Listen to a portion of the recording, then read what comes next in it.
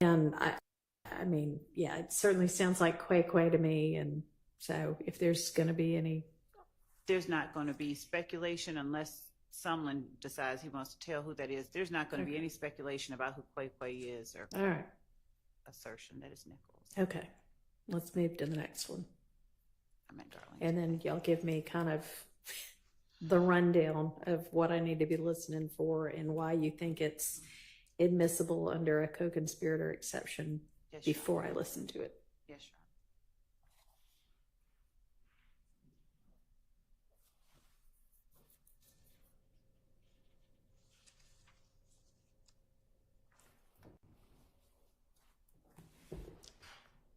The next one that we're going to play is the call on page 25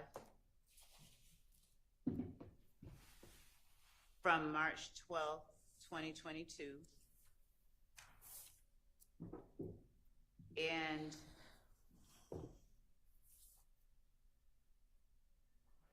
this is a call that speaks to the portion of the indictment regarding the sale of narcotics to support the enterprise.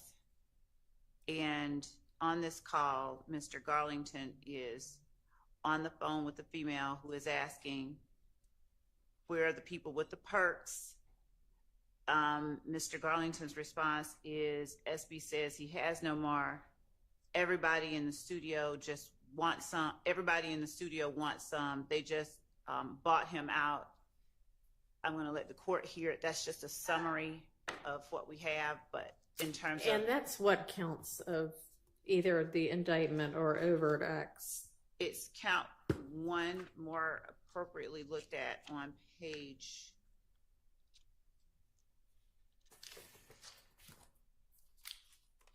So it's not a separate count, it's just an overt act.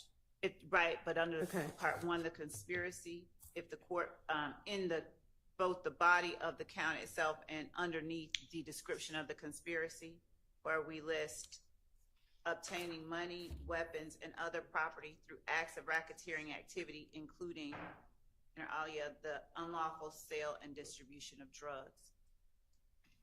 Your Honor, to address your question,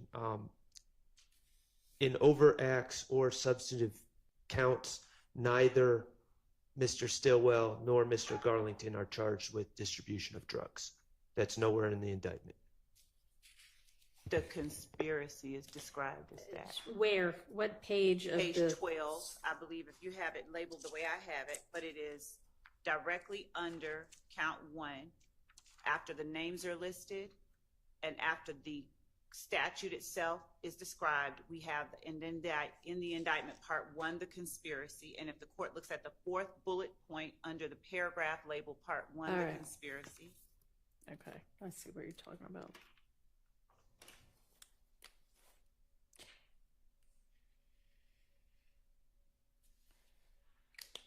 And then do you have overt acts that are... We do have that, some that are drug related. Okay.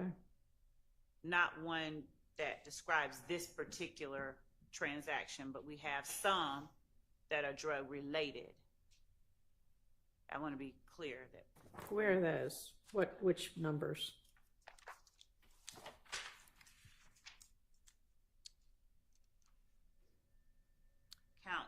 I'm sorry, act number 3, possession of marijuana with the intent to distribute by Shannon Stillwell. Act number 8, possession of cocaine with the intent to distribute by Antonio Sledge.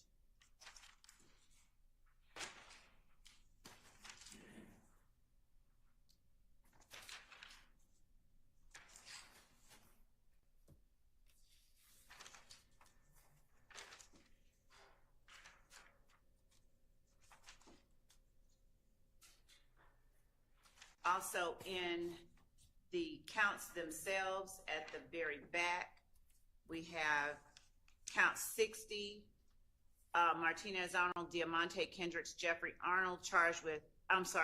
Williams charged with possession of cocaine. They are also charged with... All right. It just, possession of cocaine doesn't get anybody any money. No.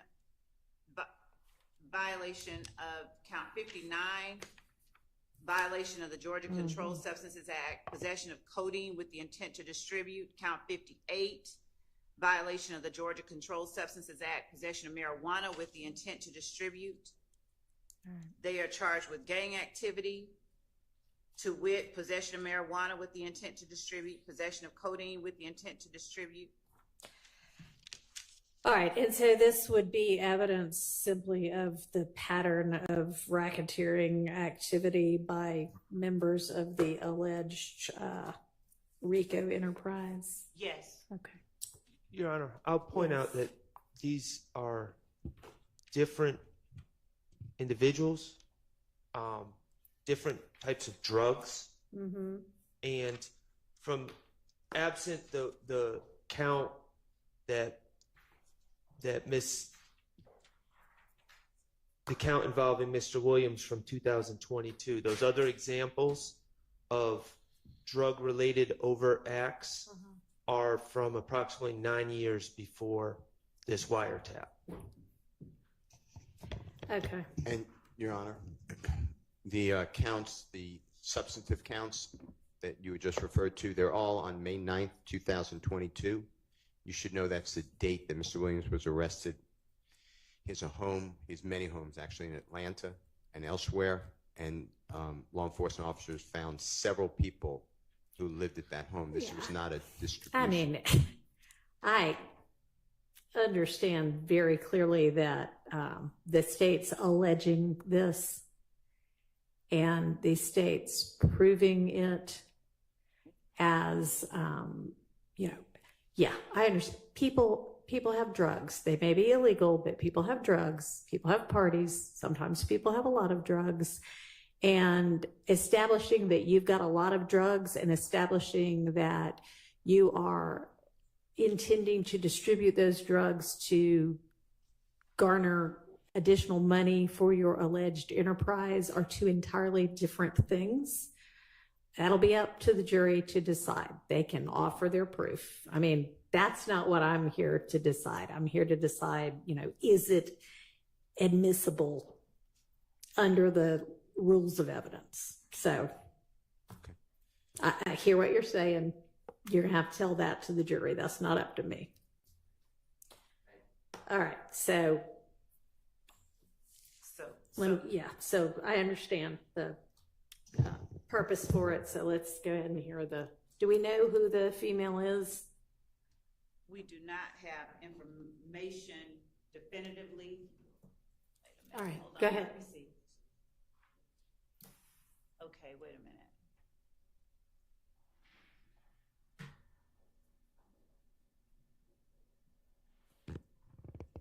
Based on the information that we received from Investigator Viverito, the female may be a young woman by the name of, well, I don't want to give her whole name, but her last name is Jones. Okay. And she is the mother of one of our defendants' child. Okay.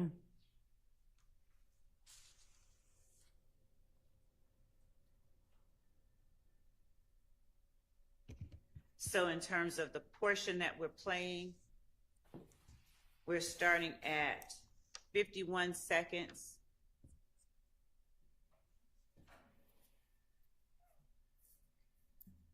Zero 51.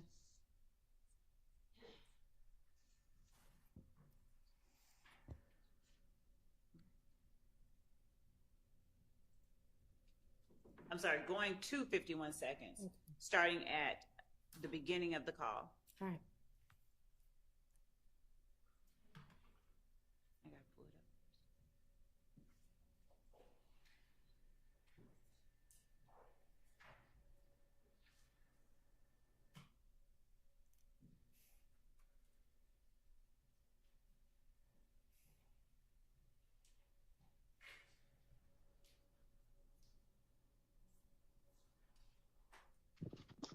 Hello. Where the hell you going? Right here finna go. Everybody finna go. They finna go to Copper Cove. We got now. Okay, where the nigga with the person? Huh? Where the nigga with the perks at? Huh? Where the nigga with the perks at? If you say he ain't got no more. He don't got no more. Yeah. We at Okay, the studio. We at the studio. You know you gonna get out. I'm outside the studio. You just seen me run out then. Right, that's why I said where you going. So you don't know nobody else that got some? Everybody in the studio was just asking for song. They just bought them out.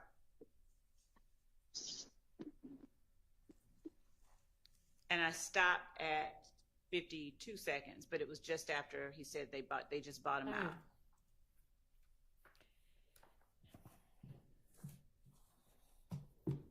So whether it proves it or not is yet to be determined, but I'll permit that under a co-conspirator exception to hearsay. And for the record, Your Honor, I would also argue not only is this not part of any conspiracy, but also that Mr. Garlington informing someone that Mr. Stillwell is out of pills is not in furtherance of him selling pills. No, but it might establish that it's something that he typically does. I understand why the state wants it in, to show that my client's a drug dealer, which is why I want it out. But the hook for admissibility is that it's in furtherance of the conspiracy, as I understand the law of co-conspirator statements, and I don't believe it's in the furtherance of any conspiracy. What is the state's response to that? That in asking for the pills, where are the pills, and in giving the information that the studio, they just bought him out, they are furthering the conspiracy by requesting more to be re-upped and getting information about where they are in terms of their supply. This furthers the conspiracy, that aspect of the conspiracy wherein they sell or distribute narcotics to gain money, weapon, or other property through racketeering activity, including the unlawful sale and distribution of drugs. Well, that doesn't work for 801D2E. The declarant needs to be part of the conspiracy. Someone requesting pills from Mr. Garlington is not in any way, under any argument, cannot be part of any YSL conspiracy. A buyer and a seller are not part of the same conspiracy. And so we have an unknown declarant who's seeking to buy pills, and the state is seeking to admit their statements as part of a conspiracy. And I don't believe that fits under the hearsay exception. Your Honor, the conspiracy is not the interaction between those two people. The conspiracy is the broader conspiracy of the YSL enterprise and how they conduct their operations.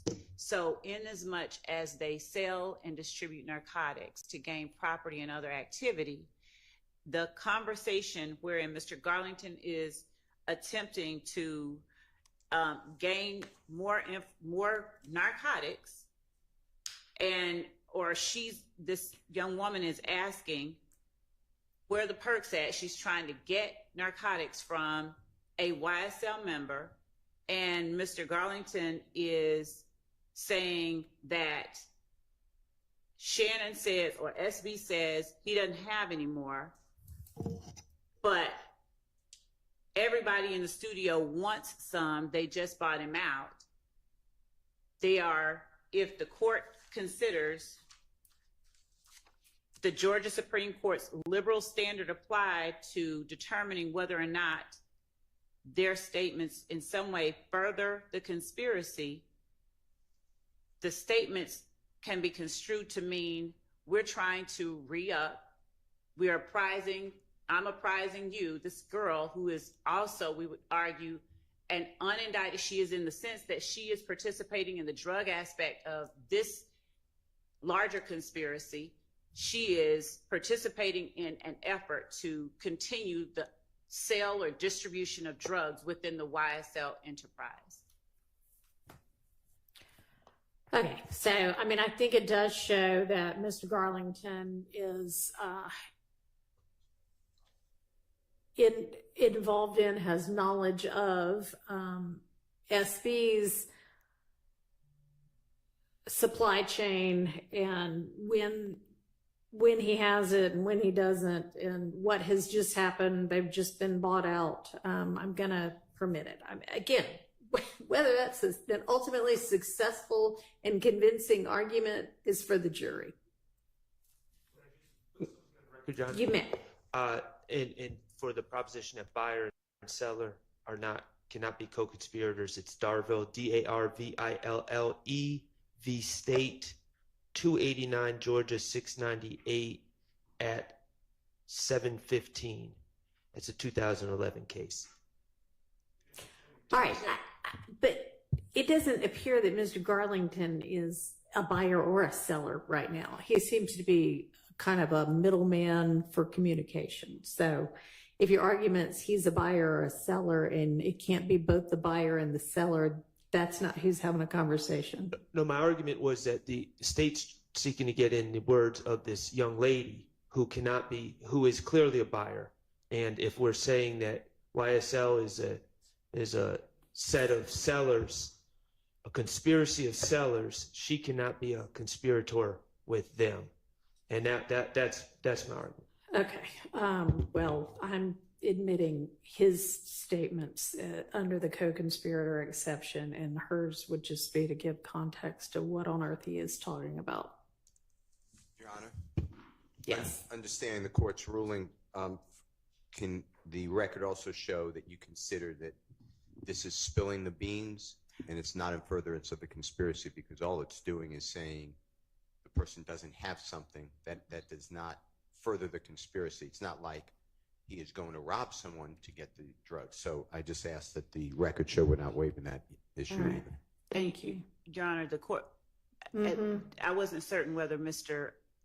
Steele was asking the court to find that, or if he was just saying that was their objection. I just wanted that clarity. Was he? Well, I'm sure he would like for me to find that it wasn't in furtherance of the conspiracy. So yes, I do think he's asking that. He's objecting on that basis. Thank you. Understood. He's making the record clear. Thank you. All right. What's the next one? The next call is on page 40.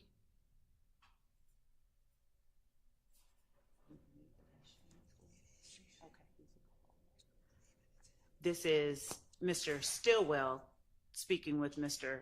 Garlington.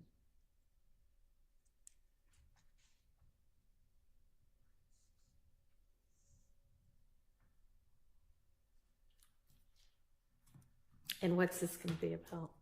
And in that particular call,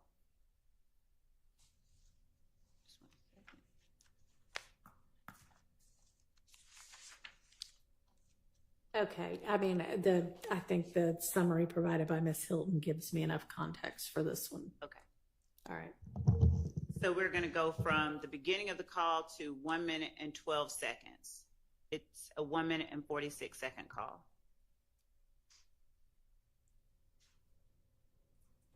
No, we're not playing because I didn't share.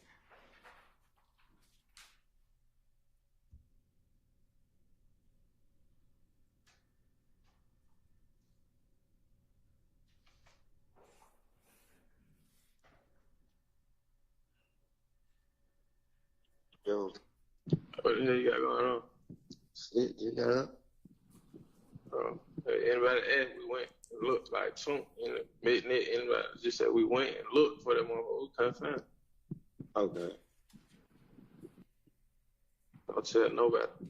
Yeah, I know. Well, over there you at? Leaving the room. Leaving the room. Yeah. What you finna get Huh? What you finna get into? Shit, same old shit. Same shit. Same shit. I'm saying, what you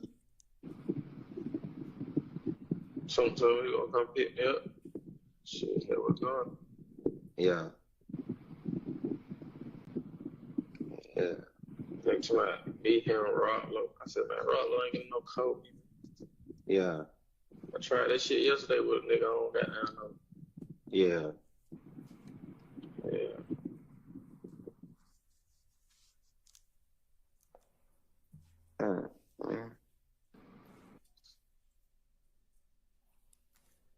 I stopped it at 1 minute and 14 seconds.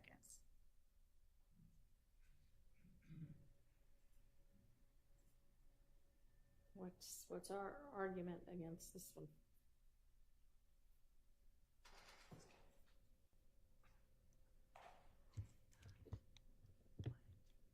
Mr. Stillwell is apparently on the recording, or what's alleged to be Mr. Stillwell saying, but I couldn't find it.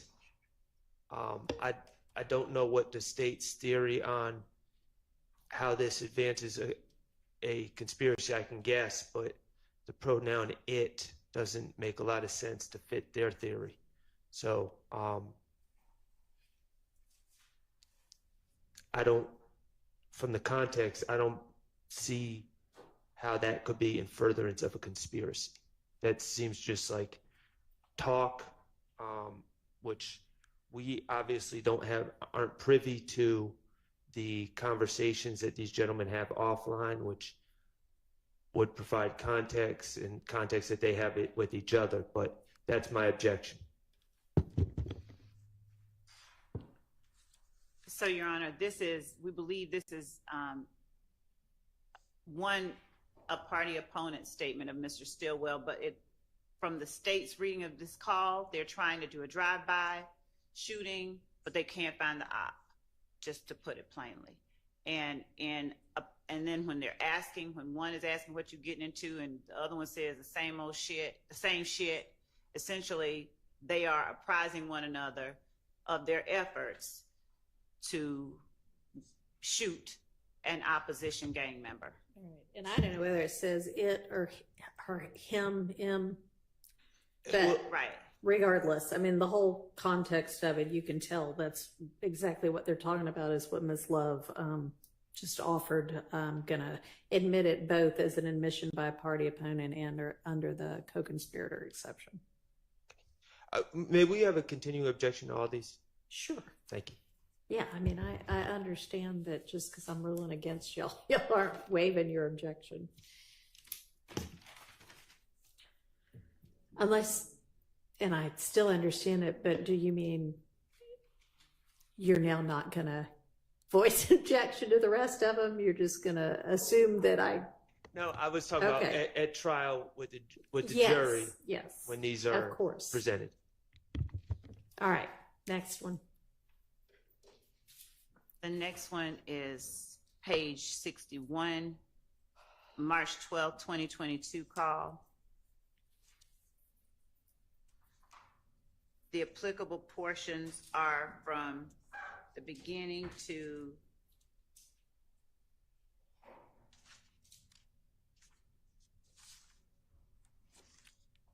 (2 minutes and 35 seconds). And in this call, well, we have the summary that's listed. If the court needs more, I can get more. No, go ahead and listen to it.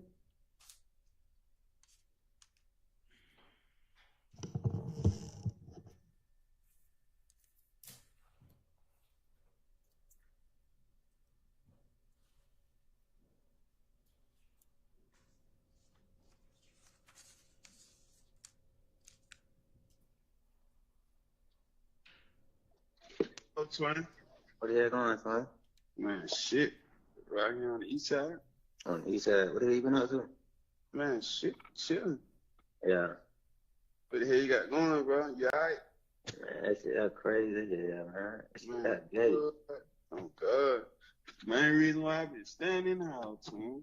Man, what? That is crazy, but nigga ain't really even trying to go wild. There's been too much going on, bro.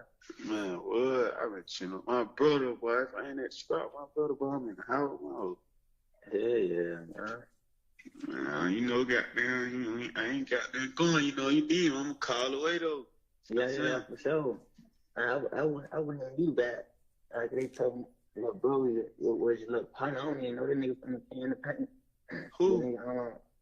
They're done. But my mama told me and my brother in the car right now, nigga. We calling these niggas now trying to see what the hell they said.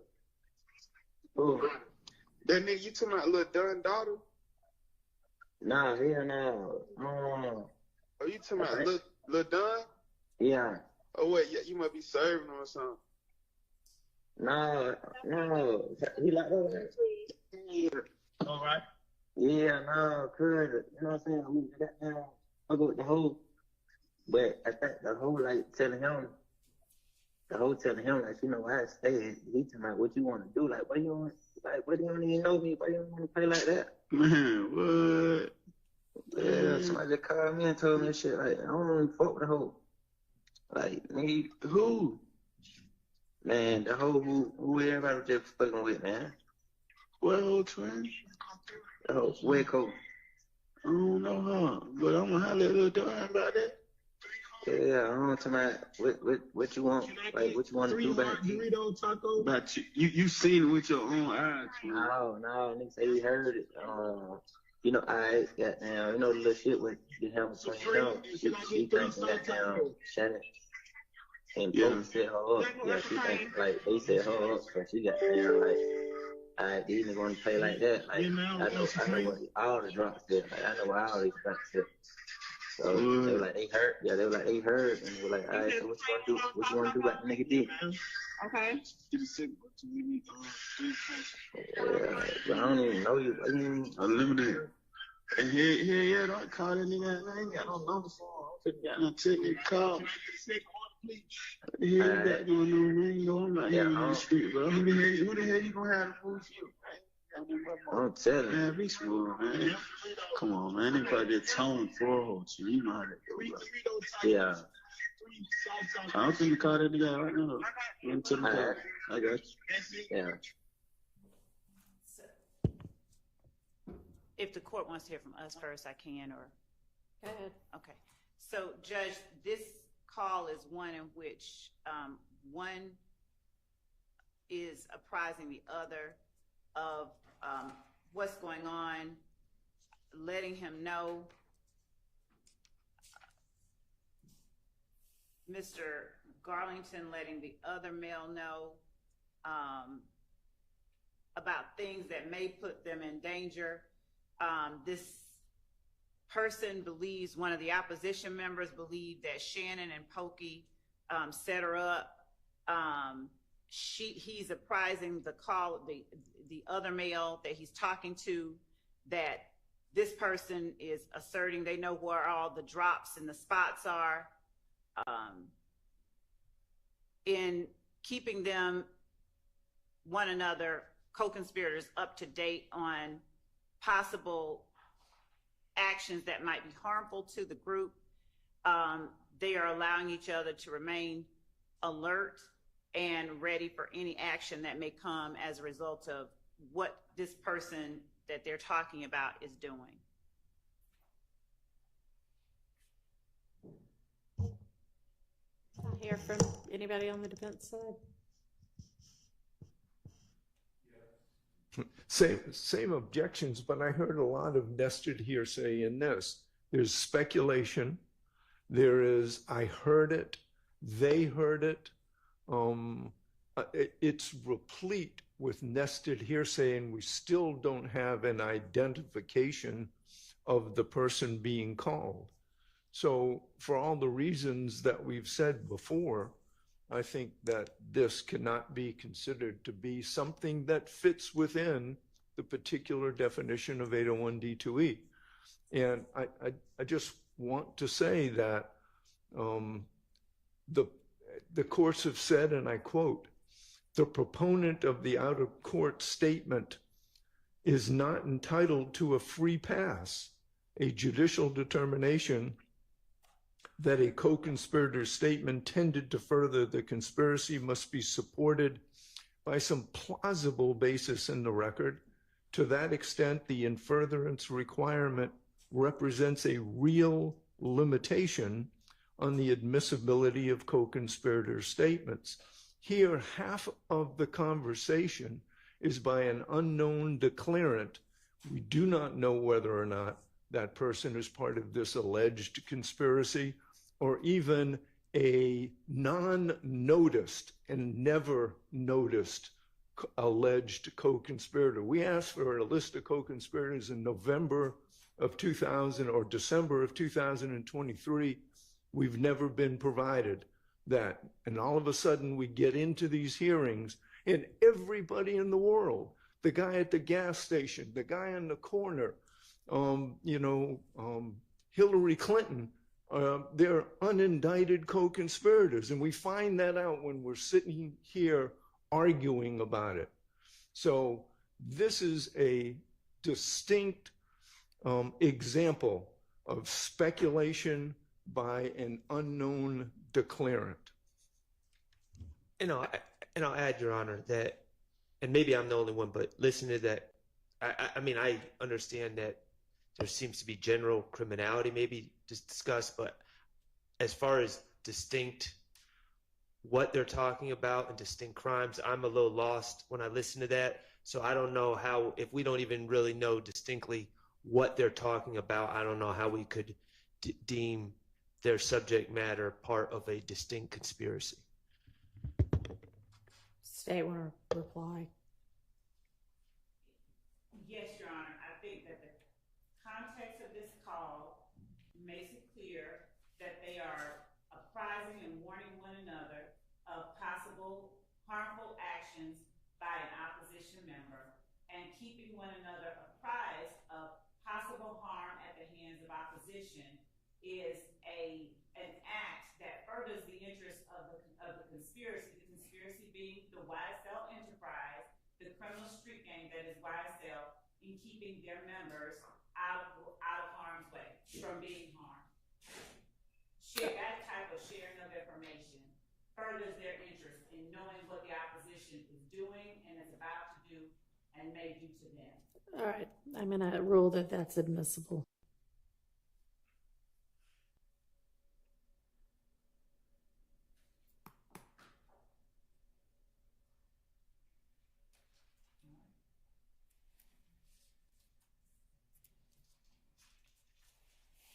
The next call is page 71. Demekion Garlington is asking Shannon Stillwell if he should bring the whatchamacallit. We believe that the whatchamacallit is a gun, and bringing the whatchamacallit allows one YSL member to be prepared for the opposition that we believe they anticipate they may be encountering. So we're going to play the call on page 71 of the PDF.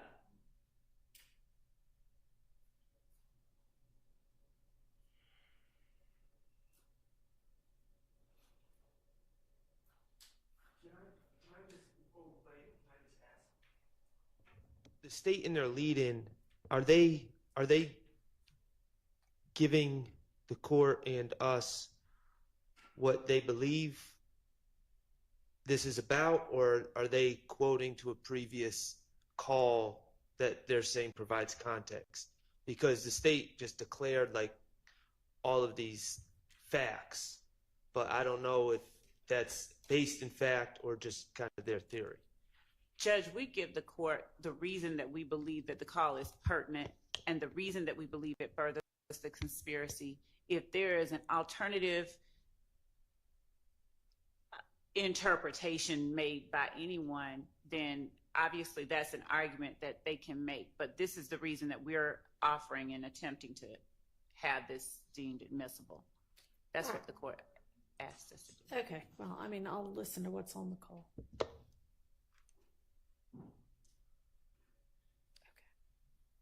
And we'll take a restroom break after this call. Yes, Your Honor. Yo, Come outside, bro. hey, Yeah.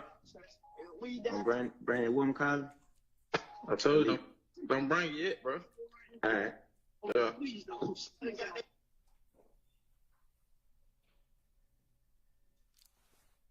Is there more to that conversation, or that's just all we have? That's all that there is to that call, but we have other calls during this time, and Ms. Hilton sort of gave the court the timeline, the reason that we believe that this call is referring to a gun. They're not wanting to say gun, and they are obviously arming themselves for what they believe is about to happen as a result of the fact that two of their associates have just been gunned down. All right. They're obviously doing this, obviously doing that. And I understand, things are for the jury to determine. But my point, Your Honor, the danger of this is everyone sounds suspect when they're on a wiretap. I mean, when you hear a wiretap conversation, it sounds suspect. And the reality is later on in this, we're going to hear some more calls. And Mr. Stillwell talks about bringing things out wrapped in a towel, bringing things out, make sure it's white. And here's the thing. We litigated some things earlier. Mr. Stillwell was arrested in the middle of a sacrifice of a goat. And the backstory behind that is Ephi religion and different practices involving that. We suppressed that information. There's in this, and I don't think I should have to argue this to the jury and bring up religion, but the reality is there's multiple references of bringing things in towels. And as part of that religion, there's a thing called elekes, and they're the beads. And they're not to be brought outside unless wrapped in a towel, and preferably a white towel. They're supposed to be wrapped, not exposed to the element or outside. So there are alternative explanations for a lot of these things, and it's just bare speculation by the state. And to refute that, I don't really want to get into my client's religion and all of that.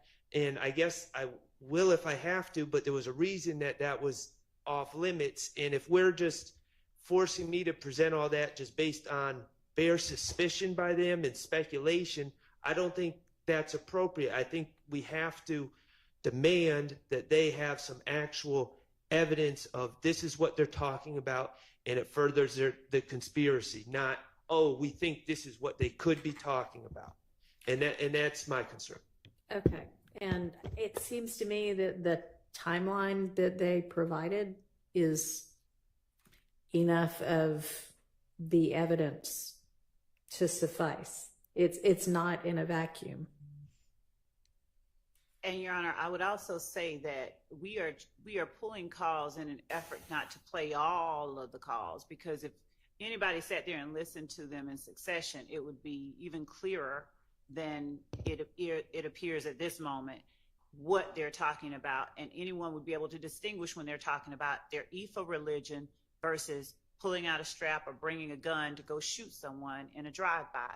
So we're pulling these calls to limit the number of calls and evidence that we're presenting to the jury to make the trial more efficient. But the way that I'm hearing it, the only way that you know it to the satisfaction being asserted by counsel is if we play every one of the calls so you could see what it is exactly that they are and are not talking about. But we don't believe that that is necessary. Okay. Well, I mean, y'all try your case the way you see fit to try it. I'm going to admit this over objection. Let's move on to the next one.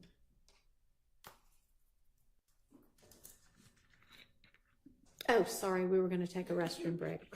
See, I obviously don't need one yet. I'm still up here drinking water. All right. We'll take at 11.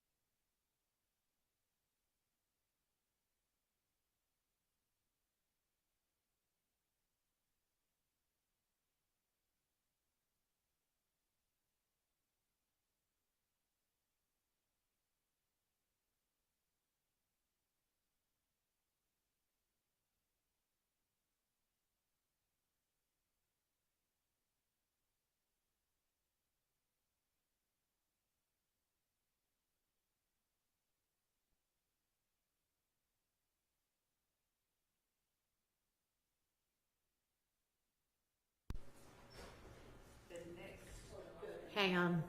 Who are we missing?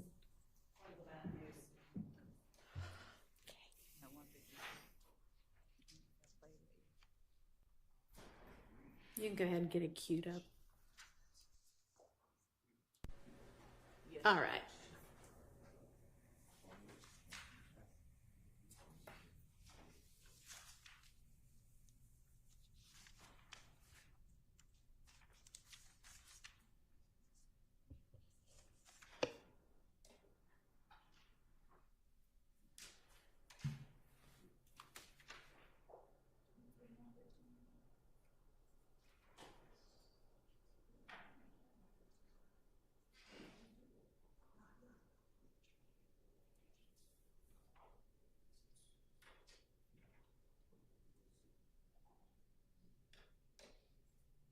So, Judge, the next one we have on the list is 152.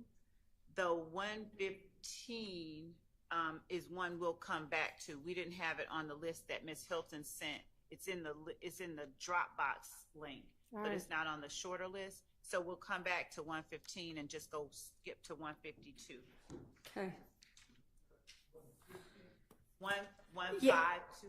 I think maybe it seems like maybe the page numbers on this are maybe one off on a lot of these. So I think it's 150 on this, but for whatever reason, 152. No, Your Honor. So the left column is the reference number. Don't look at the reference number column. Look at the PDF page number column, which is the second column in. Honestly, so that I could fit it on one screen, I ditched some columns. Oh. So whatever. I'm following y'all. Okay. Go ahead. So, all right. I don't see 151.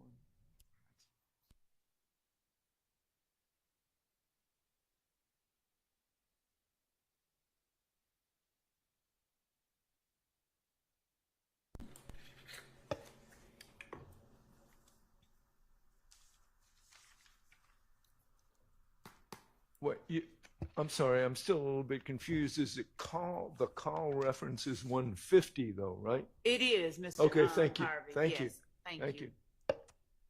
So if you all would just ignore entirely the column that says reference, if I may, Your Honor. Ignore entirely the column that says reference number. Look immediately to its right at the column that says PDF page number. And that is the number we will reference when identifying the calls. And we will, proceed forward.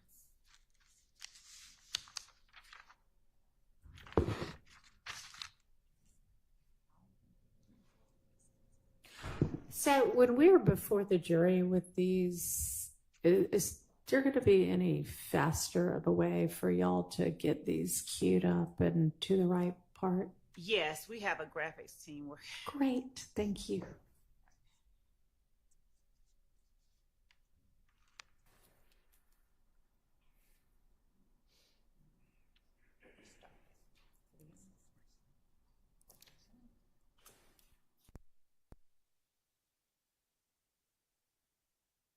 Start at 4 minutes and 47 seconds in.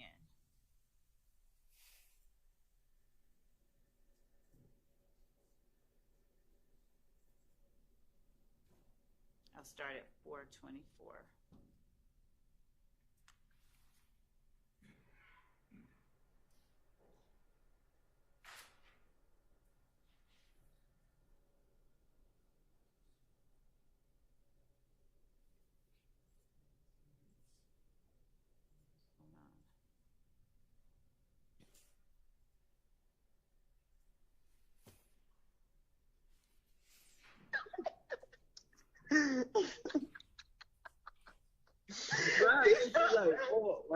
Why I'm good? I love you like a motherfucker, boy. I don't love you like for real, bro. Yeah, real, right? Bro, D, is you sad about that thing for real? Man, I'm DB on sad here, bro. That's why I just had to come drink, bro. That's why I said I ain't called you. Dad said geocache, so I text. I ain't want to call him. He said, yeah, he ain't answer. I called him. Yeah, that fucked up. That shit got me hurt, but I fucked bro. Yeah, that shit put me on. So I know dude said I did. Yeah, man. Damn, big puppy little shit too. I know it, bro. Damn. That shit crazy. That fuck had said they had like 45 gun shells out there. Huh? 45 gun shell? Yeah. Just know, Cash, we gonna get some get back. We already did. D, you better show that down somewhere. I am, but still, bro, I am gonna sit down. Listen, I'm gonna sit down, bro. But Boy, you better sit your ass down somewhere, baby. I am, but bro, nigga think this shit a game. You out here playing. For real, bro. Like, I already going through some shit before that. Like, it like all type of trying. They got money on my head, bro. Like, and I still just be going places. You see, I don't be worried about shit, bro. Cause I be prepared. I be prepared for shit. If a nigga pay with me, that they know this shit ain't gonna be easy. Oh, man. I just got into a shootout early. Why the fuck you get into a shootout, D? Because it was a car looking strange. And don't say nothing, me, Shannon, all the gun there. Why would you? Oh my god. Because the car, they were 3 deep with hoods on, so I had to shoot it. I don't know. It was the car. The day on Cleveland.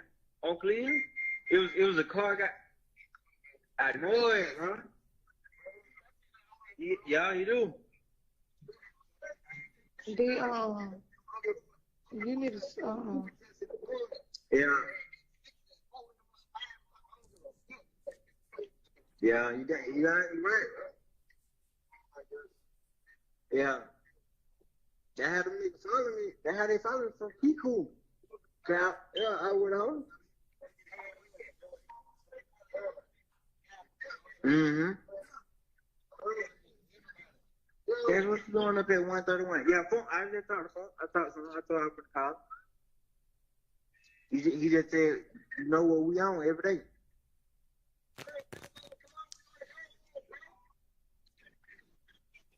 Hello? What you doing up at 131, bro? I was asleep. They woke me up and said me was dead. Oh, yeah. I was like, damn. I'm gonna text you. I'm trying to fuck. I'm in the car, right? All right, be say love you. All right, love you too. If you want to take me back, you're going on block. You heard me? Okay. All right.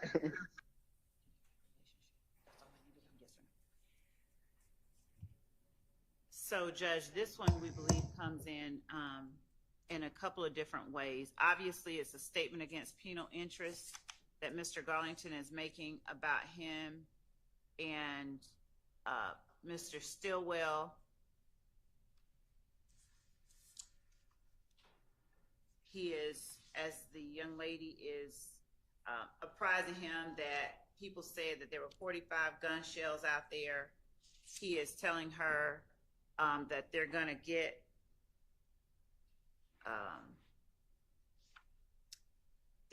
some get back. There's going to be retaliation. Those come in under that exception. The called party, it appears, is playing a role of support to Mr. Garlington as he is telling her what they are going to do. She's apprising him of the number of gun shell casings they said that they found, as he's telling her that they have money on his head and he's prepared for stuff. This isn't going to be easy. Telling her that he had just gotten into a shootout earlier on Cleveland again is a statement against penal interest. But in talking with her and in communicating with her, he is able to further the interest of the conspiracy by this furthers the interest of the conspiracy in that he is able to lean on this person for the support that she is giving him through the course of this conversation. So our position is that it comes in, it's a couple of hearsay exceptions that it falls under. Co-conspirator statement and statement against penal interest, and it also is a reflection of Mr. Garlington's state of mind, his statement that they're going to get some get back. So it's sort of a reaction and a present sense impression.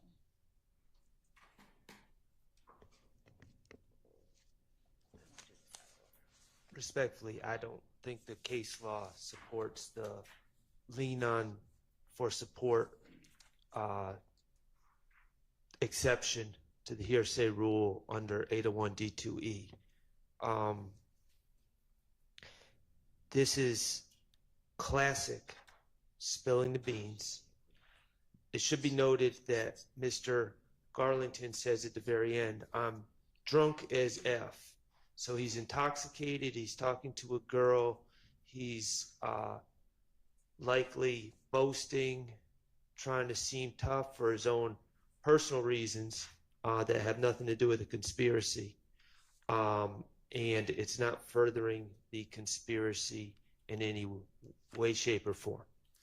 Yeah, no, I don't believe this would come in under the co-conspirator exception. There are portions of it that would come in as a statement against penal interest, but it's going to need to be a whole lot more narrow than this entire conversation. And Your Honor, I would ask that the court look at, if the court sees the case the way that I do, I'm not saying that it will, but Mosley versus the state, 307 Georgia 711 at Penn site 717, where at trial, Singleton testified that shortly after Brown and Mosley arrived at her residence, she had an emotional conversation with Brown in which Brown disclosed that Mosley shot Carter. Mosley contends that this statement did not further the conspiracy, but instead, quote, spilled the beans. However, the court found narratives of past events, and they were quoting Kemp at 303 Georgia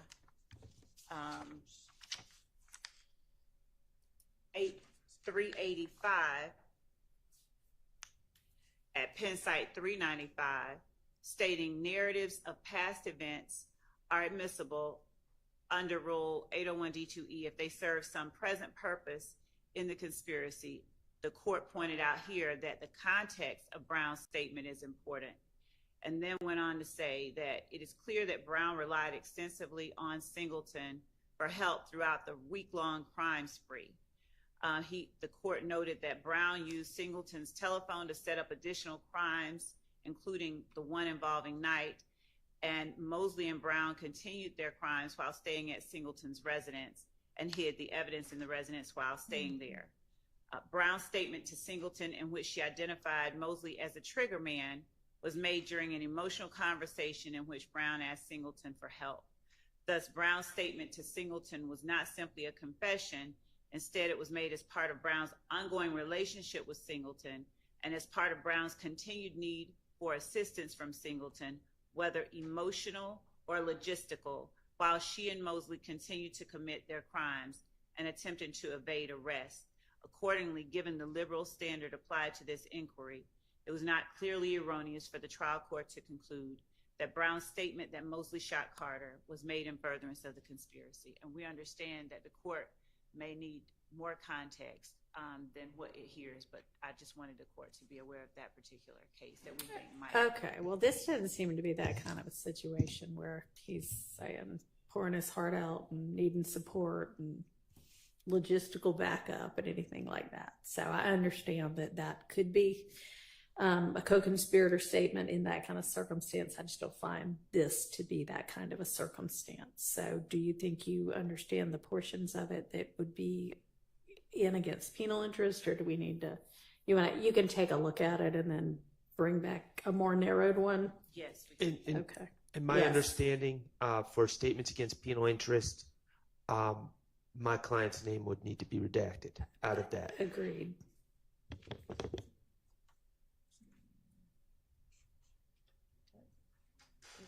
It's against the penal interest of Mr. Garlington. It comes in against Mr. Garlington perhaps, but not against anybody else. I would not expect if it's a statement against Garlington's penal interest, and I would ask for a 105 instruction if this comes in. Okay, well, I don't know if that would be appropriate considering that this is all also being considered in the context of the greater conspiracy. So if you can get me some law on that, I'd appreciate it. And we'll just come back to the more narrowed down version of it. Okay. All right. So we're going to skip down to, we're not saying, we're just going to come back to some of the other ones that I want to make sure that I have tightly tailored for the court. Okay. So we're going to skip down to page 235.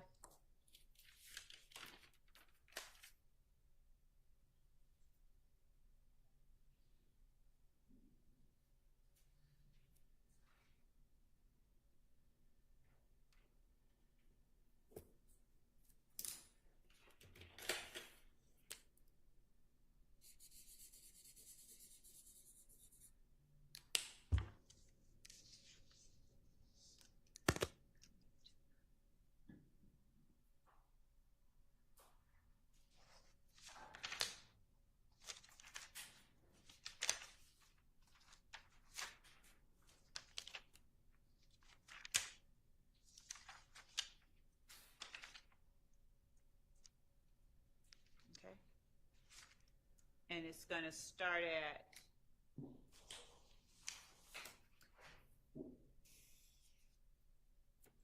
the beginning.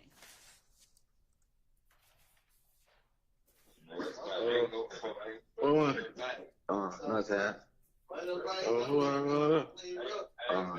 Yeah, right. How shit was like the other night? Where the movie at? I wasn't get one. No, sis, I wasn't get one, but my mind ain't there yet. I'm really on the phone. Yeah, that's what I'm saying. Nobody just had with the movie at. Yeah, I'm just trying to wait. Yeah. I said, I ain't got, bro. I was just telling myself, I ain't made no money in about 2-3 days. Nigga ain't. You too? For real, bro. Nigga, mine ain't done. I told you, I been leaving my drugs now, bro. I ain't said shit. Yeah. I ain't even got down. I still left that, bro. What you got going on? You know where I'm at, bro? Hey, I'm talking about, man. What happened? Yeah, that's what I'm saying. You know where I'm at. I'm right here. I just be right here. Yeah. Wayne. And, you know, man, that time come, I got on. Yeah. Got to, bro. You got them. Huh? Get with me. You know where I'm at. Yeah. Okay, but I got some whole What's causing somebody they on the way clear? You need to go on and tell them to come to you and get up out me. Man. Different. You say get off you? I ain't saying I don't fuck with it, but like just make it come to you and get you and tell them to bring you. What you talking about? I smack that shit now for shit. You did? Yeah. Man, you ain't win, bro. What you mean when I told you to get me up out of it?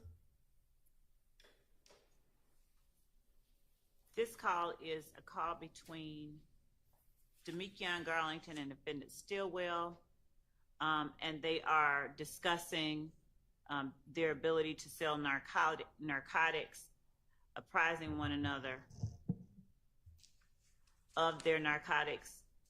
And defendant Stillwell said, you know where I am, I'm just waiting, as they are trying to get themselves resituated so that they can better distribute their narcotics.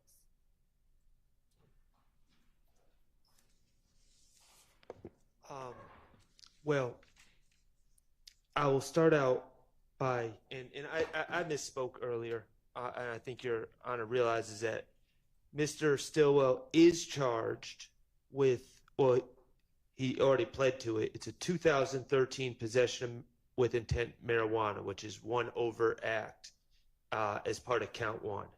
Okay, after 2013, to my recollection, there's no other allegations of Mr. Stillwell selling drugs in furtherance of YSL. In addition, we have heard absolutely no evidence, and I don't anticipate hearing any evidence that there's any sort of profit sharing or anything else involved in drug distribution. We've heard about Durante Beebe selling drugs at a gas station. There was no indication that any of that money. Mr. Trontavious Stephen talked about his sale of drugs. He actually testified, and we asked him, and he was like, no, it was worth like $150. I'm not giving it to anyone. I was selling drugs. I acknowledge that it actually appears that they're talking about drugs and not selling drugs for the time being. But so that's not really furthering any conspiracy. But there's to say that just because they put in their indictment in count one an allegation of drug dealing furthering the YSL does not, in my estimation, open the door to any discussions of any individuals on trial selling drugs to pad their own individual pockets. There's nothing that supports the argument that this is some sort of vast conspiracy as alleged in the indictment. So to me, we're just end-arounding how to get in bad character evidence about Mr. Stillwell, about talking about drugs with Mr. Garlington. And so I don't believe it's part of any conspiracy. I don't believe it's in furtherance of any conspiracy. And I don't believe it's relevant, and it is prejudicial. And so 401, 403, and hearsay are my objections. All right. I don't hear how any of what gets said in this particular conversation can be in furtherance of a conspiracy. So I'm going to exclude this. Yes, Your Honor. And Judge, just so that I want to give a little bit more context to calls similar to this with the drugs. Okay. In this wiretap, where there are, as they've described accurately, about 60,000 pages of calls, there are more calls, or 6,000, there are more calls on this wiretap discussing the sale, the distribution of narcotics than we have time to ever listen to during the course of this trial. So the idea that the calls between YSL members are isolated incidents that should not be deemed in furtherance of a conspiracy is belied by that very real fact that we could show if we sat here and just listened to all of the calls where they're talking about re-upping, selling, running out, who to get it from, where to go get it. So I just wanted to make certain we're not trying to revisit what the court's ruling just was, but I want to make certain. Well, I don't hear anything in this call about where to get it from or re-upping or anything like that. I just hear them going, yeah, man, I'm not selling any. I'm not either. So yes, Your Honor. There may be another one that might meet the requirements, but this one doesn't. Yes, Your Honor. All right. All right.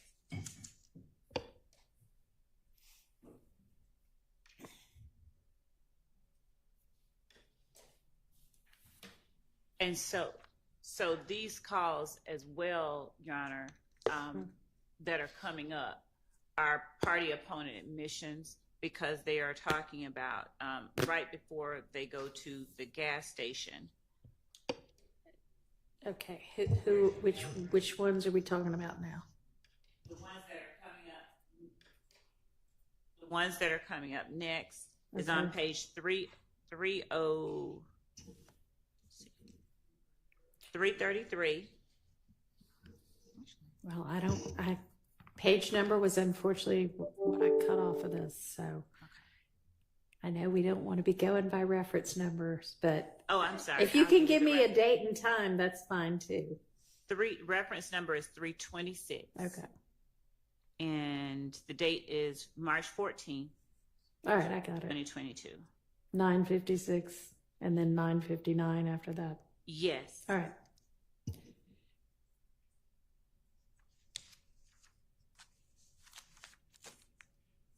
Is there any evidence that they have any reason to believe Mr. Drinks is going to be at this gas station? Yes, I'll let Ms. Hilton. When you mean that before they get to the gas station, I think seeing him at the gas station is happenstance. When they see him at the gas station. Okay. So I mean, I'm wondering, maybe there's something more going on here, but if they're just talking about meeting up.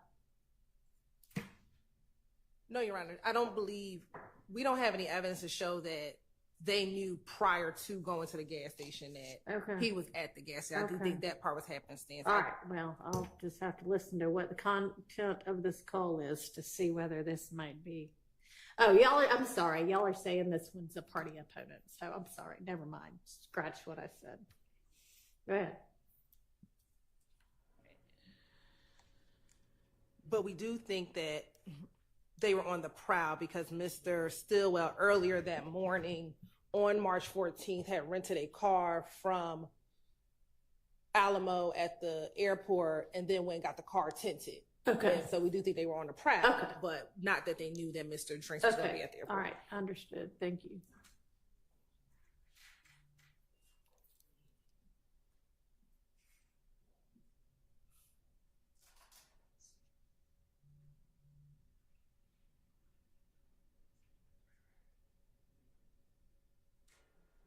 Page 333. I'm trying to get the zoom up.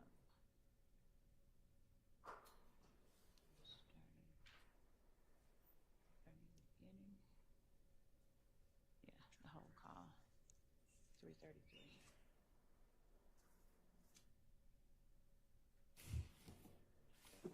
Hello? You know where it's at? He said Dirty Glove? Yeah. Yeah, but like, won't get out there with the tell him. I'm saying we can get out the edge literally right now. He just said that. I'm telling you, I promise you, we can get out the edge right now. We stay right here. Yeah, come on, bro. Tell Shannon don't be mad at me, bro. We can bound. He said, yeah, bound.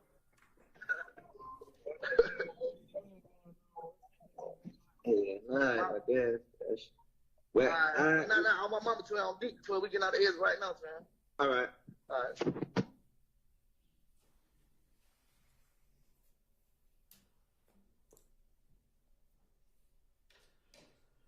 So this is actually, we believe, not even co-conspirator here statements, but this is actually, we believe, evidence of defendant Stillwell's and Garlington's participation in the murder that eventually, the murder of Shamel Drinks.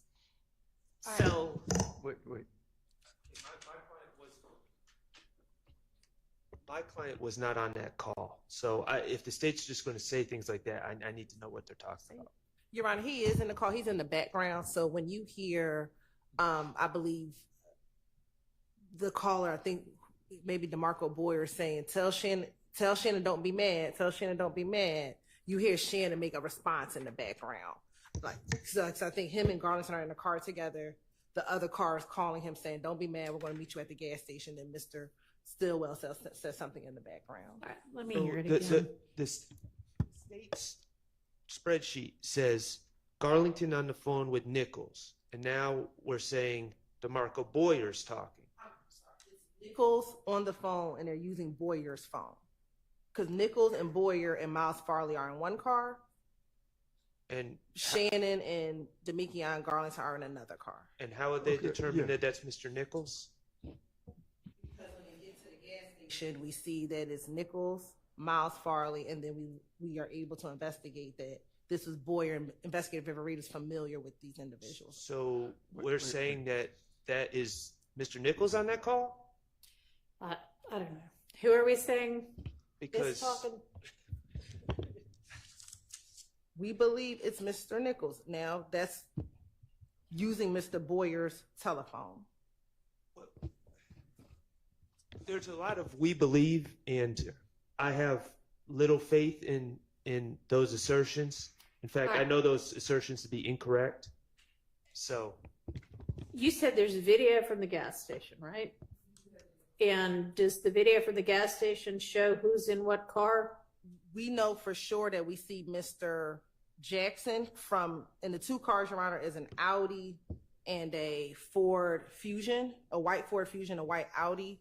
We do know that Mr. Jackson gets out of the Audi. Who's Mr. Stillwell? Mr. Stillwell, excuse me. And then we know that Mr. Nichols gets out the Ford Fusion, and that Ford Fusion is actually his wife's car. Okay, and do you know, are those the only two people that the video shows getting out, or that you can see in any of the cars? And one other person, Miles Farley, we know that he gets out of the car with Mr. Nichols. Okay, so he's in the Fusion. He's in the Fusion. We do not see Mr. Garlington. He does not get out the car at the gas station, nor do we see Mr. Boyer. He does not get out of the car at the gas station. Okay, but your theory is that Garlington and Boyer are also in the Audi? No, Garlington's in the Audi. We believe Boyer is in the Ford Fusion. Okay, sorry.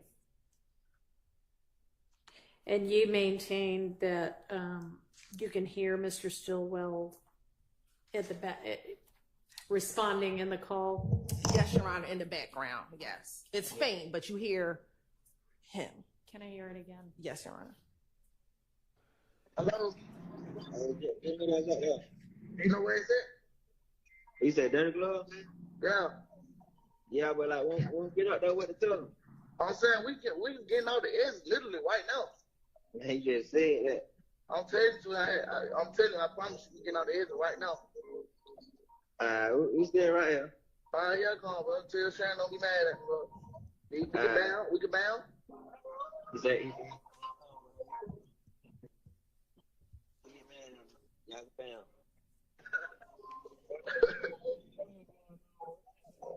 yeah, nah, I guess. Well, nah, I'm my mama to on deep before we get out the edge right now, Sharon. All right. All right. Somebody says something in the background. So, well, what I hear is this. I hear Mr. Garlington speaking to someone, and them trying to explain to each other where they are.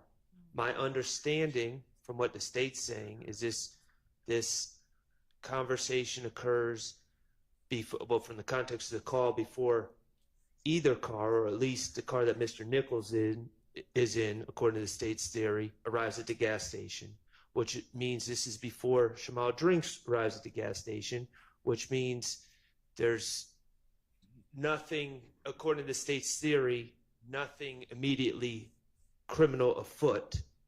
And they're just talking about getting up, and the person alleged to be in the car with Mr. Garlington is Mr. Stillwell.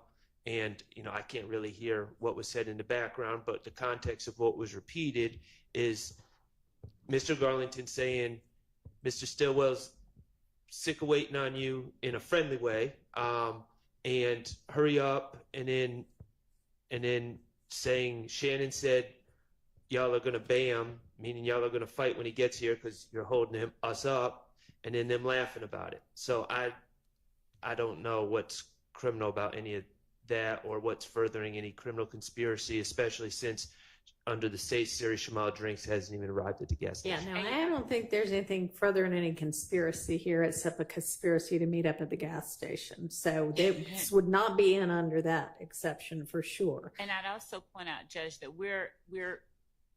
it shows the coordination between the two sets of the called and the calling party. and the coordination. So even if you don't take what they're saying as true, the call itself is evidence of coordinated efforts and communication right leading up to the Shamel Drinks murder. Okay, So but it has y'all a are saying non-hearsay it was purpose as entirely well. just luck or bad luck for Mr. Drinks that they happened to find him here. So while there may have been a plan afoot to, when we see the enemy, we kill them, there, unless you've got evidence that this was, all right, we're getting together to go send out and start looking so that we can act on our plan, then this cannot come in under co-conspirator. It may come in under something else. But are you making that argument that this should come in No, under? that's just, okay. that's the opposite of the one I was making. What I was saying is that it has a non-hearsay purpose, and that the non-hearsay purpose was that it shows the coordination and communication between the people that we've alleged committed the murder, even outside of the fact, even if you don't take as true anything that they're saying. So not even trying to take the truth of what they're saying, the fact that they are communicating with one another is one. And then the other was that we were saying it was the statement of a party opponent, in that Mr. Stillwell was one of the people that was communicating with Well, another. I mean, we can't hear what any of those communications are. So I don't hear anything coming in as a statement by Mr. Stillwell here. If Your Honor could allow us one more comment on that. No, I was just going to say, Your Honor, we agree. We don't think it's a co-conspirator thing, but it is evidence of the events leading up to the murder of Shamel Drinks. And so we believe it can come in as we're not offering it for the truth of the matter asserted that he was getting off the exit at the time that he says he's getting off the exit, but simply, like Ms. Love just said, to show they are the series of events that occur right before the murder. In communication to meet up at the gas station, you're going to see that they meet up at the gas station. Then a call that's coming up next is when DeMarco Boyer calls Demekion Garlington and tells him, get on FaceTime. And we believe that is when the plan happens to kill Shamel Drinks. And that's the next call. Does the video show the Audi's already there and then the Fusion pulls up? Yes, but it doesn't, again, because of the video, we are not aware of DeMarco Boyer being in the car prior to seeing the video, nor do we see him afterwards. We just hear these phone calls between this individual. All right, well, I'm not talking about the next call yet. I'm talking about this call and trying to figure out why we need this call at all. Because I think it shows them coming from wherever they're coming together. We believe that they were either near each other or had planned to meet up prior to do whatever they're doing. And so it just shows a series of events, Your Honor. Just if we have to prove what happens before, during, and after the murder, this shows before the murder, they were in communication. It's not like they randomly met up at the gas station together. They literally planned these two cars, at least, to meet up at the gas station.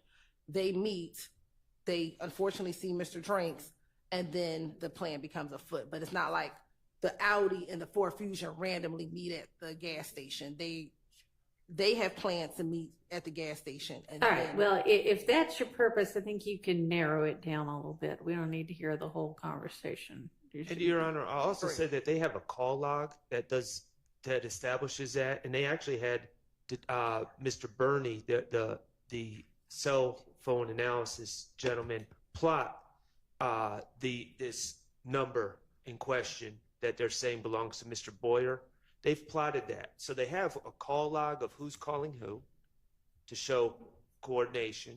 Okay. And they have the plot of where the phone was at times that it was used and who was calling who. So the coordination, they don't need the contents of the phone call to show coordination. Yeah, but I would believe that the defense will argue, we don't know what they were meeting.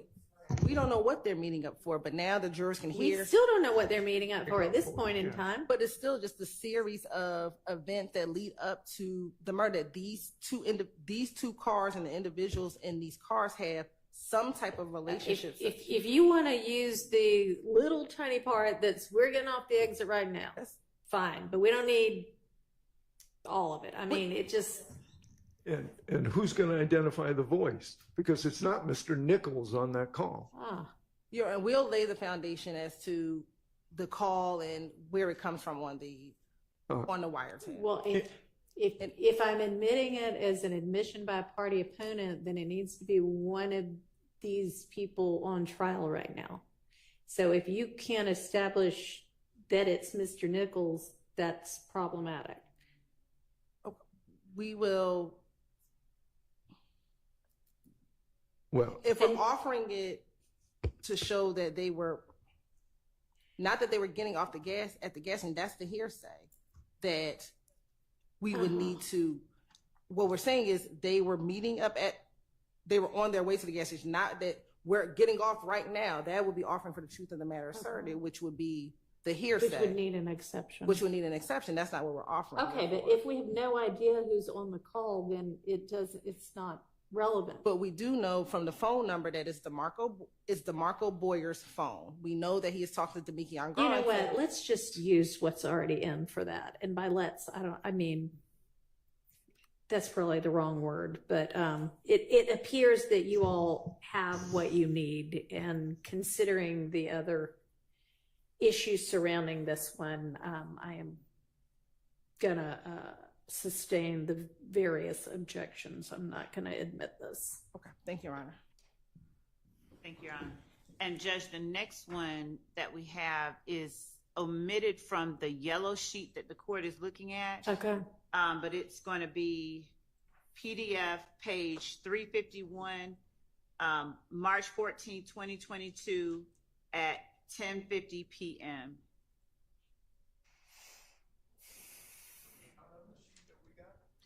It's not, but Your Honor, as I stated, it's not on the yellow sheet. It is in the Dropbox. Okay, yeah, the yellow sheet was something that got sent later that was just to guide us, but. What's the reference number? It is the PDF page 351, reference number 345.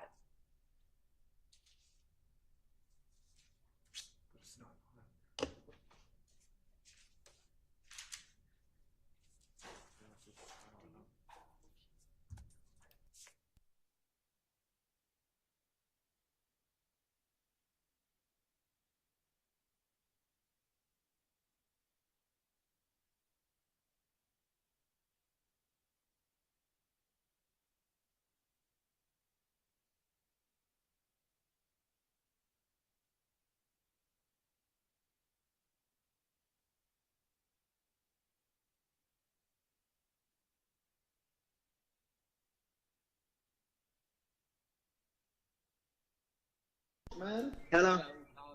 Where you at, boy? Right here at the studio. Somebody got killed in Kennedy. I was trying to see who it was. For real? Yeah. I just seen Shakur post shit like that. Yeah. Huh? They call me leave. I was just trying to see who you were. All right.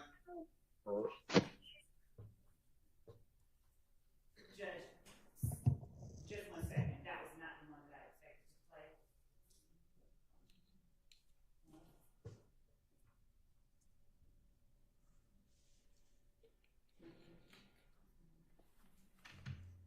We're playing call 330, page 333, and reference number 326. That's the one we just played. No, yeah, That's the one no, we just yeah, it is. talked about getting off the exit. 335, 335, I'm sorry, it's the one right under. 335, page 341. My apologies.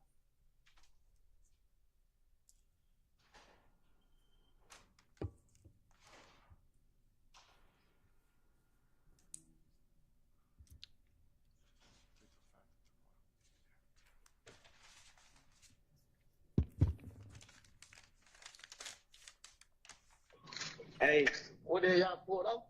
Nah, call me on video. Hurry up. Call me on video. Call me.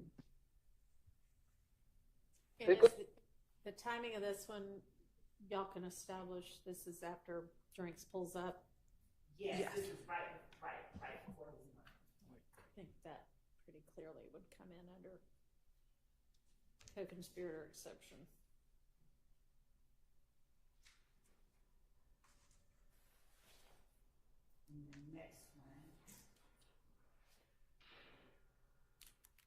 And so, just so we're clear, though, that the state is asserting that because, like the last one, there was some question about the involved parties. The state is still asserting that is Mr. Garlington and Mr. Boyer? Yes, we believe that's Mr. Boyer telling Mr. Garlington to get on FaceTime. That's his phone number calling Mr. Garlington. All right, we can't hear you. That is Boyer's phone number calling Garlington, telling him to get on FaceTime. And this is right after Shamel Drinks. When we look at the timestamp from the surveillance video to this call is after Mr. Drinks has pulled out of the gas station, and they are pulling out behind him. Whose phone's making noises? Can you make it silent? Yeah, I did. I'm sorry. That's all right. Okay. All right, what's the next one? It's reference 350, page 357.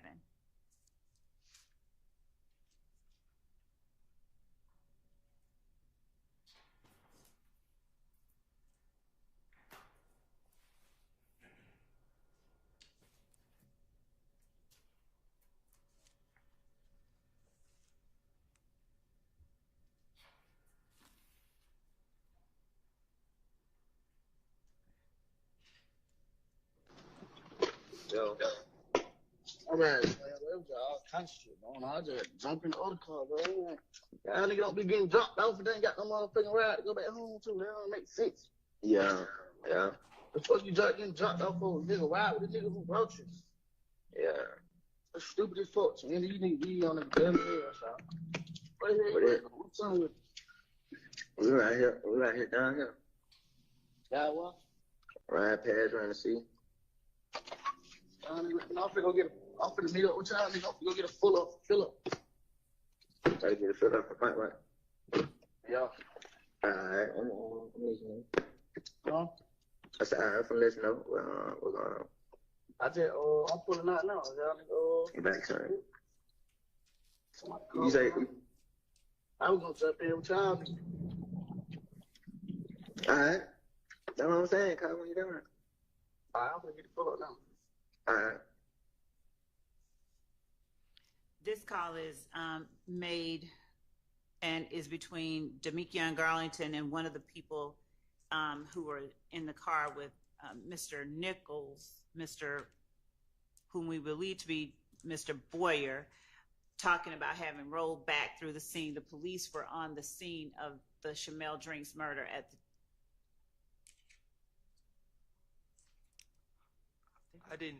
I didn't hear all that.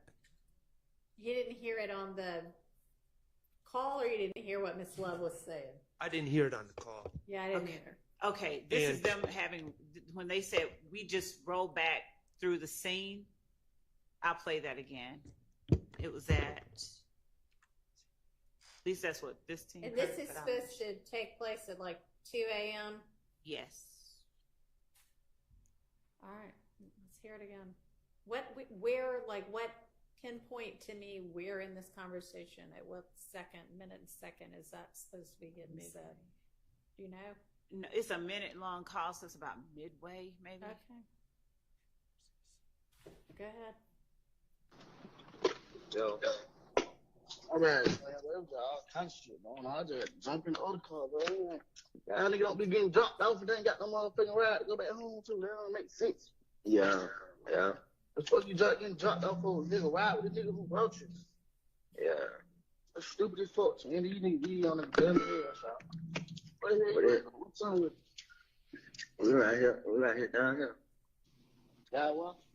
Ride pads around the sea. Okay, so it's right there at 31 seconds, and the phone records, when he said right here, riding past the scene, their phone records put them at the scene at that time. Okay, so right here, riding past the scene is. We don't believe that's trying what to he. see, That's riding not, past, trying to see at the scene. Let me hear well, that. she keeps saying scene, and no one says Okay, scene. let me hear it again. And Judge, I want to make clear, like the court is doing, the court can judge whatever is being said. Whatever it is they're riding past to see or the scene, their phone records place them at the scene of the Shamel Drinks murder at the time that the call is made. But, Your Honor, this is the problem. The state keeps asserting things as fact. He said through the scene, and now I'm just pushing back moderately, and now it's like, well, we don't really know what was said. And Your Honor needs to know what was said to be able to judge it. And if the state doesn't know, they shouldn't be asserting as fact, this person said riding past the scene, if they don't know that's what's said. And my belief, and I'm not going to assert it as fact, but what I'm telling the court is after listening to that numerous times on my own and several times in court now, I'm not hearing scene. Okay. And I don't think anyone else is. I don't know. Let me hear it again.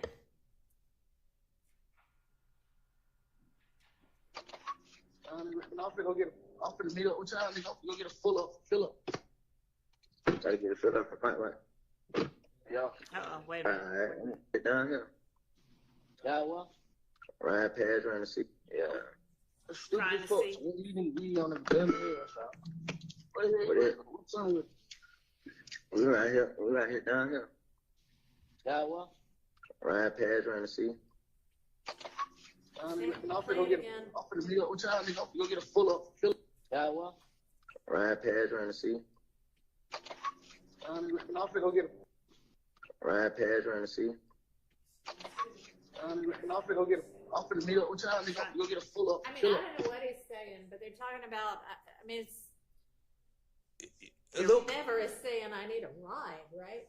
A little context. No, not right there, but before then. And they're saying, why don't you ride with the person that you started out with? And they're trying to figure out where each other is, right? He's asking, where are you? And he said, riding right here, riding past the scene, trying to see. Either way you look at it, the point at which he is saying that, yes, they are trying to apprise each other's location, and that person right there saying that he is riding past, his phone puts him at the place where Shamel Drinks was murdered at that moment. I'm hearing, and I think everyone else is hearing over here, riding past around the city. Okay, around the city. I mean, and maybe he is saying around the city if they've got something that's going to show. I don't believe. Well, they just said. I mean, it honestly doesn't matter whether he's saying riding around the city or riding past the scene, when what they're trying to do is communicate with each other about what's going down between them right after they have allegedly shot and killed somebody. Well, it's 4 hours after Mr. Drinks was shot. The context of all this meeting up is to go to the studio. That's the part that the state's not playing. They're all going to a music studio. And so I hear who they're saying is Mr. Boyer, fussing that it seems that someone should have gotten a ride with someone else, and he's fussing with that, and he's asking, where you at now? And he says, riding around the city. There's nothing conspiratorial or anything else about that. But my bigger concern is we just have this situation where, like, if Mr. Garlington really said, I'm riding around past the scene, that would be some damning evidence. So we just shouldn't be throwing that out without knowing that's what's said. All right. Well, I'm not going to let them hand the jury a transcript of this call that says that, because I don't think, I mean, it's up for debate what it says. I don't think, y'all don't agree. I don't agree. Who knows what it says? But I mean, it could very well be a part of a conspiracy, and they could be meeting up at the studio to figure out what it is that they're going to do next.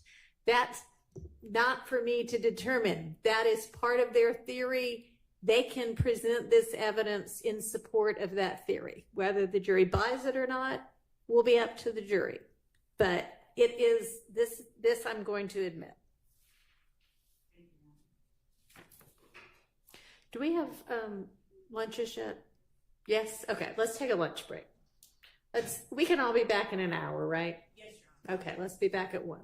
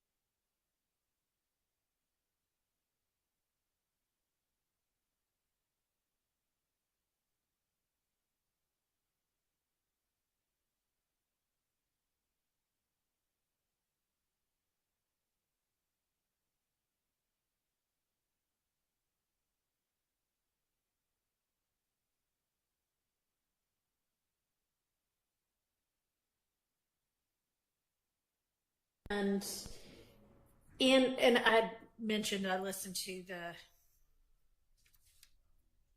jail call itself before that. And I'm just going to add, in addition to everything that is set forth in the order on this from November 16th of 2023, not stated in the order, but I think relevant to the order, and it may just be because everybody already had it in their mind that it was true, but I just think it's important to note that the three speakers, Ms. Stanley, Mr. Holloman, and Mr. Minder, what their relation to each other was. And Ms. Stanley and Mr. Holloman, it appears, are brother and sister. I think we had already mentioned that Miss Stanley is Mr. Minder's mother, and that makes Mr. Holloman and Mr. Minder uncle and nephew. And then I just wanted to note an additional, there in paragraph 5 of that order, lists out several circumstantial guarantees of trustworthiness found by the predecessor judge. And I wanted to add, in addition to adding the familial relationship, that during the conversation between Mr. Minder and Mr. Holloman, Mr. Minder actually states to the effect that this wouldn't have happened if I hadn't been locked up. Essentially that, you know, his uncle would have been under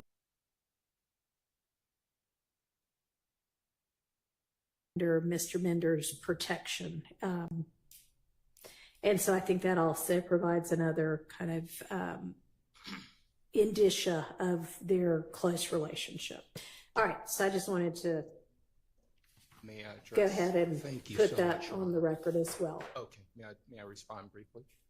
You may, but I'm not, I mean, I saw that you had already made the record, so I'm not really considering additional argument.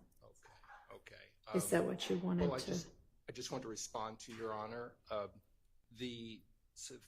I guess the issues of sufficient or substantial circumstantial guarantees of trustworthiness in the order, Your Honor, indicated that it was apparently, those are the words in the order, apparently a close relationship evidenced by, it says, tone and tenor in that call. And additionally, it says it was unlikely of, there was an unlikelihood of and lack of a motive for fabrication on GH's part, or Gary Holloman, the deceased. That was in the order to those close contacts. And I just wanted to just make the record, when we objected at the hearing, I want to respond to Your Honor's most recent statements, or the addition there. In the law, as it relates to the issue, I know you're not wanting to hear any more argument. I don't want to go too far afoul here, but in the argument and in the law, Your Honor, it says that the trustworthiness of the original declarant and whether the circumstantial guarantees of trustworthy are equivalent in significance to the specific hearsay exceptions, as the court is aware. So I read the entirety of the argument that you made before the predecessor court. Yes. Okay. I understand. Just wanted to put that on the record for the court's consideration. Thank you. Thank you. Okay. What's our next statement? Judge, Mr. Atkins will be taking care of that. I'll go ahead and cue it up. Okay. Your Honor, we're going to start with PDF page 360, which is 11 minutes after the call we last discussed, which was 3:57. Okay.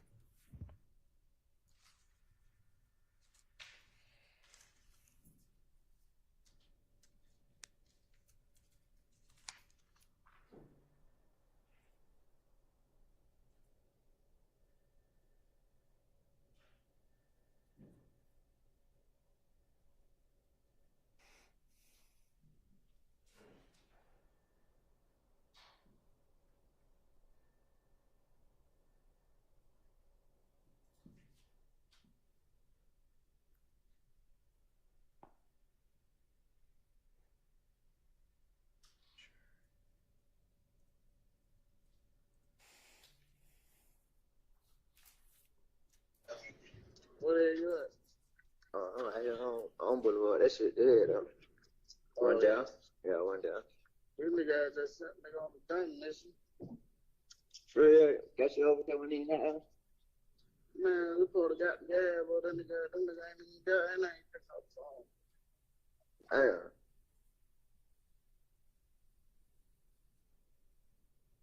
Where y'all about to go? Try to take it, man. Take that? Yeah. All right, just call me. All right, love I need you. the bus. I love you too, but I need the bus at you about 2. About that shit. Leave me on FaceTime all that. And Your Honor, this call, which is at 2:12 a.m. on March 15th, 2022, so the early morning hours after Shamel Drinks was murdered, it's the state's theory that the utilization of FaceTime or other applications that are not classic phone calls are utilized either right before or right after or in the preceding moments after crimes. And so the state wanted to highlight that we had just played the call about rolling back through, however you hear the, rolling back through the area that was the crime scene based on the cell phone records. This is 11 minutes after that, where this is Garlington and Boyer, who we have discussed, asking again to get on FaceTime. So that's why the state is playing this call and feels that it is a co-conspirator statement. We don't know what they're about to discuss, but in fact, they're going to talk on FaceTime at this specific period in time. Your Honor. Okay. Is there objection?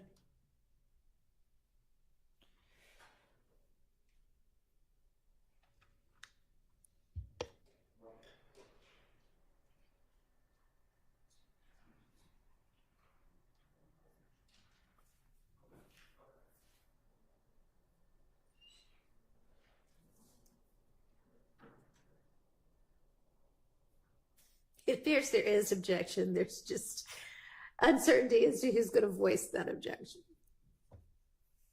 I think we have different objections. Okay. I'm going to object. I don't see how this is furthering any conspiracy. I understand that the state wants to they have things in these calls that they feel is important and is relevant, but you still need the hook of the hearsay exception if these gentlemen are not testifying. So my objection is that it's not furthering any conspiracy.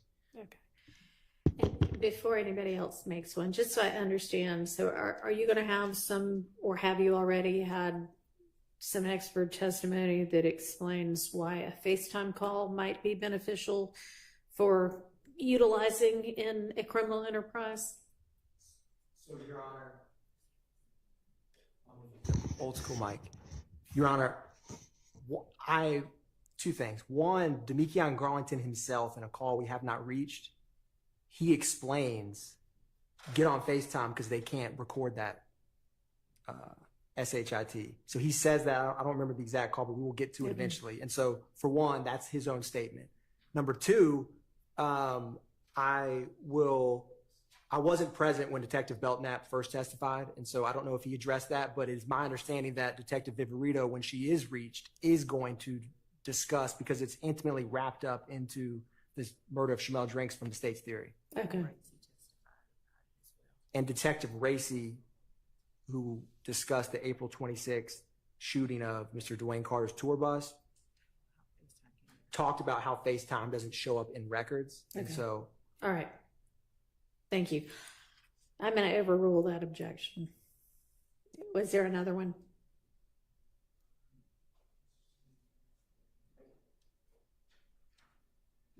At the end, Your Honor, this is not, Mr. Williams is not on any wiretap, as you probably can tell. So I was going to ask for an instruction, especially if you let things in that's not in furtherance of a conspiracy, because then that should not touch Mr. Williams. So I was going to do it at the end, but when you asked for, are there any objections? Yes, I'm going to have an overall objection. Okay, so I mean, this I am admitting as being in furtherance of the conspiracy. So with regard to any that I have let in not under that basis, but under a different evidentiary exception.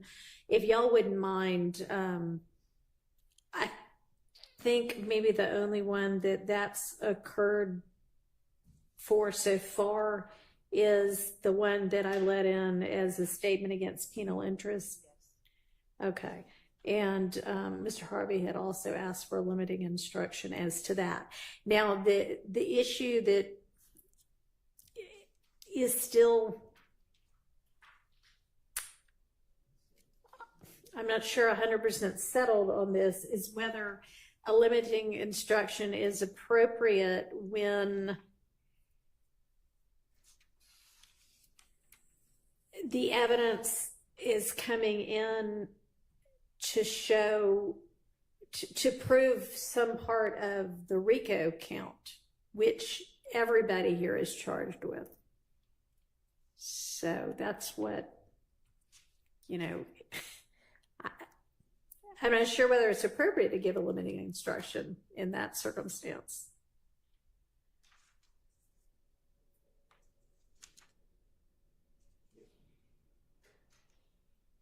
I believe it would be, because if it's not furthering the conspiracy, and I'm not saying the jury will find Mr. Williams willfully and knowingly joined a conspiracy. I understand that. But the court must have made a finding that there was at least some evidence of a conspiracy. So then it becomes a statement. Right. You make a good point there. Yes. So I guess yes, you're right. So if I have, and I did for that one, specifically said, I don't find any kind of furtherance of a conspiracy with regard to that one, then yeah, a limiting instruction I would think would be appropriate as to that. So if somebody doesn't mind keeping track of which of those need one, then if y'all would provide me also with a suggested limiting instruction, I would give that. I think that would be appropriate. Thank you. And Judge, just for the purposes of the court's knowledge about the prima facie showing of a conspiracy overall, there was a finding prior to the court presiding of a conspiracy, that there has been evidence shown of a conspiracy. That finding was made particularly on the record as it relates to count one. Judge Glanville said, he flat out said, I find that the state has presented evidence showing a conspiracy that tends to show a conspiracy. Okay, sure. But we're talking here about a statement that's not made in furtherance of a conspiracy. Would that statement come in to show as evidence to prove RICO? We believe that it would. The purpose of the co-conspirator statement is to provide an exception to the hearsay rule, right. And the fact that the court admitted it under another exception to the hearsay rule doesn't make it applicable only to proof against the declarant. Okay, well, I'd love some law. I guess maybe that's still not settled. So I'd love some law from whomever wants to provide me some on that. I mean, that's very nuanced. So we want to get it correct legally. Right. All right.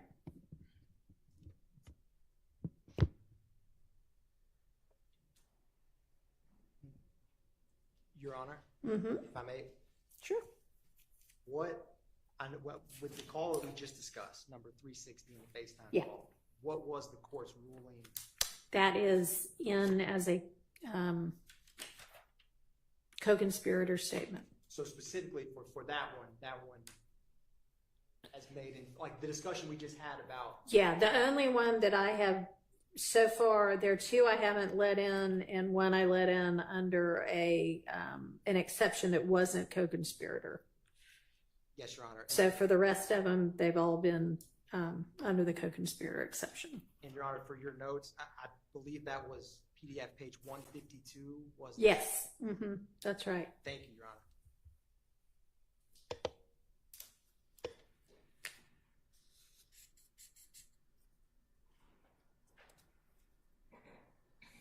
The next call we're going to be turning to, Your Honor, is going to be 423. And just to give the court a little bit of backstory, in addition to what Deputy Hilton discussed this morning, is this call is on March 16th, 2022 at 12:22 a.m.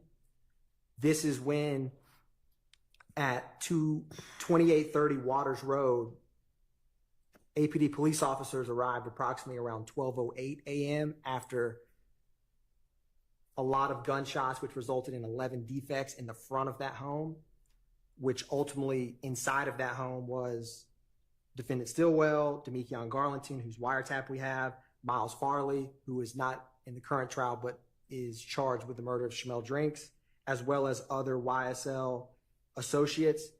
And the significance is the shell casings from the murder of Mr. Ford and Mr. McMiller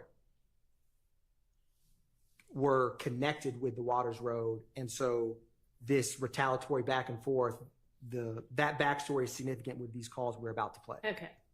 So, Your Honor, with that said, I'm going to play PDF page 423. And for this one, we're going to play the entire call. Okay.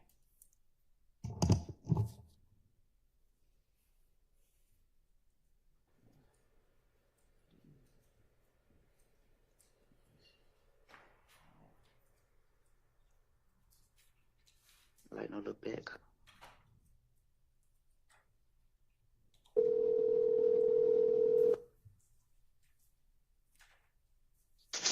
Hey, where the hell you at? Where the hell you at? Hey, ain't like no little back cut. Oh no, where they at? I think they in the front. Man, they gotta goddamn get through their back. They can't come in the house. Yeah, that was my house. Shut up, open the door. And so, Your Honor, them whispering, this is Mr. Boyer, who Garlington is speaking with, his phone number. So officers, when they arrive, they ring the doorbell camera. There's a brief exchange from someone inside, and then they don't respond anymore. And ultimately, Demekion Garlington was in a crawl space. It was raining that night. And so the significance of this is they are speaking amongst each other because they don't initially know, who's at the door. Police respond because of all the shots that were into the home. And so it shows their coordination. And although the phone number itself for 423 is Mr. Boyer's, one of my co-counsels had stated we believe it's Defendant Stillwell on the call. Okay. But the significance of them speaking while, it's 20 minutes after APD arrives to the house, and it takes some time for them to fully come out of the home. So it's in furtherance of the conspiracy because they're coordinating with one another about where are you? And he says, I'm in the woods. And then I believe Mr. Garlington is underneath the house when he's making this call in the crawl space.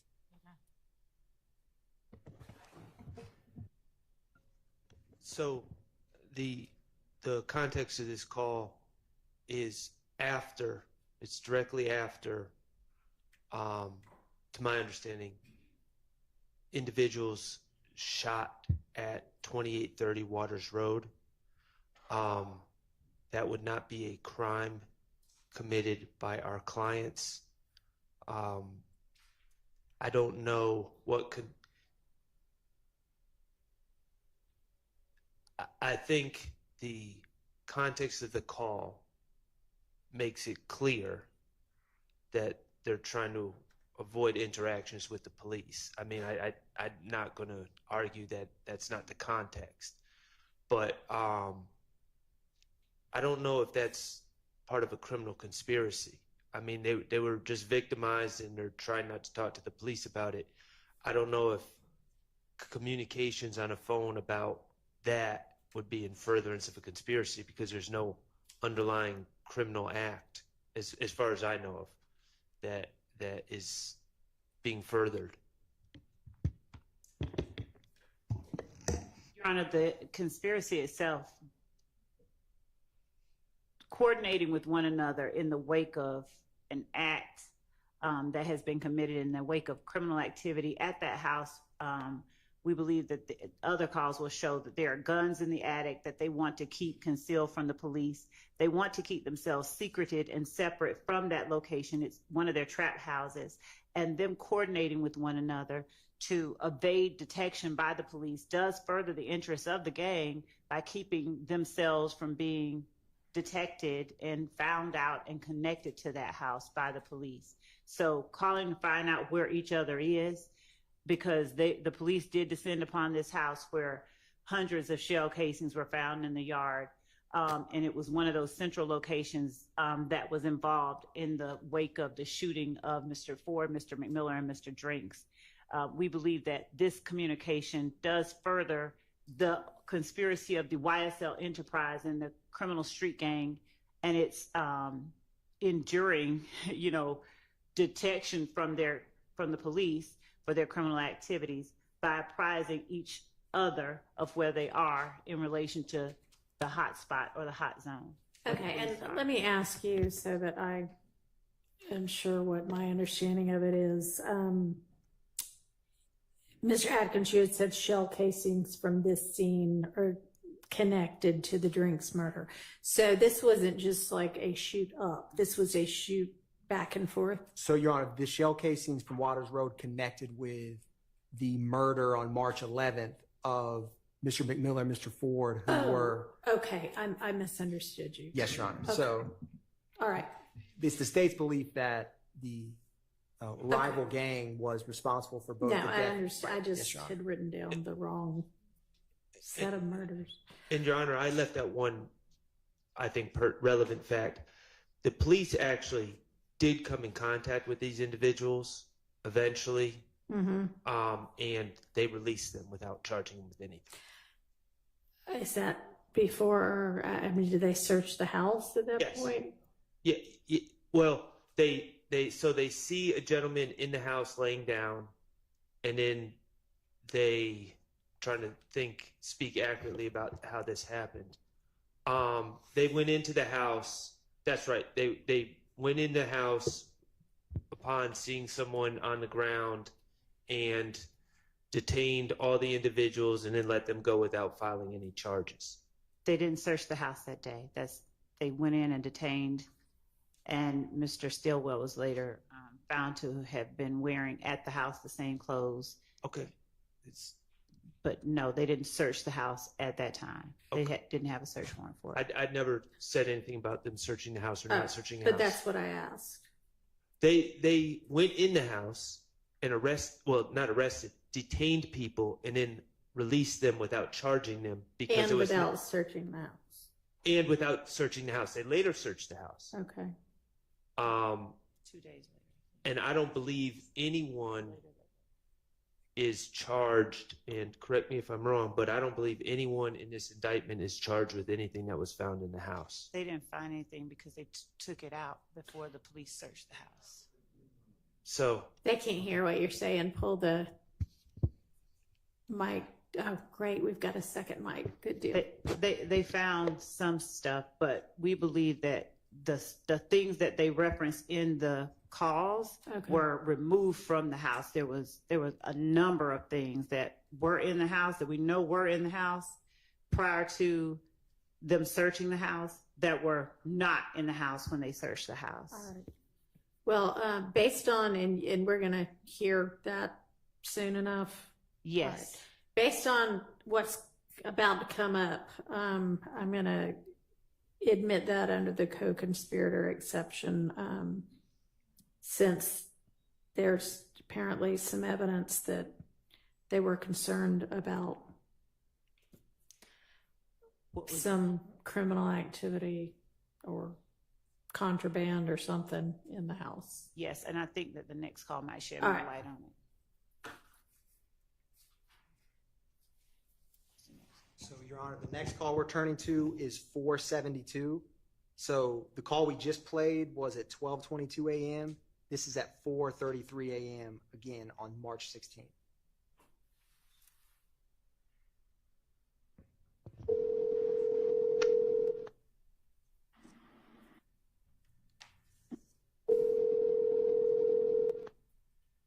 Oh, you good, Nick? Hello? You good? Yeah. What is it? What the hell you mean, Nick? I ain't even say, I ain't saving no number.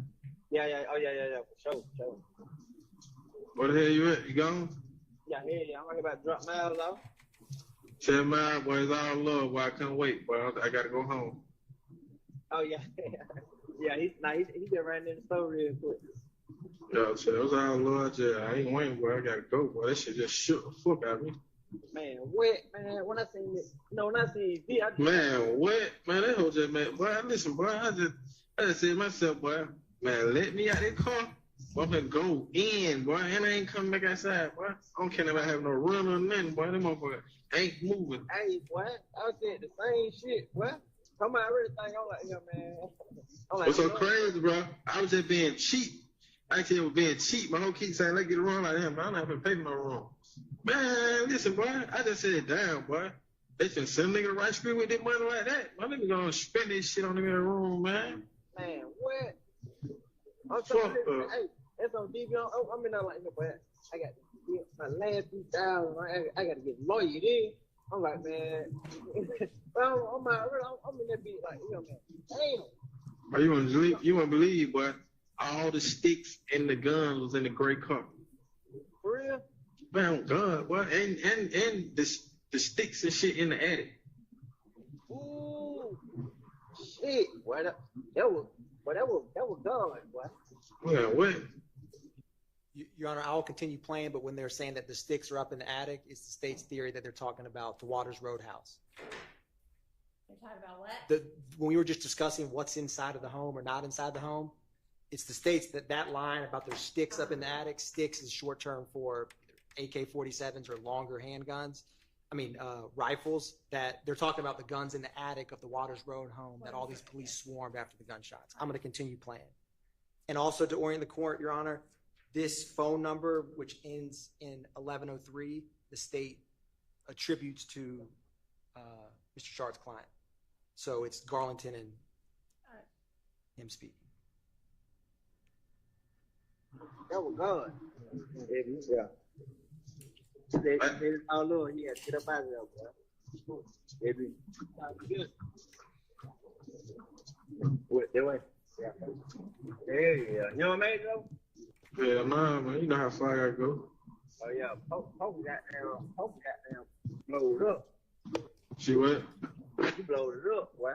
Hey, man, she blowed my shit up. You saying Shannon okay, Miles? Hold on, this was up. All right. Yeah, bro.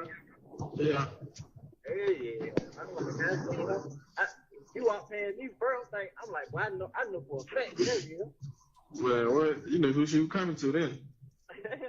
She say I done said the same shit though. She like cause she like, who house is it? I'm like, man, I don't know. I'm telling you, my first time here. She was like, Yeah. So yeah. Man, listen, bro. I'm thinking. Get what I kept saying. I said, boy, I know D and Mild, I'm smart. I know they saw them folk got her and took her to the front. I said, I know they hit that back cut. You wouldn't even believe I'm trying to find out on the back cut. That's why I called you. Man, you talking about, well, I would have made one straight through the motherfucking bush back there, boy. I'm telling you, I would have went trucking back there. Well, guess what? We only got caught for this dumbass nigga. Once they legs showing, he think somebody in the house dead, bro. Man, they tell me, they like, so you telling me nobody in the house? I'm like, hell, man, I ain't listen, man. I just pulled up. I said outside for 3 minutes. Top, the motherfucker go popping. So shit. Oh, God, I said the same shit. Oh God, why I sat outside 3 minutes popping. Them motherfucker went to popping. So shit, I went to the goddamn ducking and running. They told me, so why you ain't? They told me, so why you ain't got down? I thought it comes on some. They told me, so why you ain't got down? Come out when we said Atlanta police. I'm like, shit, I don't trust Atlanta police. I'm thinking these folks. I'm thinking these folks trying to get her to come out. So shit, I stayed in. Yeah. Oh God, they're like, yeah. I'm like, look, bro, y'all question me like I'm a suspect. I'm a victim. They're like, yeah, you right. They're like, but let's do what we gotta do. We'll get back with you if everything come out clean. Then we'll let y'all go. Like, say, Lynn, I'm in the car sleep. I can't wait. When they tell me that, I kick back. Don't goddamn go out. Yeah. Oh God. You know that? They can't get the video from Nick camera clip. Hell no. Yeah, okay, man. But you wouldn't believe, boy. I'm in the motherfucker like, boy, I know they can't come in here. We good, Brett. I'm telling Brett, like, we good, boy. They proud of it. Y'all was at? You told me I was in the woods. Huh? You told me I was in the woods. I was up under the house, man. You don't see how dirty I am? Oh, you God, we heard them get their ass. They like, hey, move. You like, hey, my dumb ass, I go out the back door. No, I go out the back door, right? So I'm finna go toward the car and hop in the car, just sit in the car the whole time. That's what they at, though. Man, I go to the other side, finna try to hop the fence. They like, hey. I'm telling you what you both did. Go hit that cut, boy. I know it. Everybody would have cut water. They said they ain't know.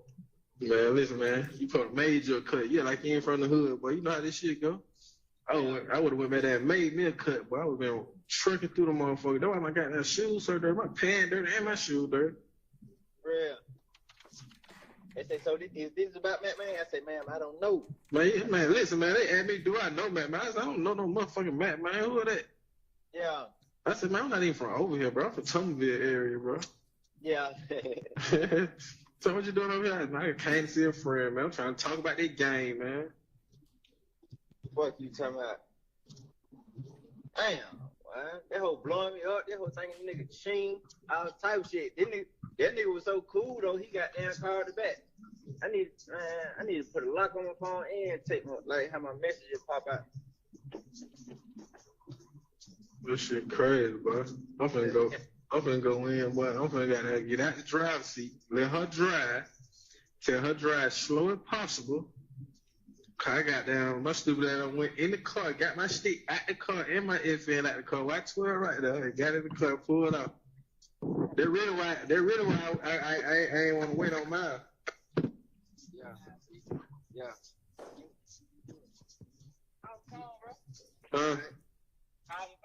All right. I'm gonna text you now. Hey, yeah, man. Folks blowing her air. She called too. Sure. How she get that though? I don't know. Cause, you know, Kira got my Instagram on her phone. Oh. Everybody DMing like, is you okay? So goddamn, y'all blowing up. So honey, Kira's already on the phone. I get Kira sent her number to Pope. Yeah, Pope.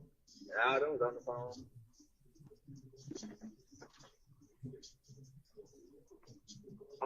Damn, man. But I say, I'm like, here, bro. Bro, listen, bro. I kept saying to myself, I don't know what the fuck. I'm on drill time though, so I'm really like, but I ain't going nowhere. But I'm telling myself, pull out, baby, pull out.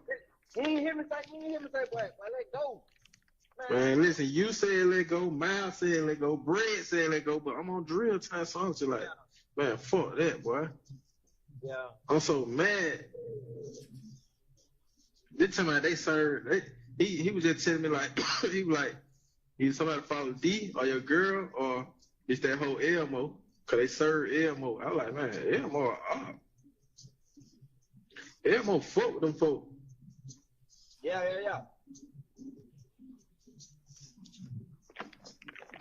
Ain't nobody follow me. Nobody on the freeway when I got off of nothing. Man, listen, man. Don't nobody know my hoe. Come my hoe in a run, man. Fresh run, a new run. That motherfucker Jake got any run. And my hoe coming from goddamn, all the way from goddamn out here. So, come on, man. Stop playing. Yeah, man. I know for a fact nobody follow me. Don't even know what I'm in. Don't nobody know I fuck with the hoe. Don't nobody know what I'm in. That's what I'm telling. Like, these folks ain't knowing these cars. That's what I'm telling him. Like, bro, these folks ain't knowing none of these cars, bro. All these cars are some new goddamn cars. Niggas ain't played. Yeah. Damn,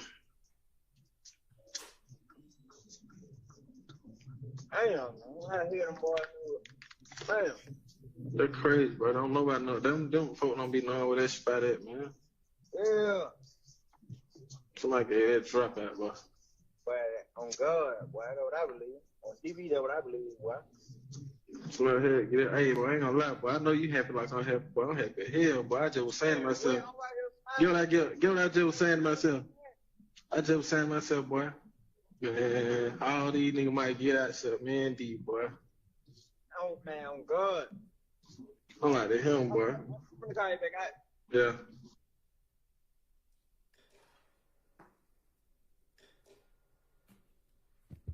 That's the end of that call, Your Honor. The state feels this really has two methods of admissibility. The state feels that Garlington and defendant Stillwell speaking about, for one, when they say sticks and FNs, those are firearms. They're mentioning about a female they know, and they say that she's dating or sleeping with the ops. They're also mention how APD, this is 2022, was the APD gang units was following the YSL and YFN or IF gang back and forth. And so they kind of, in APD gang unit, when they were talking about, they're like, I don't know McMain. They're laughing. They're kind of saying, I just got to the house. APD is thinking, like, before the investigation is complete, because the shooting just happened, that it was probably YFN who just shot up this Waters Road, which is a known YSL spot, because they believe that they murdered their friends 5 days ago. And so with that said, all of their conversation, they're talking about getting away. You should have run this way through the woods. And when he says, I'm on drill time, because they were just shot at by the state's theory of rivals, if you're on drill time, you're trying to go either shoot somebody or murder somebody in retaliation. And so that's why he says, I was so mad I was on drill time, but the police came because they were just shot at, so they all hid at that house. With all that said, you have statement of party opponent against defendant Stillwell, but the state feels that they're keeping abreast of the conspiracy, talking about how they evaded police detection, at least for some time. And when they're talking about, I think they used the term Miss V, they're talking about Detective Viverito, who also used to be a probation officer and is very familiar with the individuals at that home. And so what happened in terms of the search warrant, Your Honor, is the search warrant was executed March 17th. This was March 16th. But pending any questions from the court, that's why the state feels that this is admissible. So I'm going off of my understanding of the events, and I'm sure Mr. Atkins will correct me if he disagrees. I don't believe what was said earlier by another person on the state side was completely accurate. The police entered the house. They secured the location. They searched the house. I believe, and Mr. Atkins can correct me if I'm wrong, but my recollection is they did find firearms and they found ammunition. The reason I bring that up is because none of the firearms located at the house had anything to do with any crime scenes on this case. So when we're, the state's saying that that's my client, it's clear the context. There's statements, I think retrospective statements about guns. My client, to admit against my client, I concede would not have to be a statement by a co-conspirator. I believe that my argument regarding Mr. Stillwell's statements are a 403. He's talking about guns. He's talking about a lot of guns. All that is bad character, bad. It's prejudicial to us. And I don't believe that any of these firearms that are found in the house, I know none of the firearms that are found in the house have anything to do with any of the charged crimes in this indictment. So that's my argument on behalf of Mr. Stillwell, who doesn't really have a co-conspirator argument.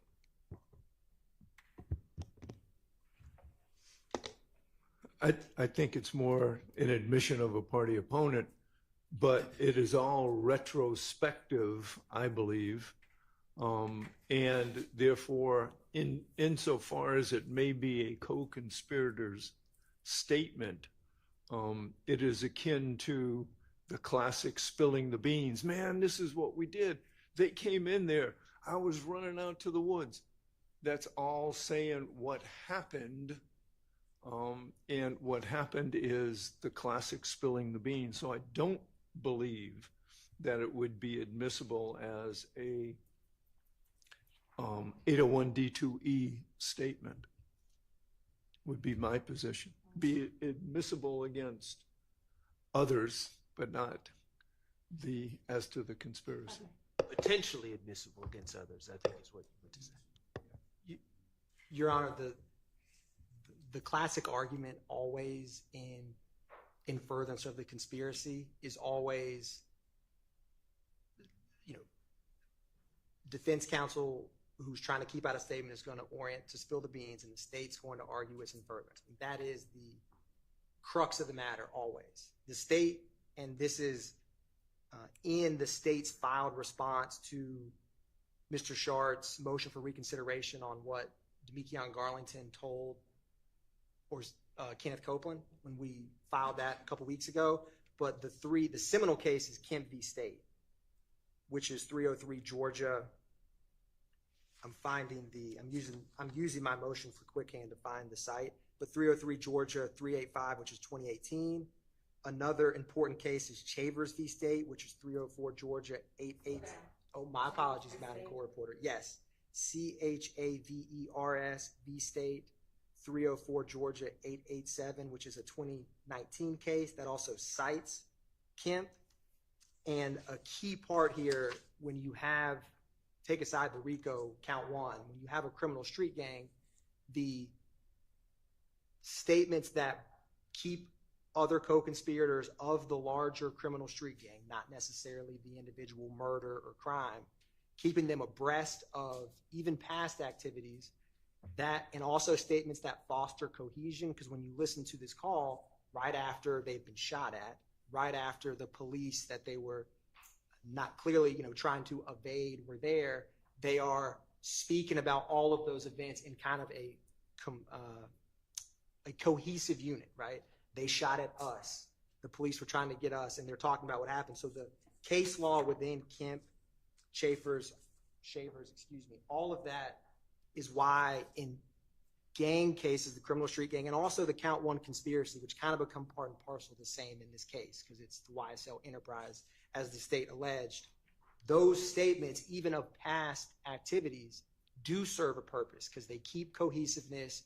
It keeps an us versus a them, and keeping each other abreast of the criminal enterprise's activities, whether the person speaking or receiving that information individually participated in it. The criminal street gang's activities is something that the case law allows as 801 D2E, as in furtherance. So I just wanted to highlight that for the court, because the state's argument is going to all, when appropriate in this circumstance the state feels it is, it's going to be under the prognosy, so to speak, of Kemp, Shavers, and I believe Hassan v. State, which is a March 19, 2024 Supreme Court of Georgia, also discusses this, but I wanted to confirm that. But that's a much more recent decision before citing it to the court. But that's the state's response, Your Honor, in terms of why it's in furtherance. Can I please respond to that? We're talking about, the state starts by saying, oh, the defense always says it's not it's retrospective. Well, the state always says, they throw out these buzzwords, cohesiveness, kept them apprised of the events. So the buzzwords from the state are the same they're accusing the defense of using, but it's the same buzzwords. It's the same thing every single time. And there are just as many cases out there that say retrospective prior conversations are not part of the co-conspirators exception to the hearsay rule. Stafford versus the state, 312 Georgia 811. State versus Lane, 308 Georgia 10. State versus Wilkins, 302 Georgia 156. There are cases after cases after cases that specifically say a retrospective statement that merely recounts what happened. And that's the whole tenor of this conversation, is not in furtherance of the conspiracy. So, you know, buzzwords go both ways, baby. And I'm just as tired of hearing the cohesiveness and keeping people apprised. So, you know, there are two ways that this goes. All right. Thank you, counsel. I'm going to admit this as a statement by a party opponent as to Stillwell and admit it additionally under the co-conspirator exception.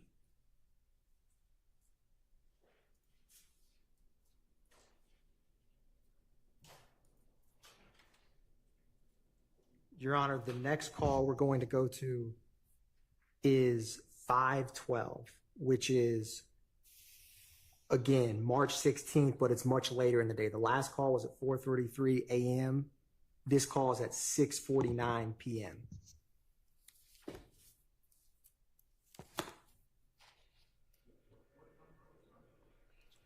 Mr. Harvey, it's page 512. Okay, I got it. I'm sorry.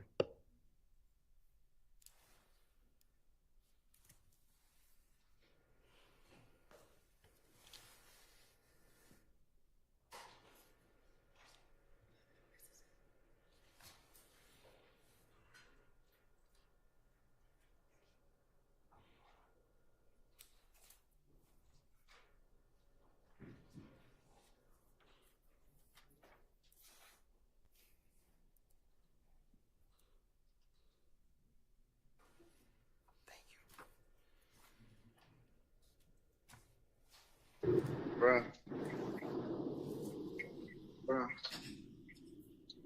D. Yeah. Man, that's what I'm looking at weed, man. Man, you told me you had it. I got it now, bro. I got it. You do? I got a few different flavors. You say you got a few different flavors. Flavors. Oh, okay. The same though? Yep. Okay. When I got now, it was just too much going on yesterday. Man, that shit was crazy here, man. 12 had me back 3-4 hours, man. For real? Sweat. Holy? Yeah. Yeah, now, you know, they shut up Big Nick spot I was in, though. We think. Oh, they shut up Big Nick spot, bro? Man, yeah, man. So we got down, we think them niggas gonna come back. You think they gonna come back through? 12 pulled up. God, be more careful, D. But them folks shut up Big Nick spot, bro. Man, yeah, I'm gonna coming through the window. You know, all this in the living room, it's crazy, why nobody get hit. And you know when one did work, bro, one day one of y'all don't get hit, bro. But that's Yeah, for sure. What the fuck wrong with these niggas, bro? Man, when they little punk did die in McKinneyville, about 2 nights ago. Boy, that's wild. I don't even think Milk know that, boy. He gonna be. You know, Quay had locked up. That's the only reason he seen his ass. Why ain't he know that? Hey, he locked up, bro. That's the only reason you ain't seen him, bro. Yeah, this shit was last night. Like, you talk to him on the phone, you know what I'm saying? They be like, the shit got shut up, you know what I'm saying? Yeah, Bob. Yeah. Damn, he gonna be that. I ain't gonna lie, but that nigga gonna be fine. That's crazy, bro. Yeah, man. That's crazy, but your ass need to goddamn be smooth, bro. Man, but too much going on, like, this shit. Too much going on, man. Hey, nigga, bro. Why the hell y'all ain't got no drop on these nigga, bro? Man, nigga hand, bro. That's wild, bro. That's wild. I'm on the way to the spot, bro. I just got down, you know, whenever you pop out, bro, pull up on me, bro. All right.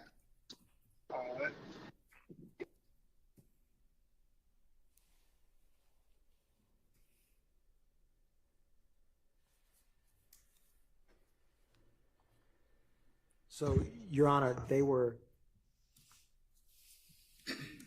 Big Nick spot that they reference is what they refer to the Waters Road address as.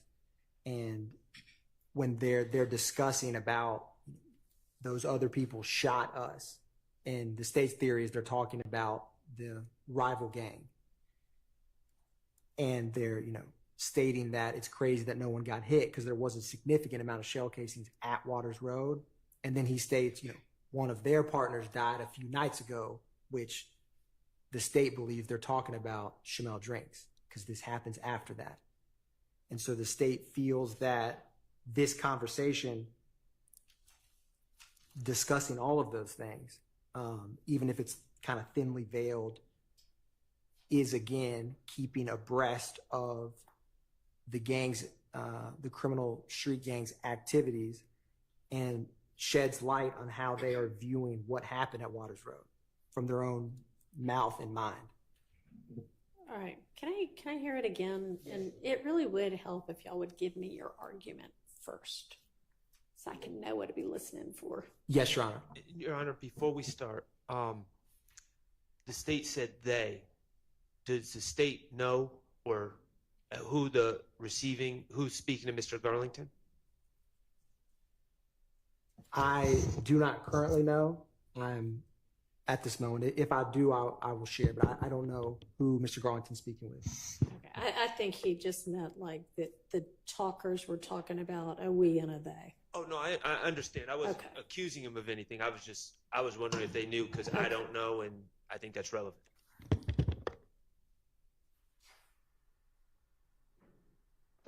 Bruh.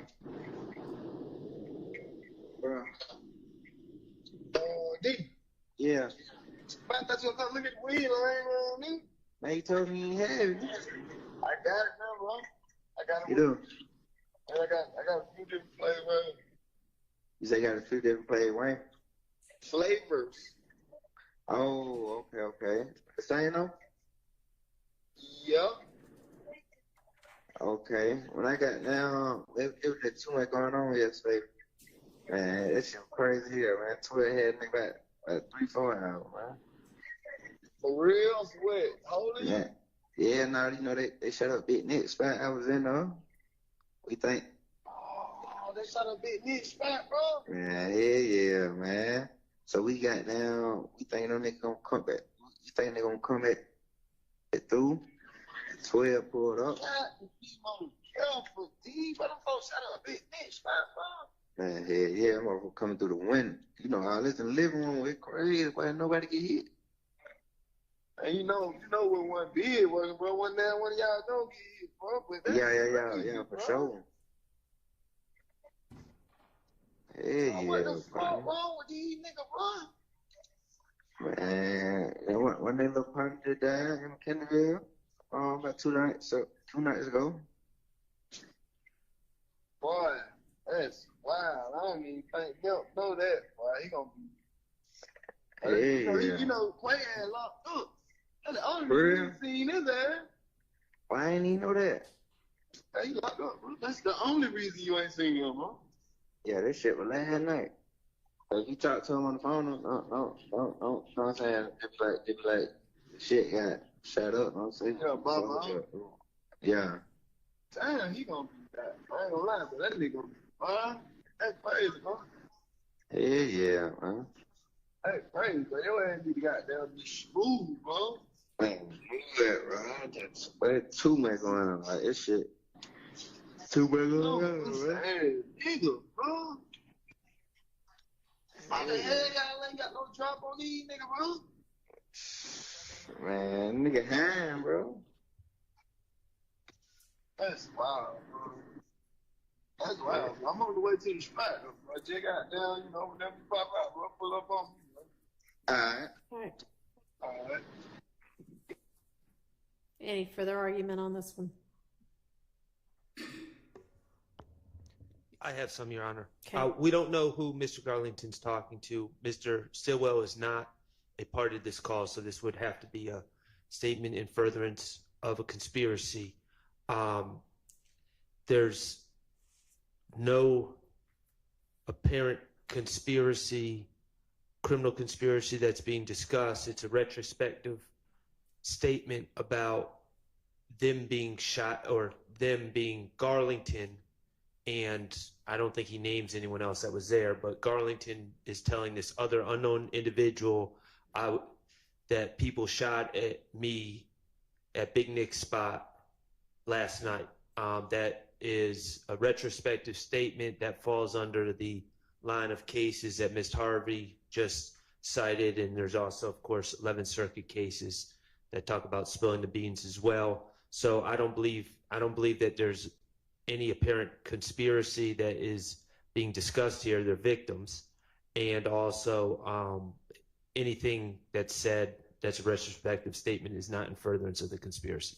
Okay, well, I don't hear it as entirely retrospective. They're talking about whether they should be thinking people are coming back, whether they've got the drop on people.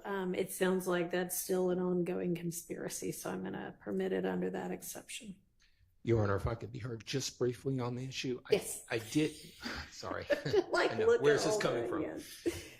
Judge, I did hear in the audio recording a name, Quay, Yeah. that was heard, and under 403, in an effort to not be misleading or confusing the jury as to, there are a number of people on the indictment that have names that are similar in nature, so we don't know what Quay or that they're referring to, and I would just ask for the court to provide at least somewhat of a 105 instruction that deals with or ferrets out who they are actually referring to, because I don't believe, I know that they're not referring to Mr. Marquavius Huey.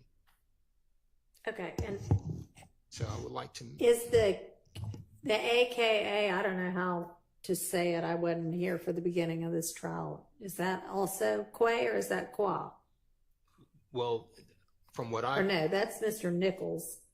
Qua. Are there any Quays that are AKAs to any of the co-conspirators named on the indictment?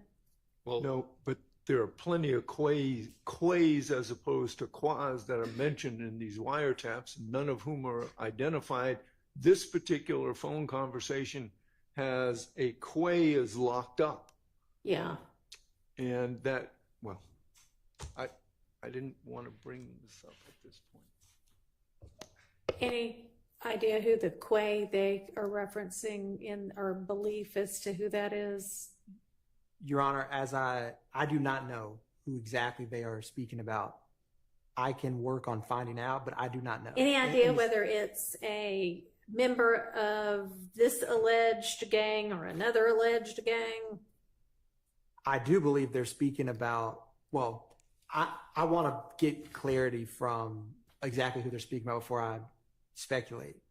So I will find that out, Your Honor. And the state's position as well is if the state, there is any number of things in a trial that can come up that, the state is not going to be, other than this wiretap played before the jury, the state is not going to be making any wild reference about who that, like this specific second clip where they say that is not going to be a huge theme of the state's case. So I don't feel that, a limiting instruction is necessary, but I still will determine, at least within the gang experts and ABD, of who they believe and who the state's theory believes they're talking about.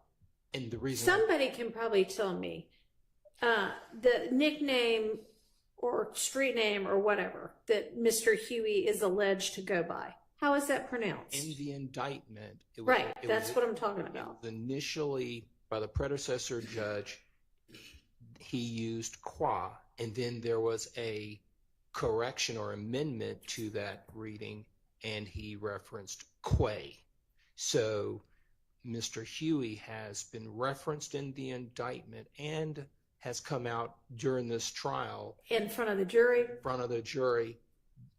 Do you know Quay? Okay. So that's why it's important for our team to make sure that there's no misleading or confusion under 403 as it relates to who they're talking to in this particular recording. I mean, it sounded to me from the conversation that they were not talking about anybody that they were a compatriot of, but possibly somebody that might have been the opposition. But Yeah, we can circle back on that. Thank you, Judge. Okay.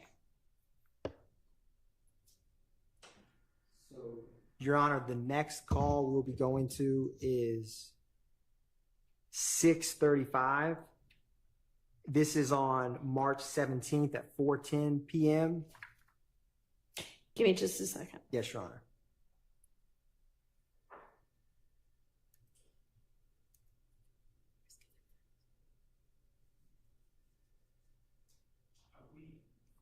Oh, I might have skipped one, Your Honor. I actually believe the next one's 5:23. That's what I was about to ask. Thank you, Mr. Sharp.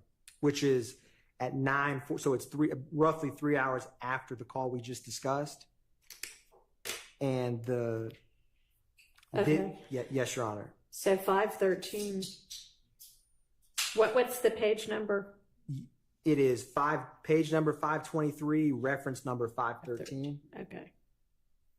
All right.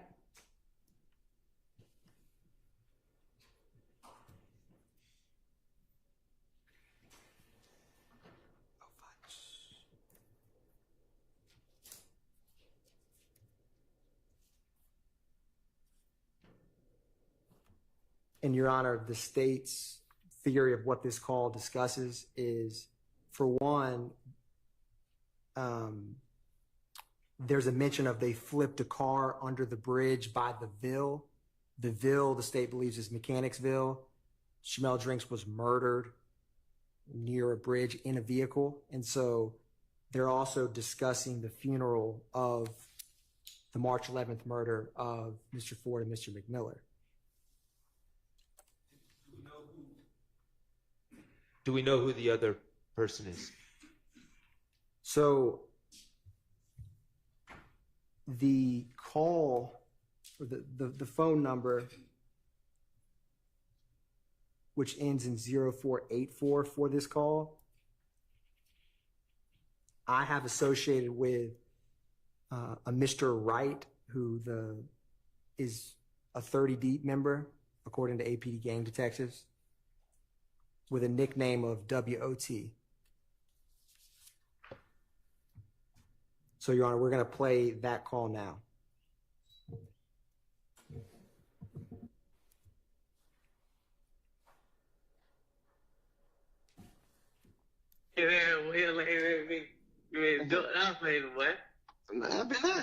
What's up, man? I ain't seen you, boy. Man, who the hell did I talk to? I said, but I ain't talk that nigga ass. Somebody from jail, man. Oh, yeah, I think. I didn't talk to Free. He asked me much. Yeah, he called me after that little shit here last night. I called him. He shit went straight to voicemail. Oh, yeah, it was like, I called the detail. I'm just trying to check up on him, man. Yeah, man, them folks hit. Them folks shot the spot, man.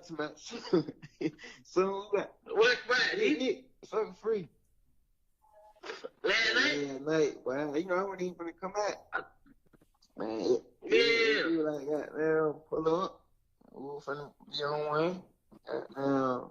But y'all was in there? In there, boy, about 6, 7 deep. Tunk just had them pulled out, boy.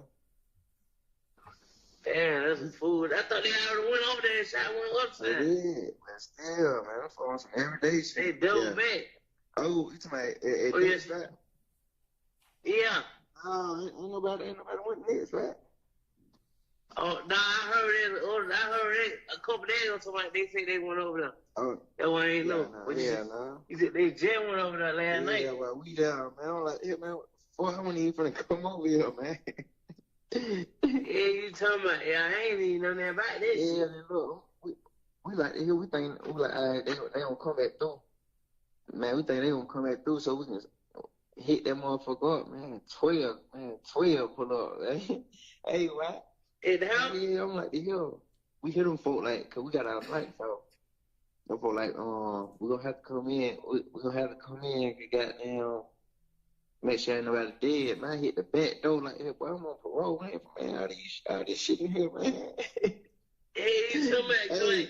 Y'all have to come in. Yeah, no, we just heard them talk to the other officer like, yeah, we can go in, make sure ain't nobody.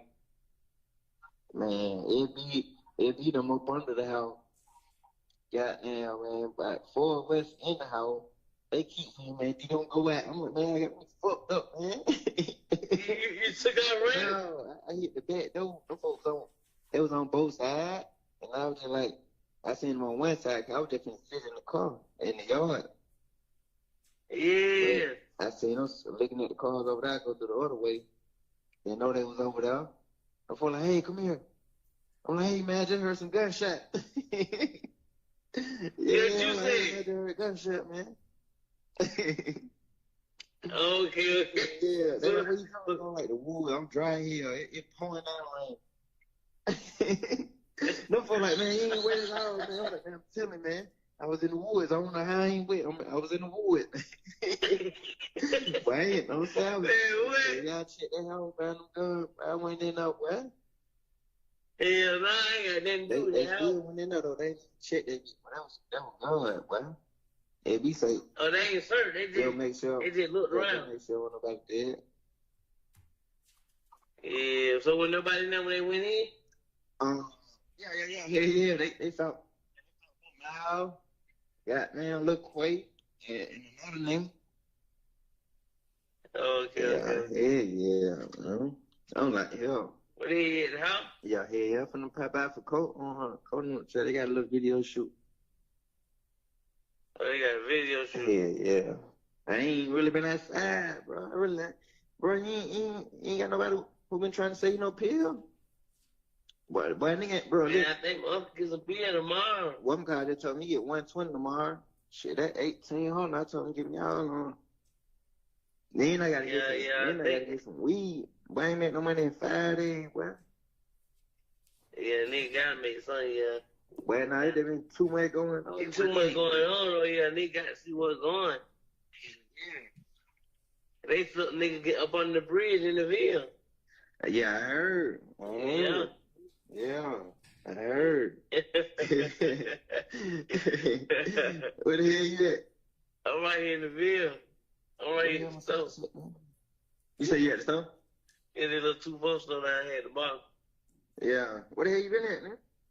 Shit, I've been around the way. Yeah. Yeah.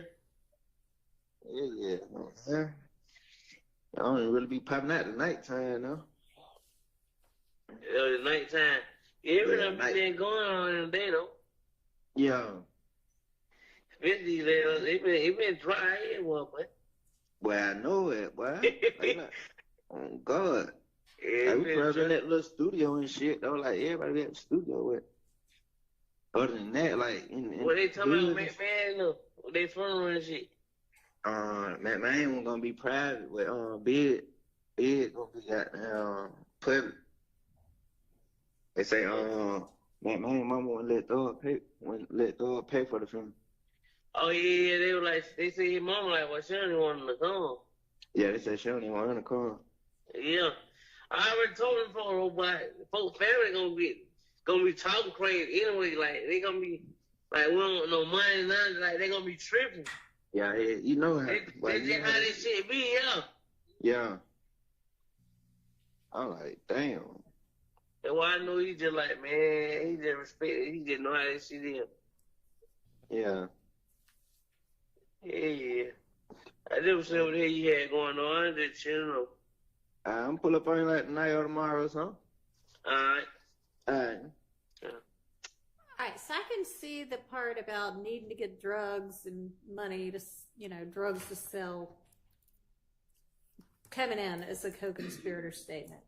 The rest of it, you're going to have to flesh out a little bit more how that is anything more than them just kind of talking about stuff that's already happened and a funeral that's going to happen, but that isn't, a part of any kind of conspiracy. Understood, Your Honor. And also, because this came up again on this call, one of the Quay that they mentioned very briefly, there is, I don't know definitively they're talking about this individual, but one of the individuals at Waters Road is Quaytez is his first name, last name Arnold. So they may potentially, in reference of who was at Waters Road with them, be referring to that individual just through context. But number two, a key part of this call that the state wanted to introduce was when, in the state's reading of this call, when they laugh about I heard that someone got flipped, they flipped a car under by the bridge in the Ville. Yeah, I heard And that. then they kind of laugh in a way that's like an inside joke laughter.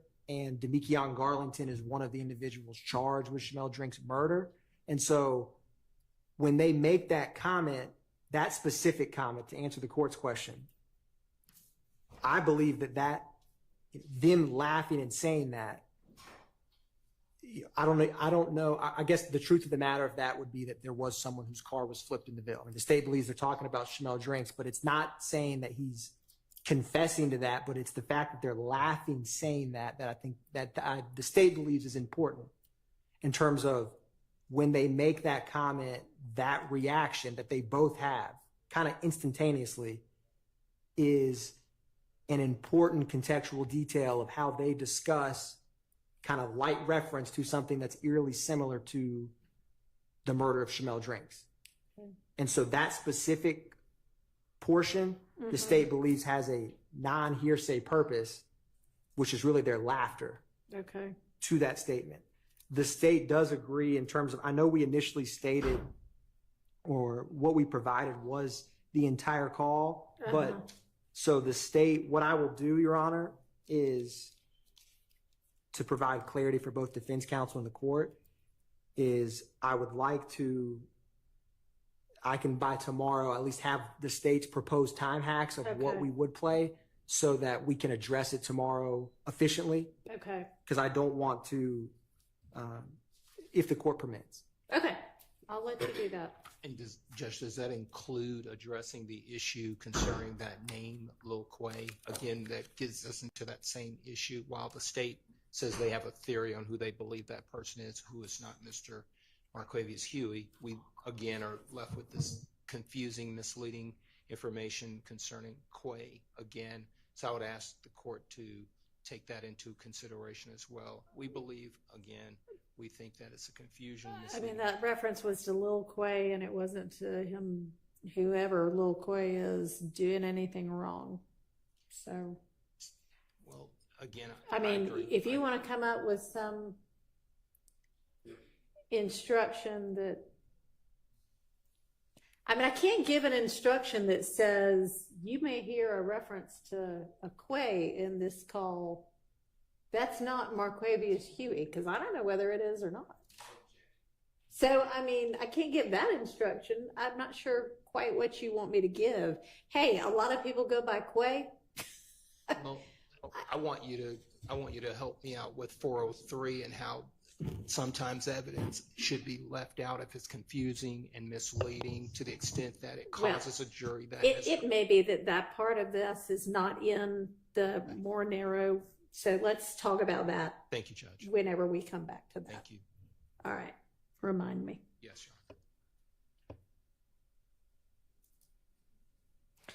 Your Honor. Next.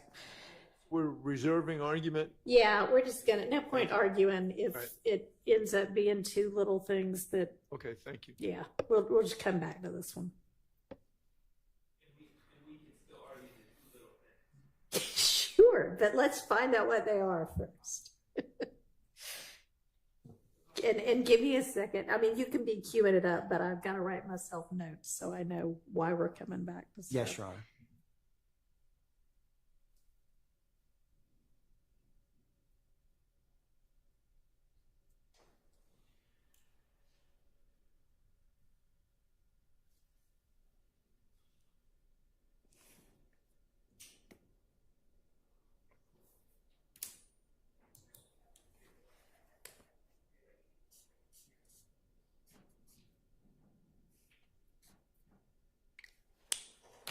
Okay, ready. Yes, Your Honor. So the next call is going to be 635, PDF page 635, reference number 624. All right.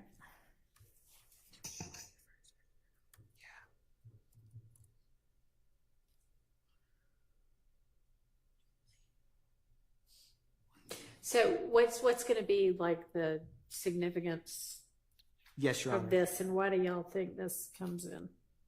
So, Your Honor, this is Demekion Garlington speaking to the caller about the search warrant on Waters Road, and says that Miss V is on them, in the state's theory referencing Detective Viverito. Okay. He calls the individual on this call Unc, like UNC. I don't exactly, the state does not know who definitively he's talking with as Unc. I would like to reserve this one because to know with this, the topic of this discussion, it's more important than in other situations where someone's like asking for a gun or trying to get drugs, of this individual's relationship with the street gang. Okay. If I could add this to one to discuss tomorrow. Sure. Yeah. So we can come back to this one. Yes, Your Honor. Okay. 513 we're coming back to in 624? Or it's 523? 523 and 635. 635, yeah. And Your Honor, on a similar vein, this is the only other one I see coming up recently. 820, which is PDF page 820, reference number 806. It's the same number, same individual. So come back to that one. Yes, too? Your Honor. Yes, Okay. Your Honor.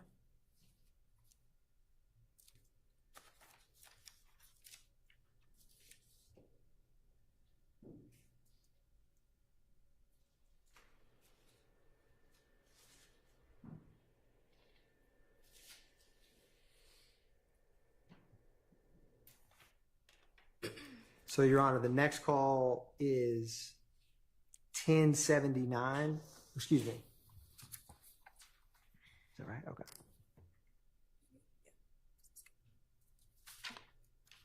Yeah. This call's on March 21st, 2022.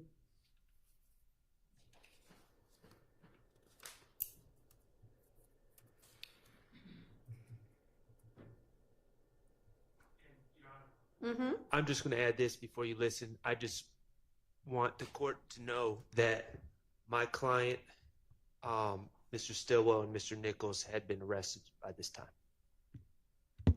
All right. Thank you. And so, Your Honor,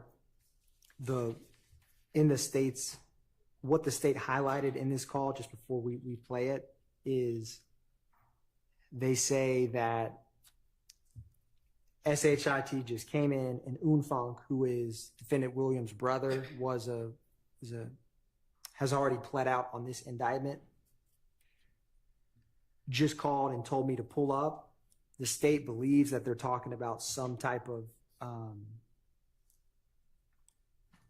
contraband drugs when they say that it just came in and told him to pull up. The reason the state, I don't definitively know, it's not like I have a eyes on Garlington and he goes and picks up a bag of drugs, but it's in the context of other wiretap calls where Garlington is primarily selling Percocets. And so that's why the state wanted to highlight this, because it speaks somewhat in code and also references another co-conspirator when he says, the shit just came in, Unfunk just called and told me to pull up, which is like in reference to going to get it from another co-conspirator, at least in the state's theory. Okay.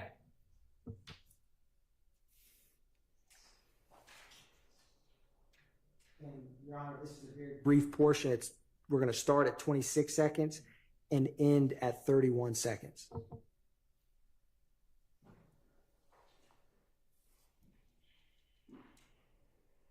For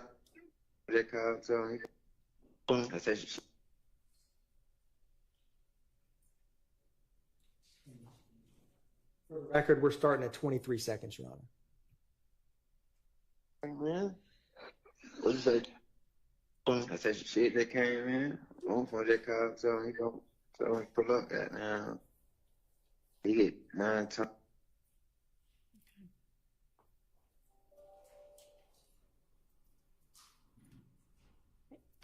Any argument on this one? Yes. Okay. Once again, too long on guesses and too short on facts. It's just an assumption. It's the fact-free world of conjecture. Their argument is a reasonable inference that could be made by a jury from this evidence. That's all that's really required. So how about an evidentiary objection? Any of those? Relevance 401. Relevant to their argument that part of what the enterprise engaged in was illegal drug sales. So overruled.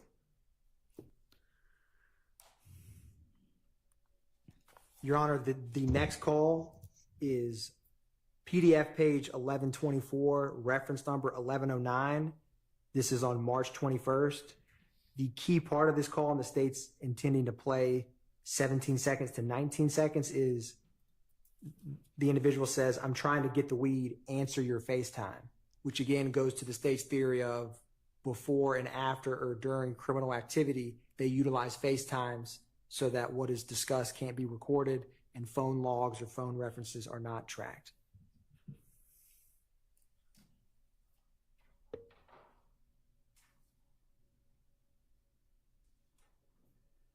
Yo.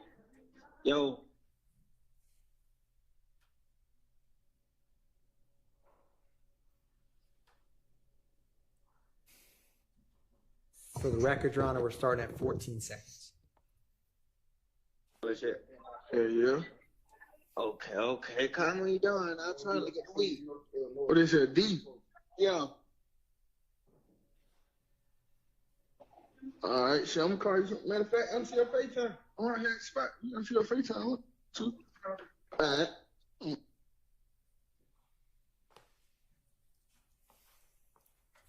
And Your Honor, we ended up playing it till 29 seconds. I think that was a typo. It was meant to be 17 seconds to 29 seconds. Okay.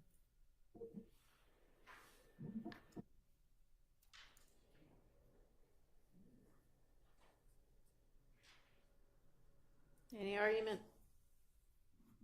An objection? Same thing. Again, it's speculation. I'm trying to get some weed. That could be to smoke a doobie over a steak that night. Could be. Nonetheless, eventually speaking, it is admissible under the co-conspirator exception. Well, and remember now, Mr. Stillwell and Mr. Nichols are incarcerated. So if somebody else is out there trying to do something on their own, it may not be admissible against Mr. Stillwell. I'm just not buying the concept that just because somebody is in jail, they're no longer a part of an ongoing conspiracy. I mean, in an ideal world, that might be true. But there's, that'll, y'all have to, if you want to make that argument or present evidence that it all stops, then. Well, it presumptively stops them upon arrest. I've heard no argument to you or any proffered facts that either one of these gentlemen continued to be involved in the drug conspiracy on the outside after their arrest. The presumption is the arrest stops it. Well, I mean, I guess at least as to Mr. Stillwell, I might need to revisit the whole thing about drugs found in his cell. Your Honor, I was just about to say, because the Harvey rule is in effect, You're opting out of that one? I am opting out of Mr. Harvey's argument, and I'm opting out of the Harvey rule. That would be smart of you for this particular argument. So, I mean, he might have something as to Mr. Nichols with regard to this, unless y'all got something that would suggest that it's on, this is something that Mr. Nichols continued to be involved with, because I do think the law is kind of that arrest kind of is a pause on certain things. So, Your Honor, what we will research for the court is, because this, for example, the call we just played was on March 21st of 2022. Certainly both charge counts and overt acts in this indictment in the conspiracy occur after that, as recent, at least in the indictment, as May 9th, 2022, where the search was at the home of defendant Williams with drugs and firearms. With all that said, also you have incidents that happened in both Fulton County Jail and three-way calls from individuals in prison. So it's the state's theory. Do any of those involve Mr. Nichols?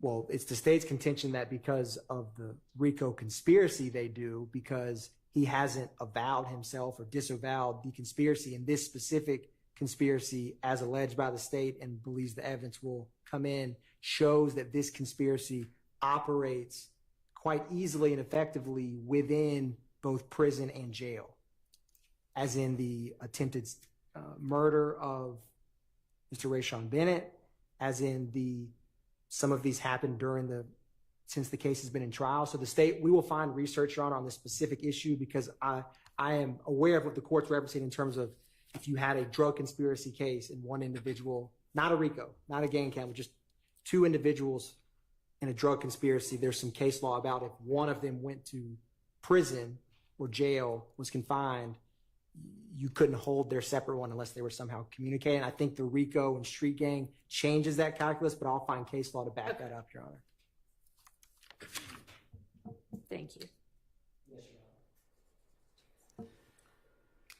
The next call that we will be going to is PDF page 1155 and reference number 1140. This is a March 21st, 2022 call. The state, this is not confirmed, but the gang experts believe that this is Unfunk, Mr. Greer, who was referenced, but it's not confirmed. Okay. But what is said and why the state wanted to play this is everything's dying down. So, and then it has a couple expletives. It basically says these people think that they're up. We're supposed to get out of town for a little. I'm telling you, man. And it's the state's belief that in the world of criminal street gangs, being up, there's references, not specifically on this wiretap or in this call, but from APD gang detectives about like, it's like a scoreboard, or so being up on someone is like we have more murders or more violent acts on you. So we have the dominance over you. And so that's why the state wants to play this when it says everything's dying down after there's been murders of YSL members. They've been shooting up Waters Road. And then it says we're supposed to get out of town. That's why the state wanted to play this part. Okay. And 14 seconds through 46 seconds is the portion the state tends to play. We'll probably start at the beginning just to give some context, Your Honor.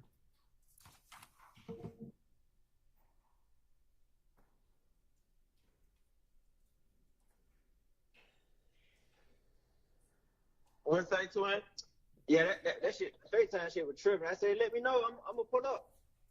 Oh yeah, nigga, you already know, man. We just gotta move, everything dying down, so now these fuck niggas think they, yeah. That's how we're going on. Everything dying down. Yeah. You know how that goes. That's why we pulled goddamn went out of town for a little minute, bro.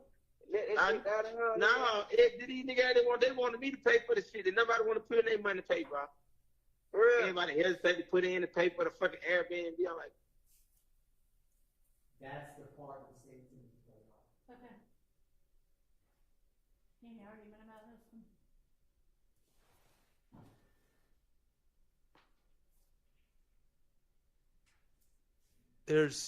There's no doubt that Mr. Garlington is a talker, but not everything he says furthers the conspiracy. And this is just two people being chatty. And it's just idle chatter and not in furtherance of any aspect of this conspiracy.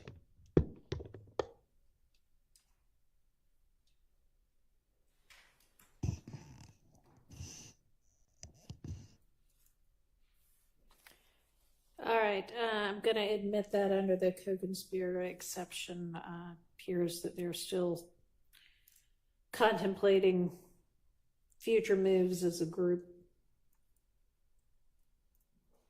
What's our next one?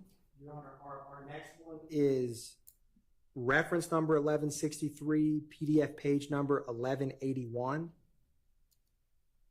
And the part that the state wants to introduce is Garlington is speaking with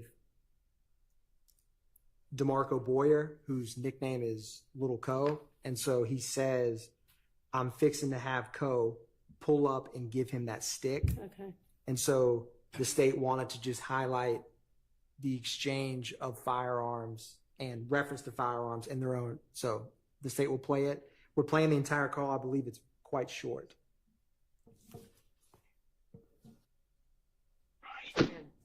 Where you at? I'm finna have Cody pull up.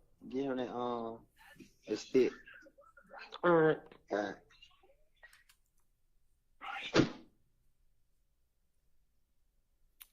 right. When I have this Excel spreadsheet on my computer, I think I read the one above. That's what Deputy Hilton was.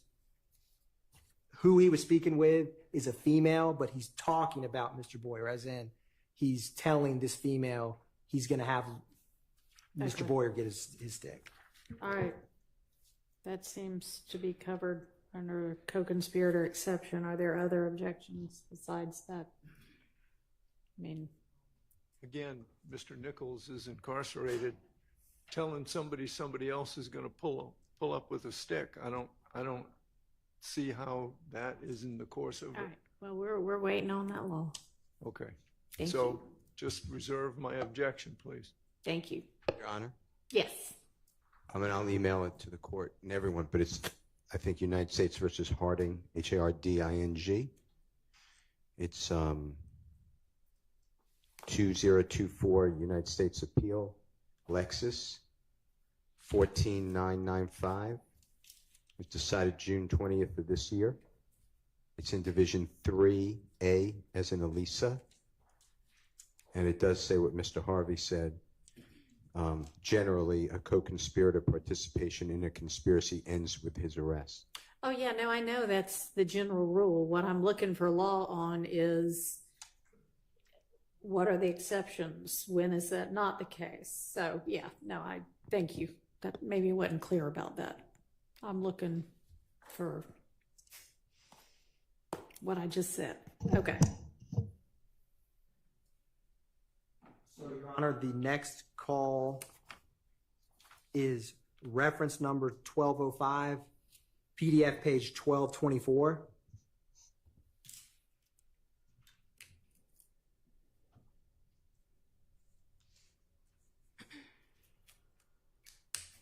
And this is Garlington talking with Mr. Wright, whose street name is WOT, where Mr. Garlington and Mr. Watt, like you've heard reference about 30 deep, it comes up with Mr. Copeland. And so they were 30 deep. Mr. Garlington was 30 deep and then became YSL, but that is who he's speaking with. And the state is going to be playing 904 to 1032. Okay.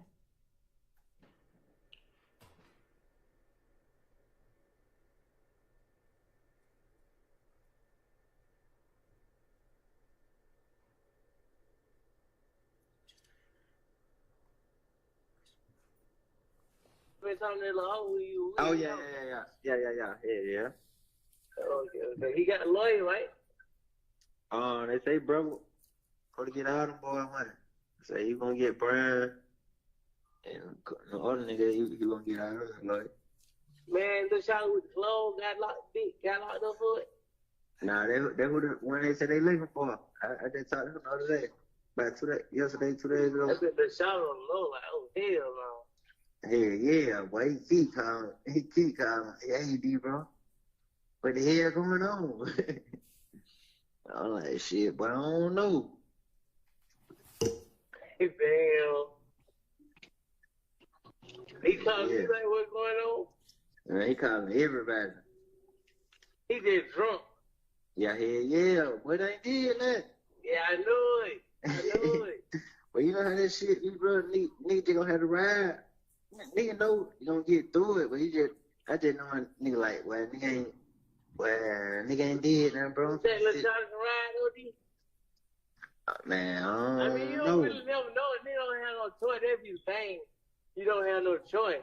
Like, yeah. you see what I'm saying? In real life, like, you ain't got no choice. You gotta go how long these folks ride until they let you go. Yeah.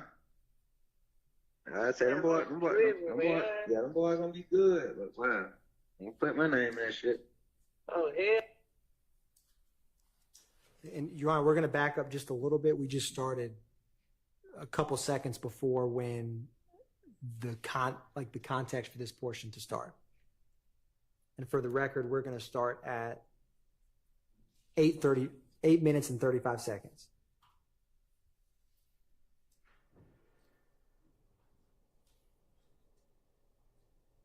To the house tomorrow. Oh. She came by herself. Oh, okay. So she had came. Yeah, I had my phone on. I wanted to see the news and shit. Oh, okay. Yeah, what? You see me telling that little hoe? Who? Who you with did that first? When? I said, hey, B, you see me telling that little hoe? Who you with? Oh, yeah. Okay. He got a lawyer, right? They say, brother, probably get out of them boy one. Say he gonna get Brian, and the other nigga, he gonna get out of it. Like, man, the shot with the clothes got locked up for it. Nah, they would when they said they looking for him. I just talked to him the other day. Yesterday, 2 days ago. I said the shot on the low, like, oh hell no. Hell yeah, boy, he keep calling. Hey, D, bro. What the hell going on? I'm like, shit, but I don't know. Hey, Bam. He calling you like what's going on? Man, he calling everybody. He just drunk. Yeah. What I did that? Yeah, I knew it. But you know how that shit, you brother, nigga gonna have to ride. Nigga know you gonna get through it, but I just know a nigga like, well, nigga ain't dead now, bro. That little Jonathan ride, OD? Man, I mean, you don't really never know it. They don't have no choice. If you bang, you don't have no choice. Like, yeah. You see what I'm saying? In real life, like, you ain't got no choice. You gotta go how long these folks ride until they let you go. Yeah. I said, them boys gonna be good, but wow, I'm gonna put my name in that shit. Oh, hell no, I'm dead, y'all.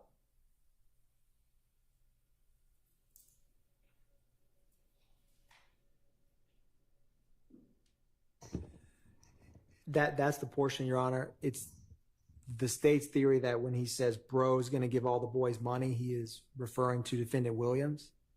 That's a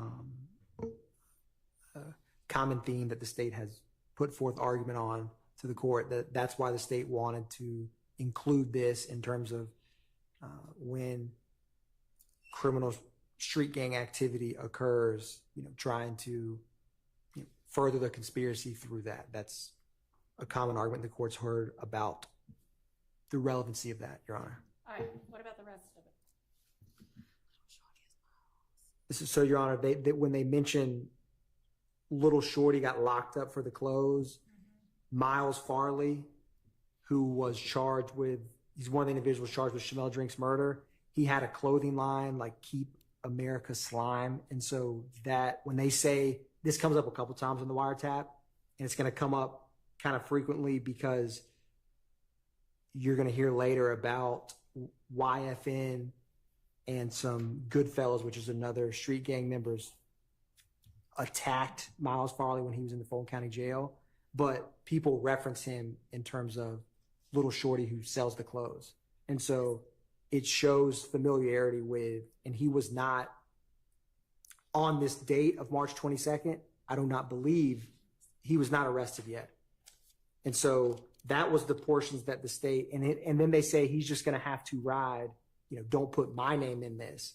And at the time, of course, Mr. Garlington is not arrested either for this. And so we're going to get in a couple calls where he gets nervous when he hears about stuff on the news or the warrant out, because when he's making these calls, he's obviously not incarcerated.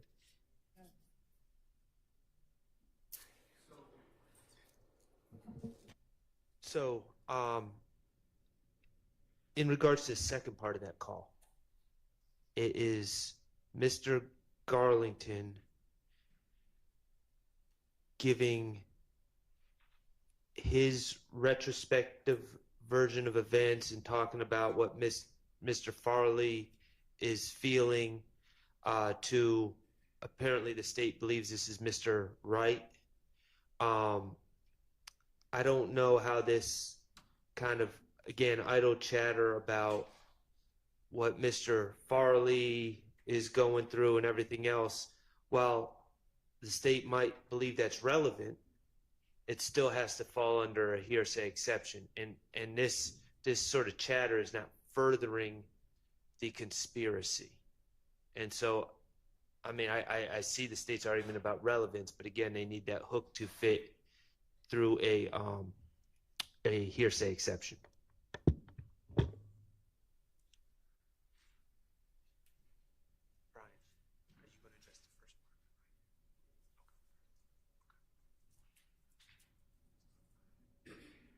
Is there some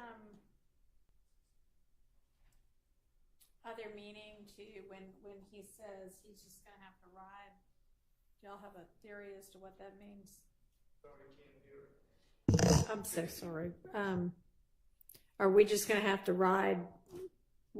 A theory as to what they mean by that? So the state's theory in this context is essentially he's going to have to ride it out. Like when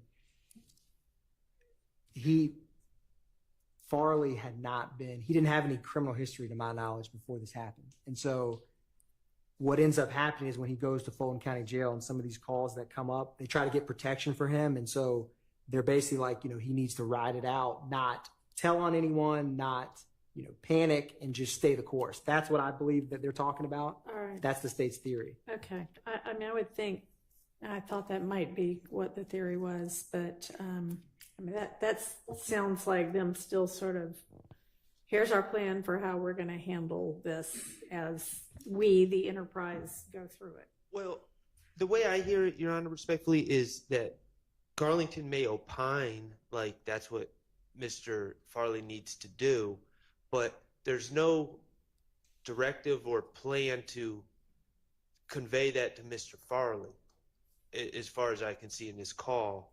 So, I mean, even if it does mean he needs to ride it out, I mean, that anyone can say, oh, someone else just needs to be patient. You need to ride it out. You need to let the criminal justice system run its course. But the state, I think, is making a huge jump from that to, oh, he needs to be quiet. And well, right after that, he says, don't put my name in that. Well, and that's to me. So, I mean, that's Mr. Garlington. This may not be that every indicted and unindicted member of the co-conspirator is on, a Zoom call saying, all right, here's how we're going to do this. But everybody doesn't have to know every little thing everybody's doing under the law. So I'm going to admit this under that exception. Your Honor? Yes, sir. I believe I heard a reference to what I think is my name, and I would ask the court to exclude that. Yes. Can y'all redact that out, please?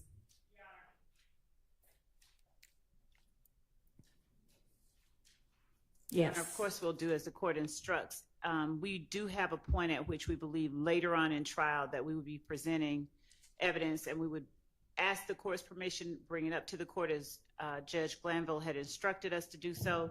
There will be a point where we believe it will become necessary to bring up the fact that there has been representation of multiple persons, or an attempt to provide representation for multiple persons in YSL. By Mr. Steele, he is correct that we were instructed not to bring up his name before we brought the issue before the court so that the court hears it. the court may or may not be aware that prior to trial actually starting with this jury, we had a hearing on whether or not Mr. Steele should not be qualified to represent a party in this case. The judge determined that there was not a conflict, but also noted that the case may be that the state has the right to present that evidence, but before we do, we have to bring it to the court's attention and litigate that issue. All right. Well, at this point, y'all haven't done that yet, so excise his name. Yes. And when do you expect to get to that point? Because this is, I believe, the second reference that we've had, there will be multiple times. We didn't want to bring it in, like piecemeal here, piecemeal there. So it would be later on, like at the latter part of the trial, around the time that we present the Drinks murder, that we would be bringing up Mr. Steele's representation. If the court permit, we're going to bring it to the court's attention. Okay. So I don't know. Obviously, we'll need some more non-jury days at some point besides what we've had this week to sort out other issues that we know are on the horizon. But for right now, let's just take his name out. Yes, Your Honor. And let's leave his name out of that, no matter what my ultimate ruling is on why it might ultimately be relevant. All right? Yes. Okay.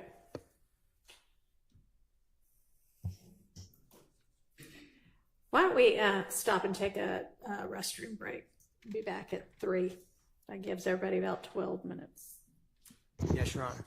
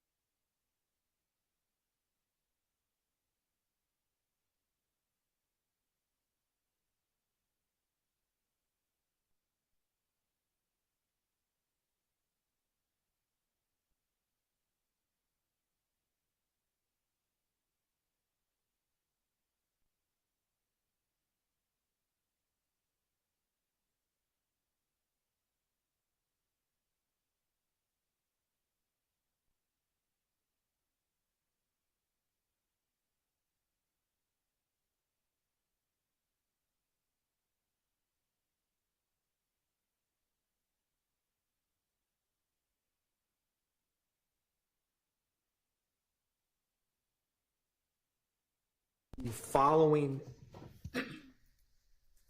after that is reference number 1739, PDF page 1762, which is a March 28th, 2022 call.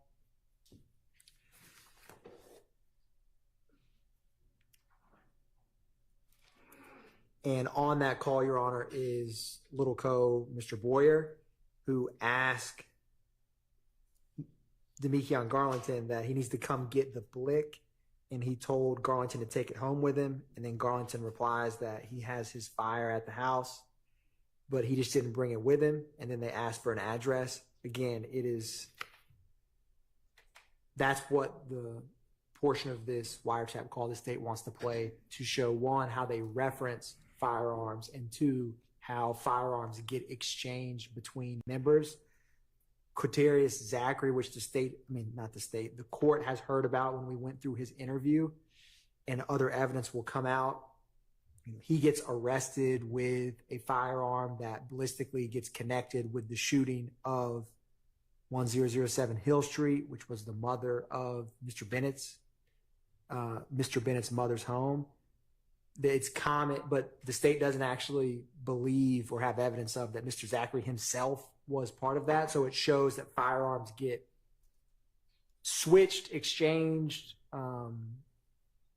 passed between both YSL gang members and sometimes other or allied street gangs. And so again, that's why the state wants to play this. It's a brief portion. Okay, and it's to show how they reference the guns, like the terms they use to reference the guns, flick and fire, and that they exchange them amongst each other and allied people. Do I need to listen to that, or? The state does not believe you have to, Your Honor, Okay. unless you want to. I don't want to unless I have to, because I think it goes a lot more quickly if we don't have to cue it up, listen. If I need to, I will. Well, before I argue about the admissibility, it says the entire call. So is the state representing that is the subject matter of the entire call, or they're going to limit the excerpt to that discussion?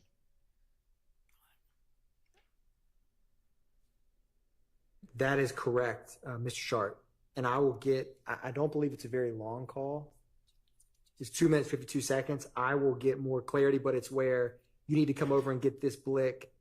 I'm geeked up at the studio. I told you to take the blick back.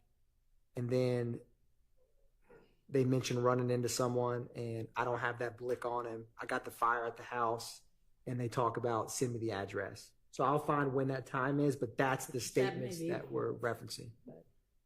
Okay, well, I can just listen to it. I'll just listen to it. Yes, Your Honor. And then we'll find out.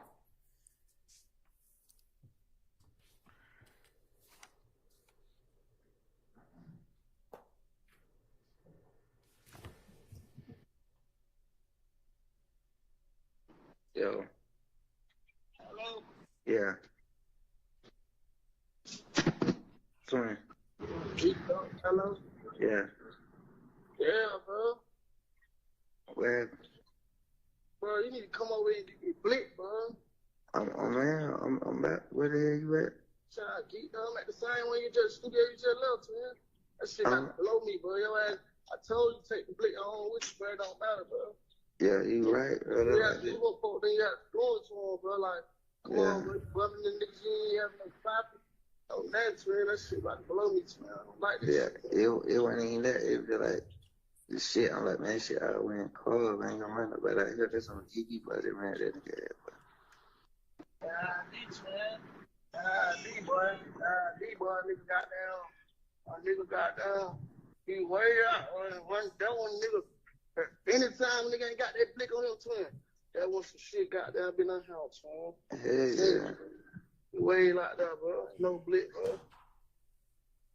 You can go get that blick, but you can take that blick home, bro. You take when you stay home or something, bro. Nah, I got the fire at the house. I just told you I ain't bring it that, but like, you gotta send me the address. Come to it. Just go get it. Look here, I'm finna pull in right now. You know I gotta have one of these niggas drop the pin. Yeah. But I'm pulling up right now. So like on the GPS, what to type in? Type in look here, see they come to a little head house. Cause it is after little head house. You feel me? I'm literally 2 minutes away from the studio right now. As soon as I get there, I can drop the pin. Alright, well I'm gonna have her go get my car. Type in the cave. Yeah, type in down the cave, gone. I don't even know that shit still on So the whole Fine thing. time. That shit gone too. Type. Your Honor, this wasn't this. There's a call that was shared in the initial Dropbox co-conspirator link. It's 1760, which is 2 minutes before this call. That should have been on this XL because it's directly related to why he's talking about getting the firearm. Okay. And so that call, I would like to play 1760, and the state also would like to introduce that call. And to give a little context with this is from consulting with APD gang detectives who investigated this in real time. Mr. Garlington coincidentally goes to a hotel in Cobb County, and there's a rival gang member whose street name is Little Blizzy, who, after the murder of Mr. McMiller and Mr. Ford, there's a whole lot of, I don't know the way to put it, just vile, disrespectful social media posts about, like, there's a picture of individuals X'd out next to their child, you know, and say now they don't have a father. Things of that nature that escalates significantly the animosity and the violence. And so Little Blizzy, that murder was never solved, but he is in the far end of the spectrum of sending out very disrespectful social media posts after that double homicide. And so the significance, and we'll play this call right now, of Mr. Garlington running into him, he didn't have a firearm on him, and so he just randomly runs into him in a hotel. And so this call we just played when he's talking about coming to get the gun is basically, they're like, you need to keep that gun on you because there's a lot going on. So I wanted to play and apologize for not having this on here. That was just an error. The 1760, which is at 1:56 a.m. The call we just played was at 1:58 a.m. Okay. So I'm going to play PDF page 1760, reference number 1736. Thank you.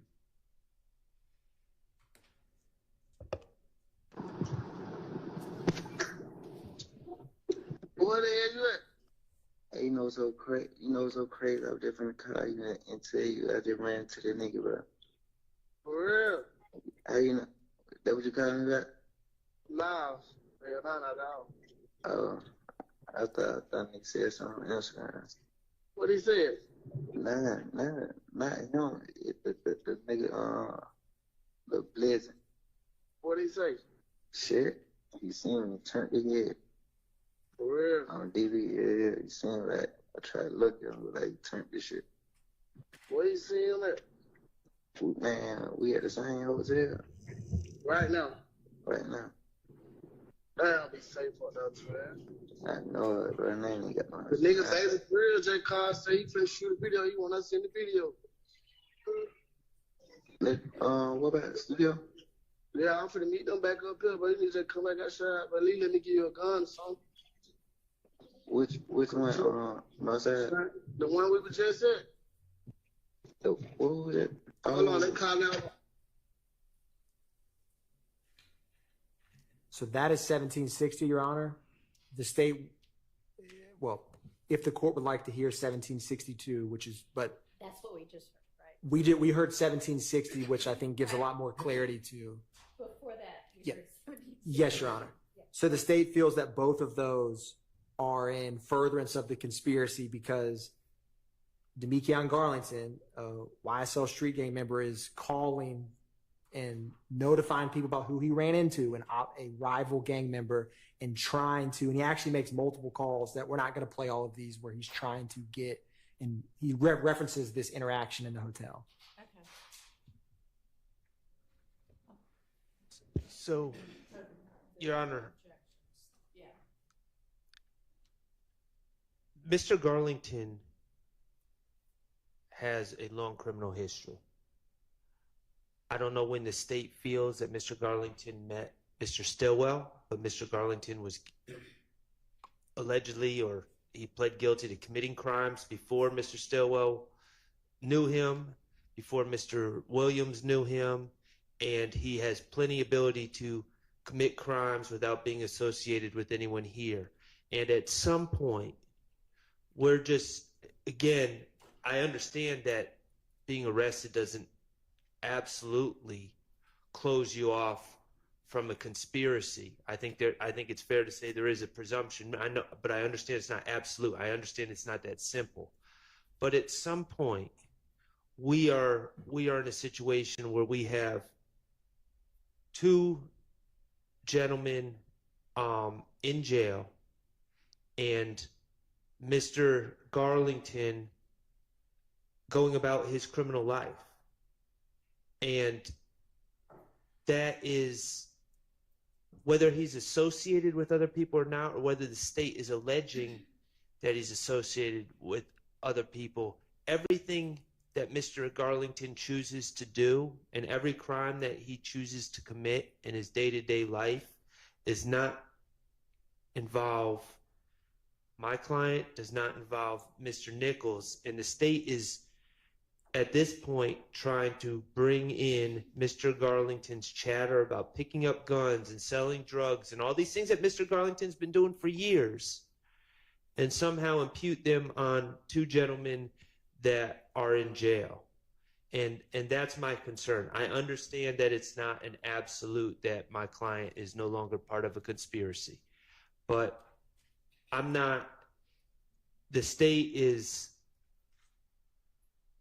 theorizing, but there has to be a difference between Mr. Garlington's everyday criminality and criminality that is specific to an alleged association with YSL. And that's my concern, is at this point we're just throwing in his everyday criminality, and it's making my client, who is associated with him through social media and other things, and that's just a fact that I'm going to have to deal with. But at some point, it's creating character issues and prejudicing the defense of my client.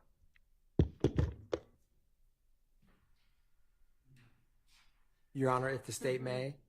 Yeah. Well, who's the other person that? So, who the other person is? yes, it is DeMarco Boyer, Oh, right. You said that. Okay. who is affiliated with an allied gang, PDE.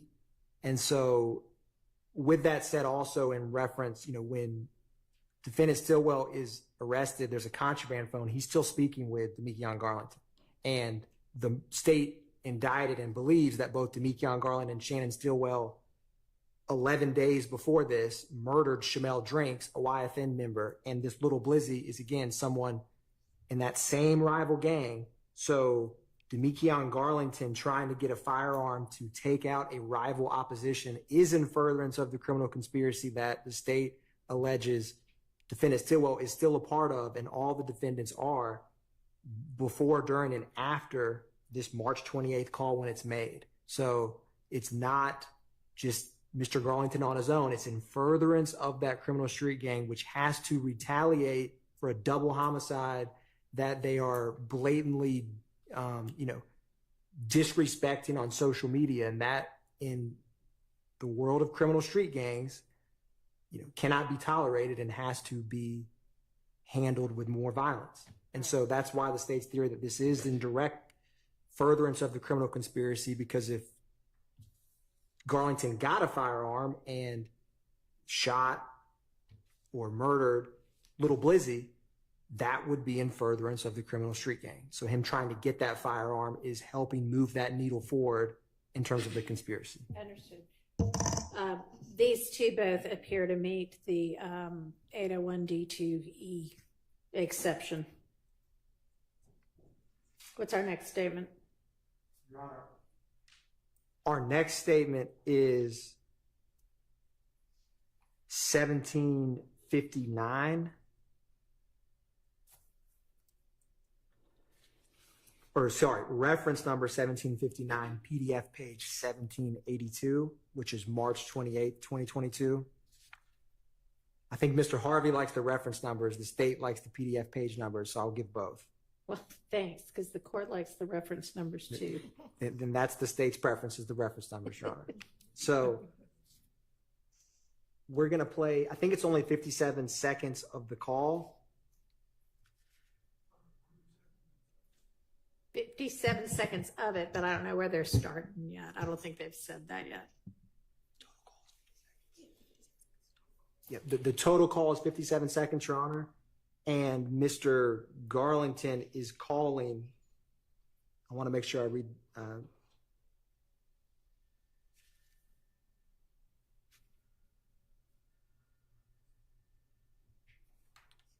So the state believes the voice sounds like Unfung Quantavious Greer. Not 100% confirmed, but that's who the state believes he's talking with. And so the state, and what is said is Garlington is told that a YFN member wants to talk to him, and the other party tells Garlington to call them when they are all around. So this is in the context of,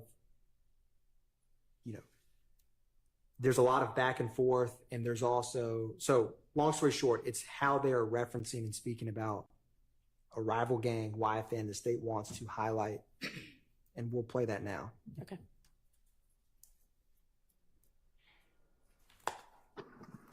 Yo, what's up, nigga? What the hell? Right here, shit, downtown. What up from 77? I want to watch and come. Somebody want to talk to you. They want to talk to me? Yeah, you know the one who I told you about that while I used to be before, though. Yeah. Yeah, he told my man, tell him to call me, bro. Tell him to call me, bro. He ain't nothing like that, bro. Till I just want to talk, bro. Good shit like that. I'm like, shit, bro. I heard later message, bro. But this shit back now, that's what I'm saying. Yeah. But, yeah, I just relayed the message to you. Type shit. Yeah. Tell you to call him when we all around, so we, you know what I'm saying? Yeah. That's what I'm doing. I'm calling when we all around. Alright, so I'm my side. I'll just call me, brother. Alright.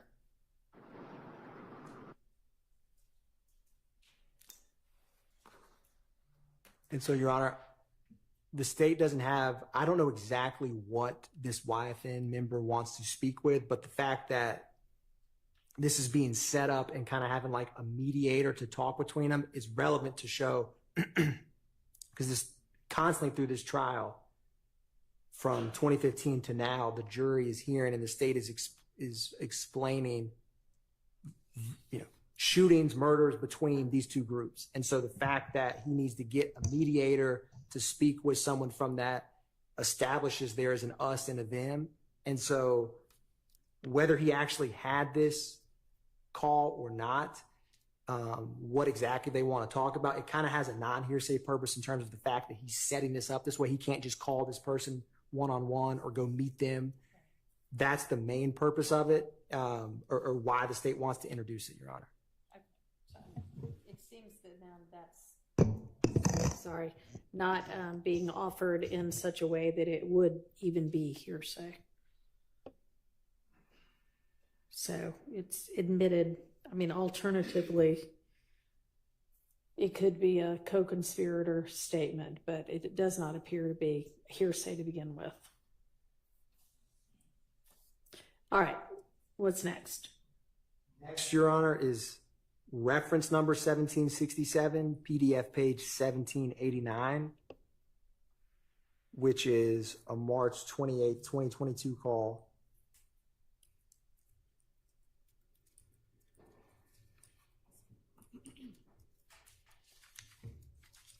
The state believes that the other individual on the phone he goes by the nickname of Dad and is a 30 deep gang member. And what is discussed is Garlington tells, his name is Mr. Briddy, tells Mr. Briddy that he stayed in Cobb the night before because he ran into an op and didn't have anything on him. So it kind of gives context to wanting to get the blick. He specifically calls Little Blizzy an op in this call.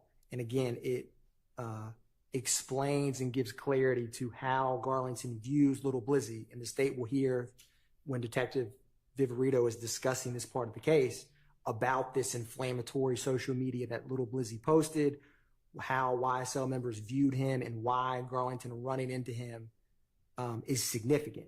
Because if there's an us, there's a them, that is a key part of this.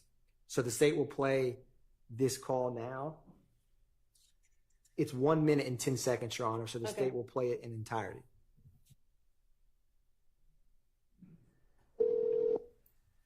Hello? Daddy, What's going on, bro? what the hell going? Pulling up in the hood? Pull up in the hood. Hell yeah. Yeah. Where you got to Yeah, I go? go to. Oh shit, man! We just woke up. You said you got to go where today? You about to say you got to go somewhere. No, man, I hadn't got down to the hotel in the car last night, right? Yeah. I run to a op. No. I ain't got nothing on me. 'Cause I'm like, shit, but I'm finna go out here. I know everybody out here. Yeah. Heavy. Go to the gym, like. Yeah, buddy seen me and turned the head. You know, He seen you and turned the head. yeah. He don't even know he got me down bad. Oh, definitely. Yeah, man. What did he even do? Yeah. Right here, what's Keelan Mooch? I'm probably. Stopped it at 1 minute and 5 seconds. There's only 5 seconds left, but it was that portion about Garlington speaking about what I just described, John, that the state wants to, is why the state wants to introduce it. All right, that seems to fall essentially under the same things we've been talking about. I'll admit that as under the co-conspirator exception. Your Honor, the next call is reference number. Excuse me, Judge. Yes, sir. And I'm sorry. No, not at all. I want to ask the court that if I can have a continuing objection to these phone calls that reference something out in the world when Mr. Nichols is incarcerated. And again, I understand that we've kind of reserved that issue, but I don't want to go on to the next one without saying, hey, I've still got this objection out there.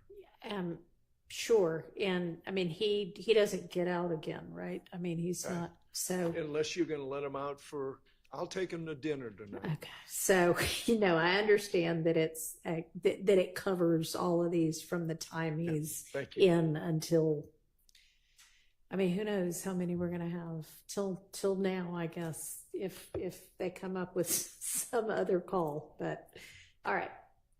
So, Your Honor, this next call, reference number 1869, PDF page 1893.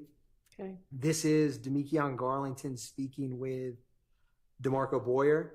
Okay. I actually think that this call, the strongest reason for its admissibility is a non-hearsay purpose, because they're discussing, we got to take Buddy's name off that. Because if that individual, they're talking about a song where someone's name's in it, and they literally say, if he gets whacked, you know that stuff's going to come down on us. I don't need nobody trying to put a RICO on me. And then references putting their names in the song. And so a big thing of this, not the thing, but a aspect of this case from opening until present day is the state using social media, using lyrics, using just statements of co-conspirators. And, the state and defense have different theories of what those things mean. But the fact that they're conscious of what they say and put in a song in direct relation to something that can happen in the real world or in the streets, so to speak, is very relevant, because the state's theory is that there is kind of a double entendre, or it's kind of like a line of how far can you push it in terms of street gang members know what you're talking about, but the police can't use it against you. And so with all that said, I wanted to play this part for really a non-hearsay purpose, whether they put that, I don't actually have the said song, but like whether they released that song or didn't put his name in, is the fact that they're consciously, and by discussing that and thinking through that, is important and is the state's mind's a non-hearsay purpose.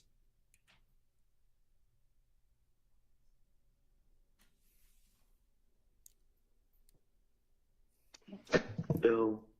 Hey. Yeah. I'm trying to shoot that ready. They. It's a good day. Hey. But I ain't gonna lie, we got to talk. We got to take Buddy name out of that shit though. We got to. Man. You know, if bro fuck around and get wet, you know that shit come down on us. Yeah. Type shit. Then they already. The nigga Young Bruce so hot on the east side right now too. It like I don't know if they trying to build a case against niggas or what. Like you feel me right now. But they how they fuck, like they jerking out, just laying nigga down about them nigga ass. That's why they was so hot up and down the script the other day, got on Glenwood the other day. That's why I ain't really been around niggas ass. So they last come 2 days to us, but I ain't need nobody trying to build no Rico on me. Mm-hmm. You know what I mean? So it's like yeah, like the estimate. so it's also shit like I'm just thinking Lil Head was even saying the same thing. He was like, shit, but I was gonna tell y'all nigga this shit, bro. That y'all probably need to say bro name, bro, cause his ass finna be gone. And even if y'all drop the song now, he get gone, it'll look like somebody had something to do with it. We drop the song later. I mean, you know what I mean? Yeah, you damn sure right. We just gonna take the nigga name like this shit. We just gonna take, I ain't even scared shit still fuck with nigga, you feel me? Just some smart shit, cause I don't think them niggas will put a song out there without that. Well, at least we just switch it up, you feel me? Mm-hmm. Even if we say that, like, we don't be Licky for D, get in Shell, say something different, like, you feel me? Shell got there, Shell don't want that, or some shit, you know, because I don't give a fuck, we say the same thing, I don't give a fuck about saying name, but I don't want to, you know what I mean, tie shit in. Alright. Yeah, let's do it then. Say no more. I don't think you're get up and shit in a minute. And Your Honor, you heard they're talking when they say the line has something to do with Shell, and it's the state that they're talking about Shell Cal, who comes up repeatedly in this case, and is someone that YSL has been trying. You know, there's violence from January of 2015 until this call was made March 29th, 2022. And so Shell Cal's name comes up repeatedly throughout. And some of the social media I'd referenced about disrespect when individuals get murdered, Shell Cal's social media posts are a part of that. That will come up in Shamel Drinks. So that's why the state wanted to play this portion is really for the non-hearsay purpose that they are thinking through, you know, they discuss the lyrics and how it can impact literally the police, because they're like, if he gets killed, it's going to come back on us. They're going to look at us. So we need to take his name out. So that's why the state wanted to introduce that. Okay.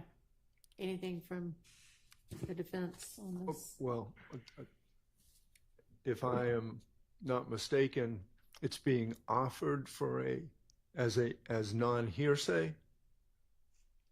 And if it's offered as non-hearsay, it's not offered for the truth of the matter asserted, and therefore there needs to be an instruction saying you can't consider this conversation for the truth of the matter asserted. So I am a little puzzled as to that issue.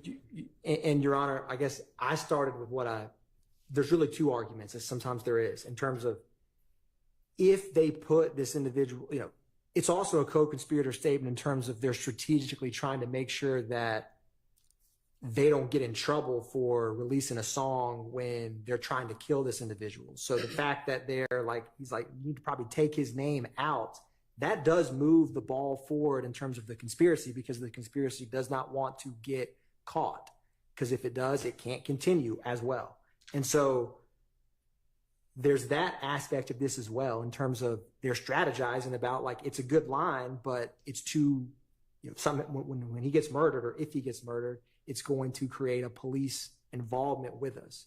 And he's trying to get him to not release the public song with his name in it, with the purpose to further the conspiracy by not getting caught. So there is you know, it's not an either or. Sometimes there can be multiple purposes or theories, and I think that's appropriate with this specific call. Okay. I think they're saying let's not commit a crime. I mean, I think they're saying let's not provide easy evidence to inculpate ourselves. I'm going to admit that under the co-conspirator exception. There's no crime in releasing a song, as y'all have all argued. What's our next statement? Your Honor, the next statement is reference number 1974, PDF page 1999. And this call from March 30th.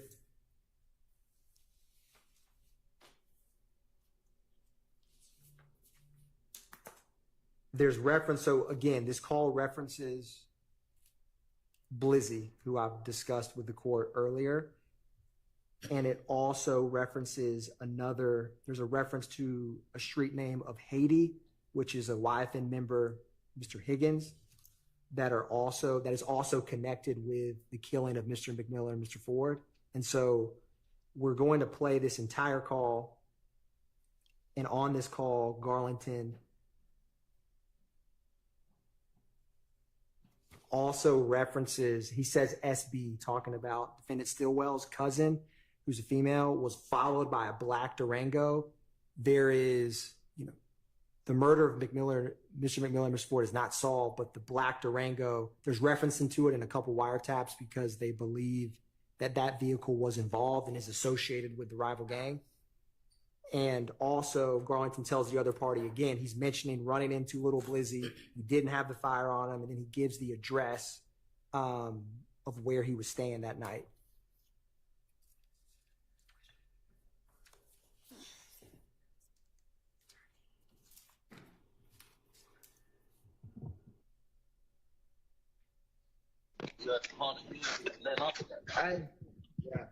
Yeah, then Corey called me like, I trying to follow her, yo. You said what? Corey, maybe because she said I tried to follow her? Nah, hell nah. She sound like a nigga trying to follow her. She said a black car, but black truck. So I think she was trying to say the black. The black Durango. And she like the nails and shit like that. I like, she's like, at the door, it was outside. The police like, is that for you? But she like, nah, she wasn't paying attention. So she get in the car. When she walked to the car, now like he tried to hit her. So then she get in the car. Like the nigga pulled in front of her because she had the bag up. She said the motherfucker followed her from the door. Like she ran to a roadblock. She was back on the back street in Riverdale. She ran to a roadblock. They did a U-turn. Damn, that's a fool right there. That might be Buddy though. Buddy used to try to be on her DM talking about, I'm gonna find out where you stay at and shit. Yeah. Like he tried to talk to her. It might be Buddy. Then they say he had Durango. Hey, I don't know. Hey, you know who I just ran into, bro? In car, bro. I told you that shit the other day, bro. Who? Man, I ain't had no foul on me. I just ran into the nigga Little Blizzy, bro. Oh, somebody just got that nigga on the other night. For real? Yeah, what he was in? I don't know. I was in boat checking in the hotel. Like I was going upstairs with the hoe. He was checking in. I see the boy that's on DV, but that nigga turned his head so fast, bro. Damn, you think he still been playing out there? Yeah, I don't know. Damn. What hotel it was? We was somewhere in Cobb, bro. I gotta get the name of that shit. He told to the clerk like he know it. Like, man, damn, man, come on, fuck with me. Ain't Bay Money now? Nah, he ain't Bay Money. That mother called. Man, this some out, man. What street is on? I had that motherfucker. I got the address right here. That shit was called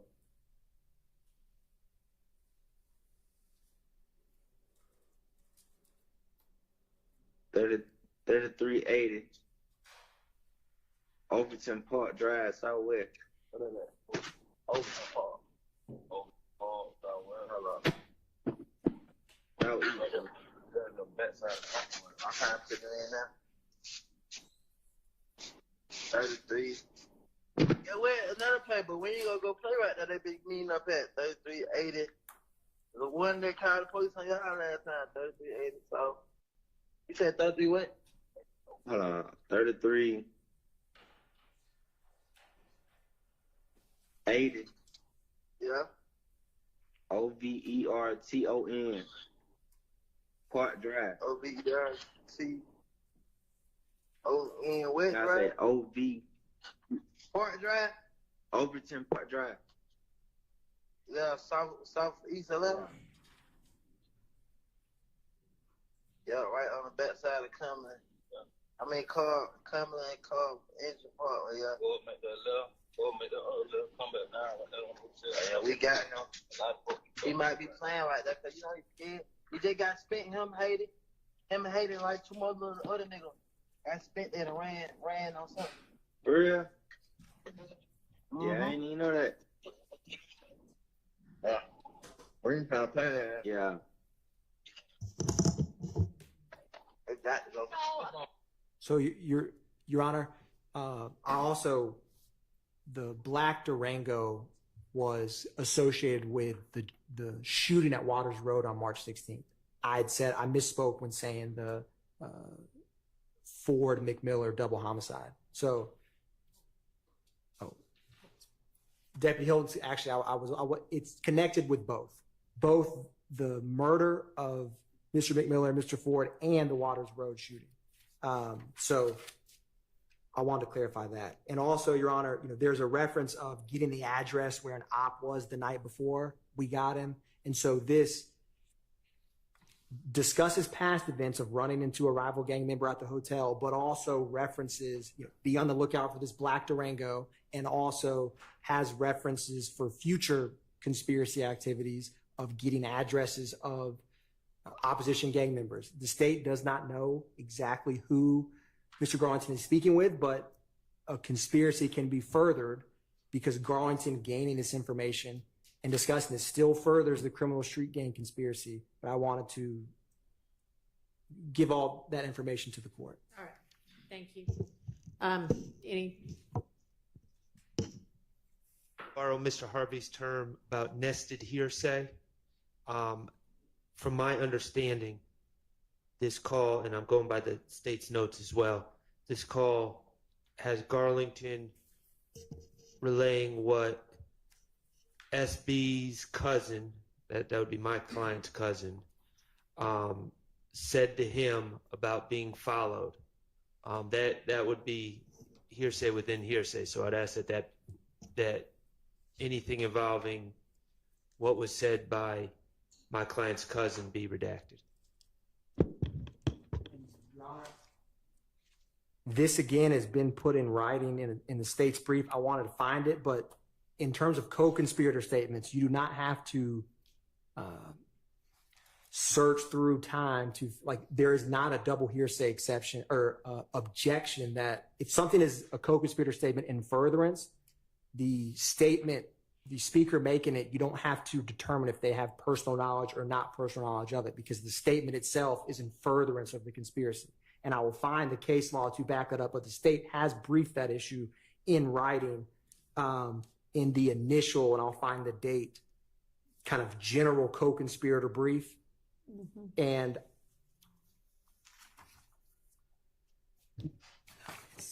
I'm not sure if I follow what you're trying to say right now. I was distinguishing when Mr. Sharp was objecting to double hearsay or nested hearsay. Yes. And I wanted to find the specific. So if the state gives me, not the state, Your Honor, if the court gives me a brief moment, I actually brought this motion with me and can't currently find it, but it's directly on point to this issue. All right. Well, there's a difference between personal knowledge and nested hearsay. So let's not go down the wrong track. We can go down both, Mr. Harvey. All right. And find the right answer. Let's stay focused on the issues at hand and not back and forth with each other. Me and Mr. Harvey get along well, Your Honor. Mm-hmm.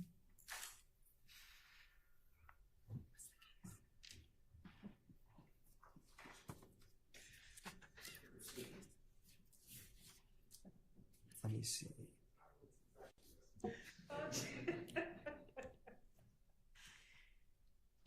Well, Your Honor, while we find that for the sake of efficiency, can we?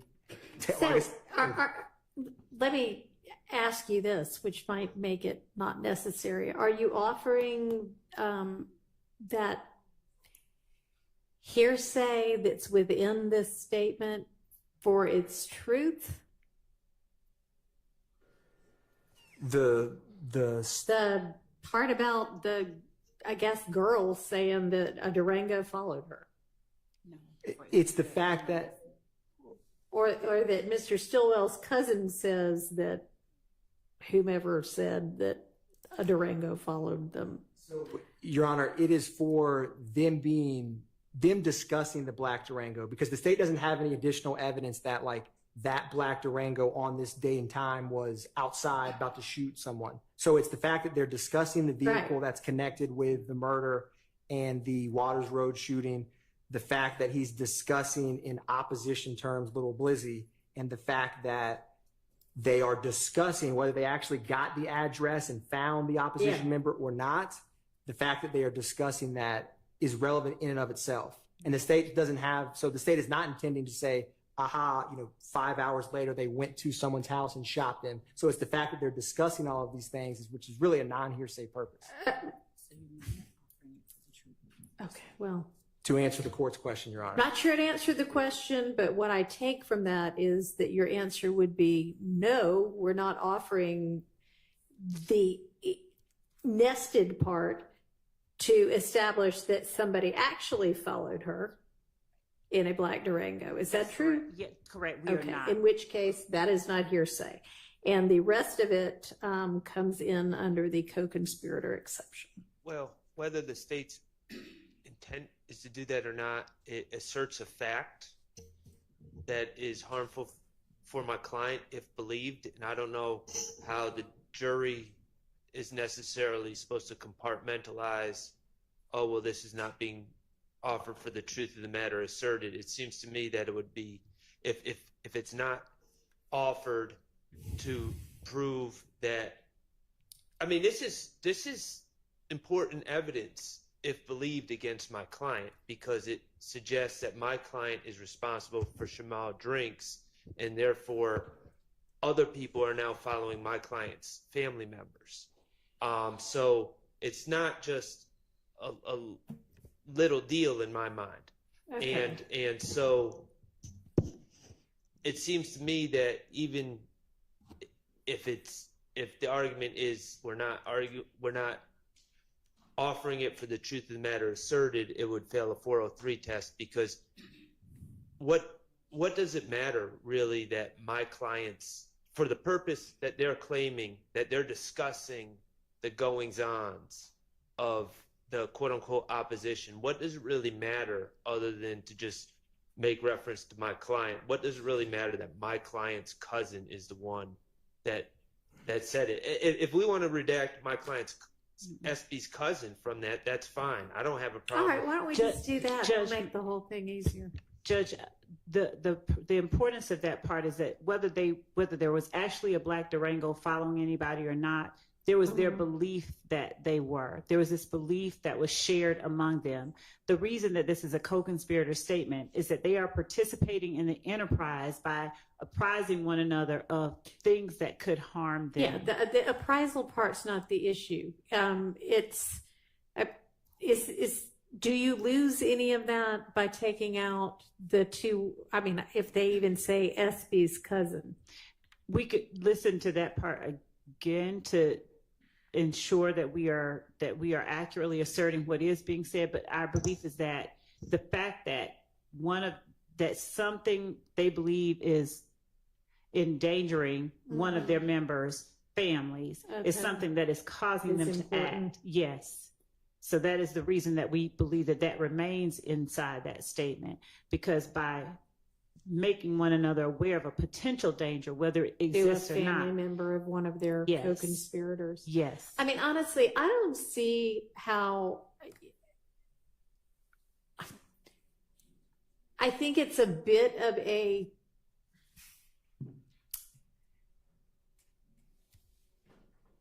it's not that it's a stretch. It's that you'd have to pile like, you know, one building block on another to get to, if some bad guy out there is following a cousin of your client, that must mean your client has committed some crime against a member of that group. I mean, yes, it could be, you know, put together that way, but it's hardly like, oh, A equals B, therefore C. Well, it just isn't. This conversation occurs days after a murder occurred that my client is charged with. I understand. And I think the state knows exactly why they want to get it in, and that's why they want to keep the reference to my client's cousin saying it. It's they want the truth of the matter asserted to be brought in front of the jury, and it's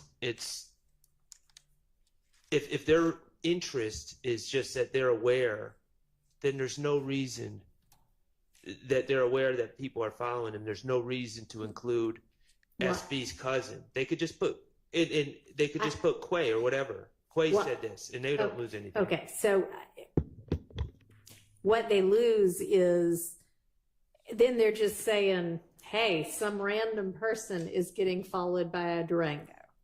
Right. And that's what they don't want to lose. In the context of the conversation, no, I don't think it's just some random person. It's obviously someone they're associated with and concerned about because they're talking about it. So it's not just some random person.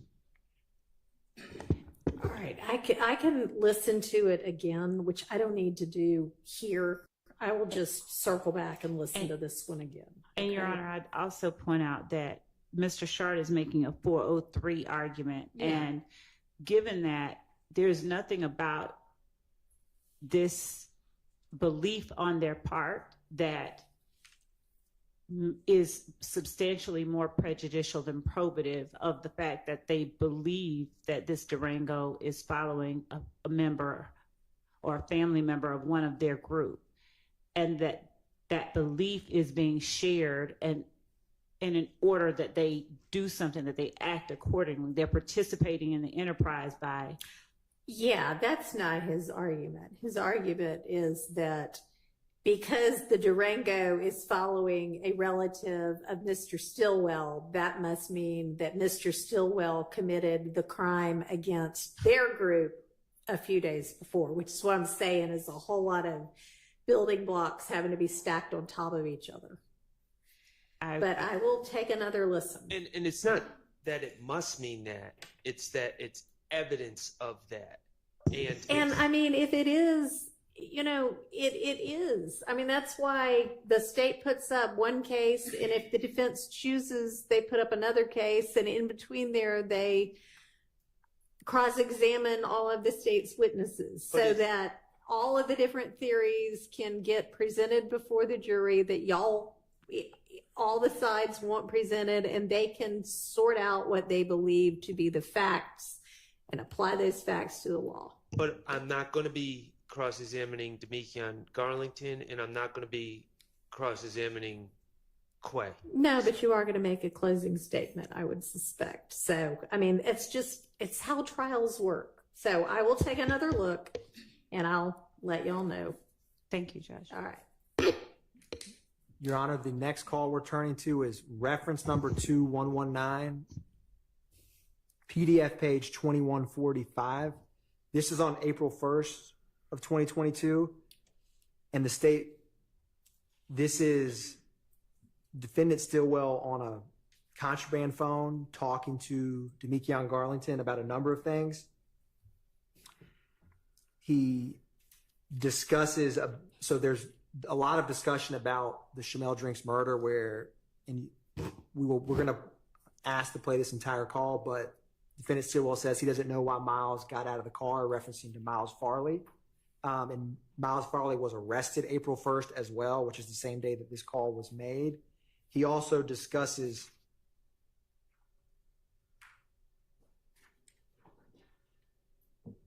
we had referenced this some earlier, but they're kind of like they're trying to decipher how Farley is handling getting arrested on this serious charge of murder. But there's a lot discussed, but we would like to play it. But it mentions a number of different relevant circumstances to include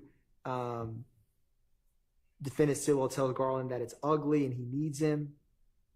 He also states, and they discuss, Garlington tells defendant Stilwell that Dolly said Thug's not talking to anybody, and Garlington says it should be funny. He should be funny and post free Wyeth and Lucci, because at the same time, Mr. Bennett is also in the Fulton County Jail. And so also defendant Stilwell tells Garlington that the gunpowder test will come back clean, so he isn't tripping, which the state believes is in reference to the vehicles utilized in the murder of Shamel Drinks. So the state's going to play this call from the beginning to the end.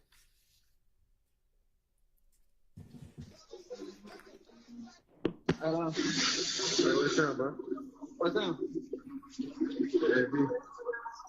Say what? Yeah, B. What's up, man? What the hell going?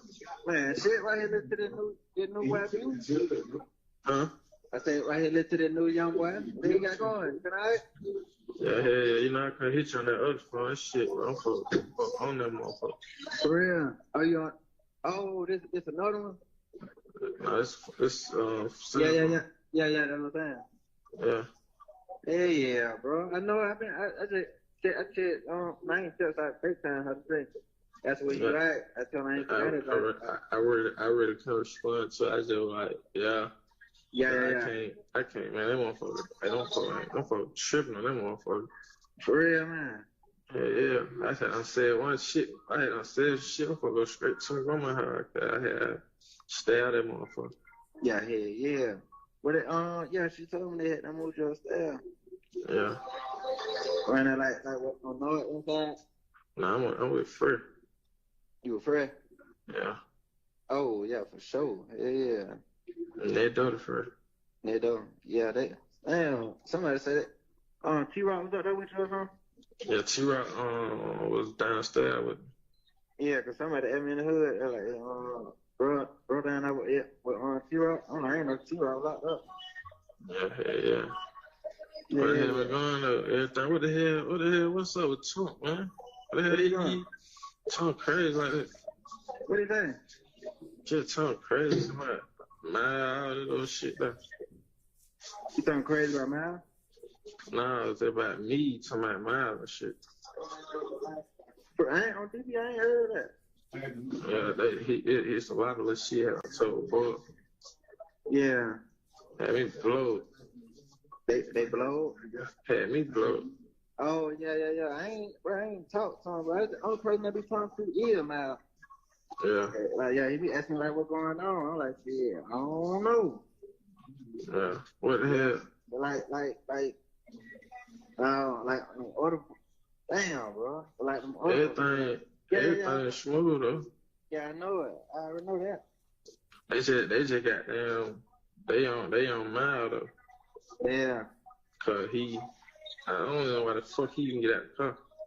Yeah, that's what I'm saying. Like that's what I'm telling folks. I'm like, shit, what the hell they locked up for? Like, they just saying about the jump. I'm like, bro, they good. I'm just like, they gonna assume some shit like that anyway. They gonna assume that, like, y'all ain't did, ain't kill him, so. That's what I keep telling goddamn, I keep telling him, like, just chill. Like, I know, cause they saying he panicked. Yeah, I'm like, this ain't nothing, bro. Like, they just doing that cut. They seen as a goddamn gas station. Like, just chill. You see what I'm saying? Yeah. Hell yeah, man. That's what I'm telling. I keep telling my the same shit. I'm like, listen, bro. Just like you, like, bro. I'm telling folks in the cat. Listen, bro. No.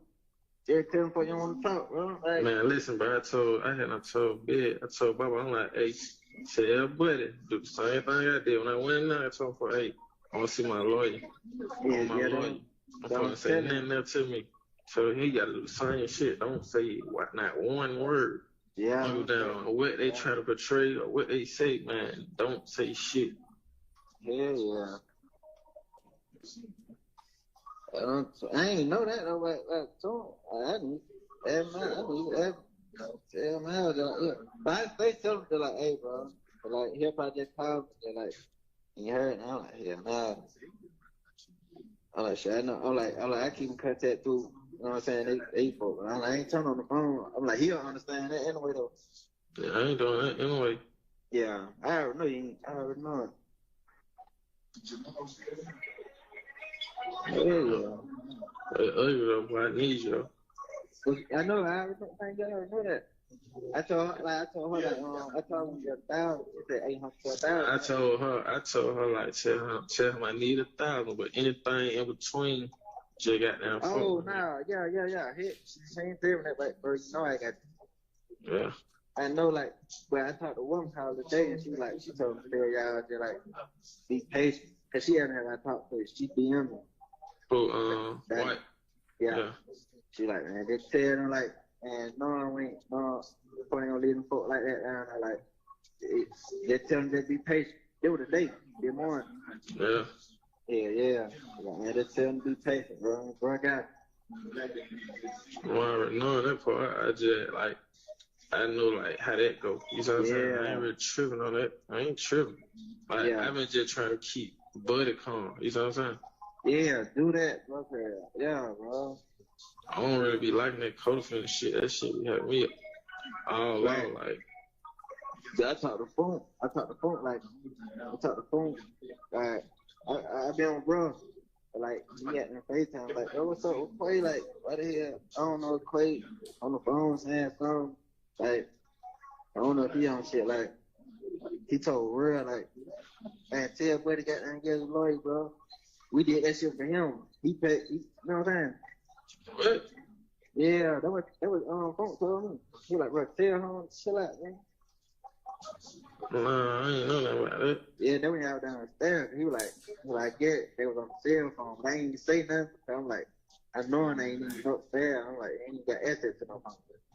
Hell nah, it wasn't that like that. I don't think he said no shit like that though. Yeah.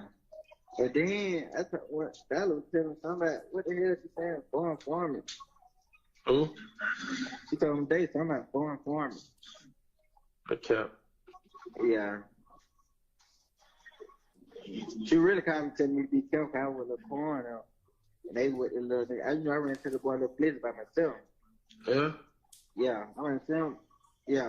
I ran into him by myself. Like, that's on BB showing the boy see me turn the head. Yeah. But like, yeah.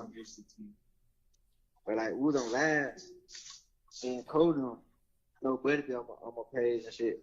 So I don't know who told shot a video chat like, bro, when I ain't run. I say nigga, you ain't run, you damn sure touch your head for that though. Huh? I say no, I ain't say you ran, you damn sure touch your head when you see me though. Like, Yeah. I ain't knowing what you on. I'm like, listen, bro, you know what's going on. Like before all this shit, like Shadow was straight. Yeah. I'm like, shit, bro, you know. I'm like, you know what's going on, like. He like, bro, ain't no problem with you, bro, with everybody. I'm like, listen, bro. You know how this shit is, bro. You know how this shit go, like, I'm like, yo, I used to speak to you and everything. I'm like, shit, that ain't going on no more, bro.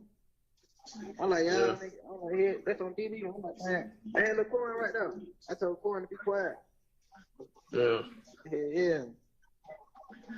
Yeah, but now they just made a video about an hour ago on Cleveland at the store with little sticks and shit like, yeah, all in our hood. I'm like, hurry out, push that. Man, they on some, man. So I be saying stay away from that. That's police shit. Yeah, man.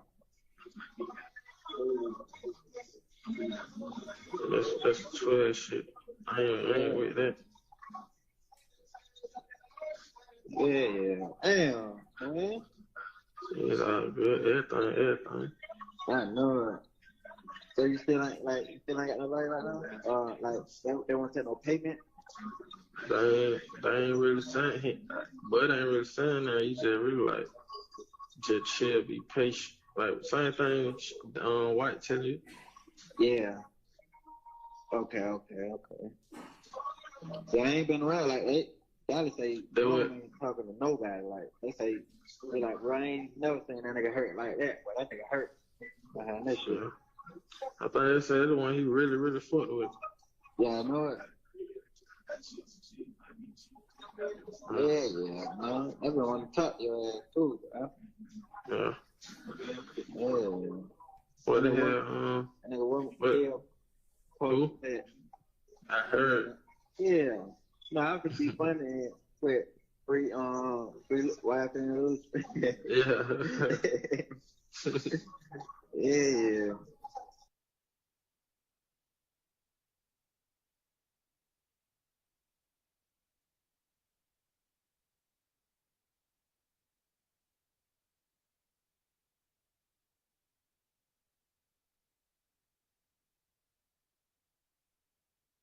Yeah. Yeah.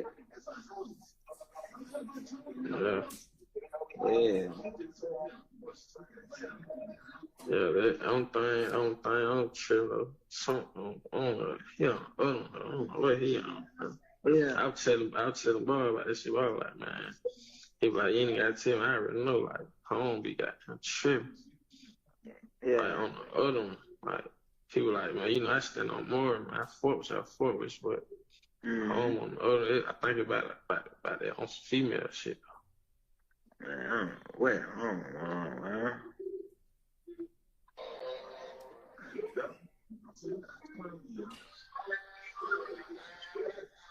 Yeah, I ain't on DB. I ain't heard nothing about that though. Yeah. But I ain't even talk. Only time we talked to him, I talked to him like the same night y'all got locked up. You gotta add when you call boy, you gotta add boy what he say, cause I can't really say like, cause she won't really just tell me like in detail, but she just beating around the bush. I really be telling her, man, shut the fuck up. Yeah. On that one night, cause I ain't going for that strand. Yeah. But you know I got you, bro. I had to go long. I'm trying to get down. I just had to take care of got down. You know I got you though, bro. You gotta got down the whole time, bro. You know I know how that shit is. Like I'm knowing like nigga need this shit. Like I ain't got you, bro. I'm here with you, man. Yeah, sure. Yeah, I'm trying to get. I ain't gonna, you know, like, I ain't gonna ask a word, but like, cause like, I don't even have to say your name. Like, she know who I be talking about. 'Cause I don't be talking to nobody else, but I ain't gonna hit you on that motherfucker, like, ever. You know what I'm saying? But, you know, everything really good, though. Yeah. Well, I'm like, I heard that shit. I'm like, what the fuck? Yeah. I'm like, bro, that shit was fast as hell. Yeah. Yeah, that's all it is, just assume. Yeah, I already know. Like when they got down, go to wiping down, doing them got them, you know, they gunpowder, forensic, all that shit there. Yeah. You gonna come back clean. You see what I'm saying? So I ain't tripping on that. Yeah. Yeah, bro. Yeah, man. What the hell twin man on? You still in the yo? Yeah. Okay, what is that? You know what I'm saying? LC. Who? Yo, folk. Yeah. I was there with him yesterday. Yeah. Yeah, he got out of town now. He's gonna get ready to come back. I was gonna lie with the guy. Yeah. You ain't talked all night. That's a night crazy, bro. Yeah, I just talked to her today. I talked to her today. Man, that'd be crazy. I was telling her, I'm like, he on the cell phone, like, he probably be over there, like, what not? She like, what? You ain't think you gonna tell on me? I'm like, man, hell nah. She can't. I don't even be texting her back no more. But she be texting on, like, on tablet and shit? Yeah, I don't even be responding to her. That's crazy. Yeah. Hey, look, I'm finna get bro back his phone, right? I'm gonna get up with you though. I do that, man. I got you. All right. I know you too.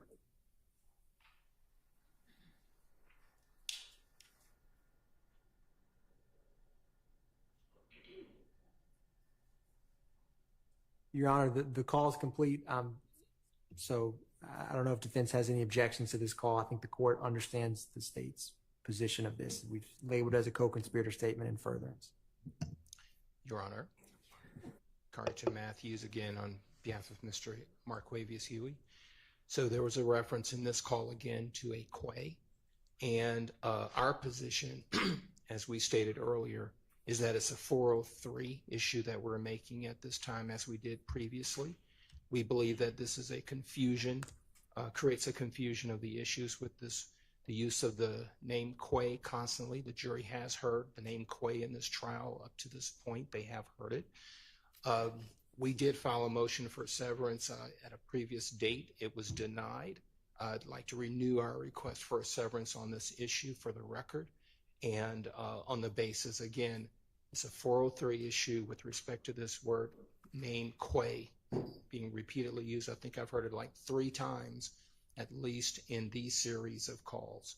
So on that basis, Your Honor, we believe that a 403, and if the court is unwilling to grant the severance under the 403, confusion of issues, confusion of evidence, I would ask this court to, again, reserve the issue to allow us to craft an appropriate 105 instruction that will address this issue. All right. Thank you, Your Honor. Is there any response right now from the state?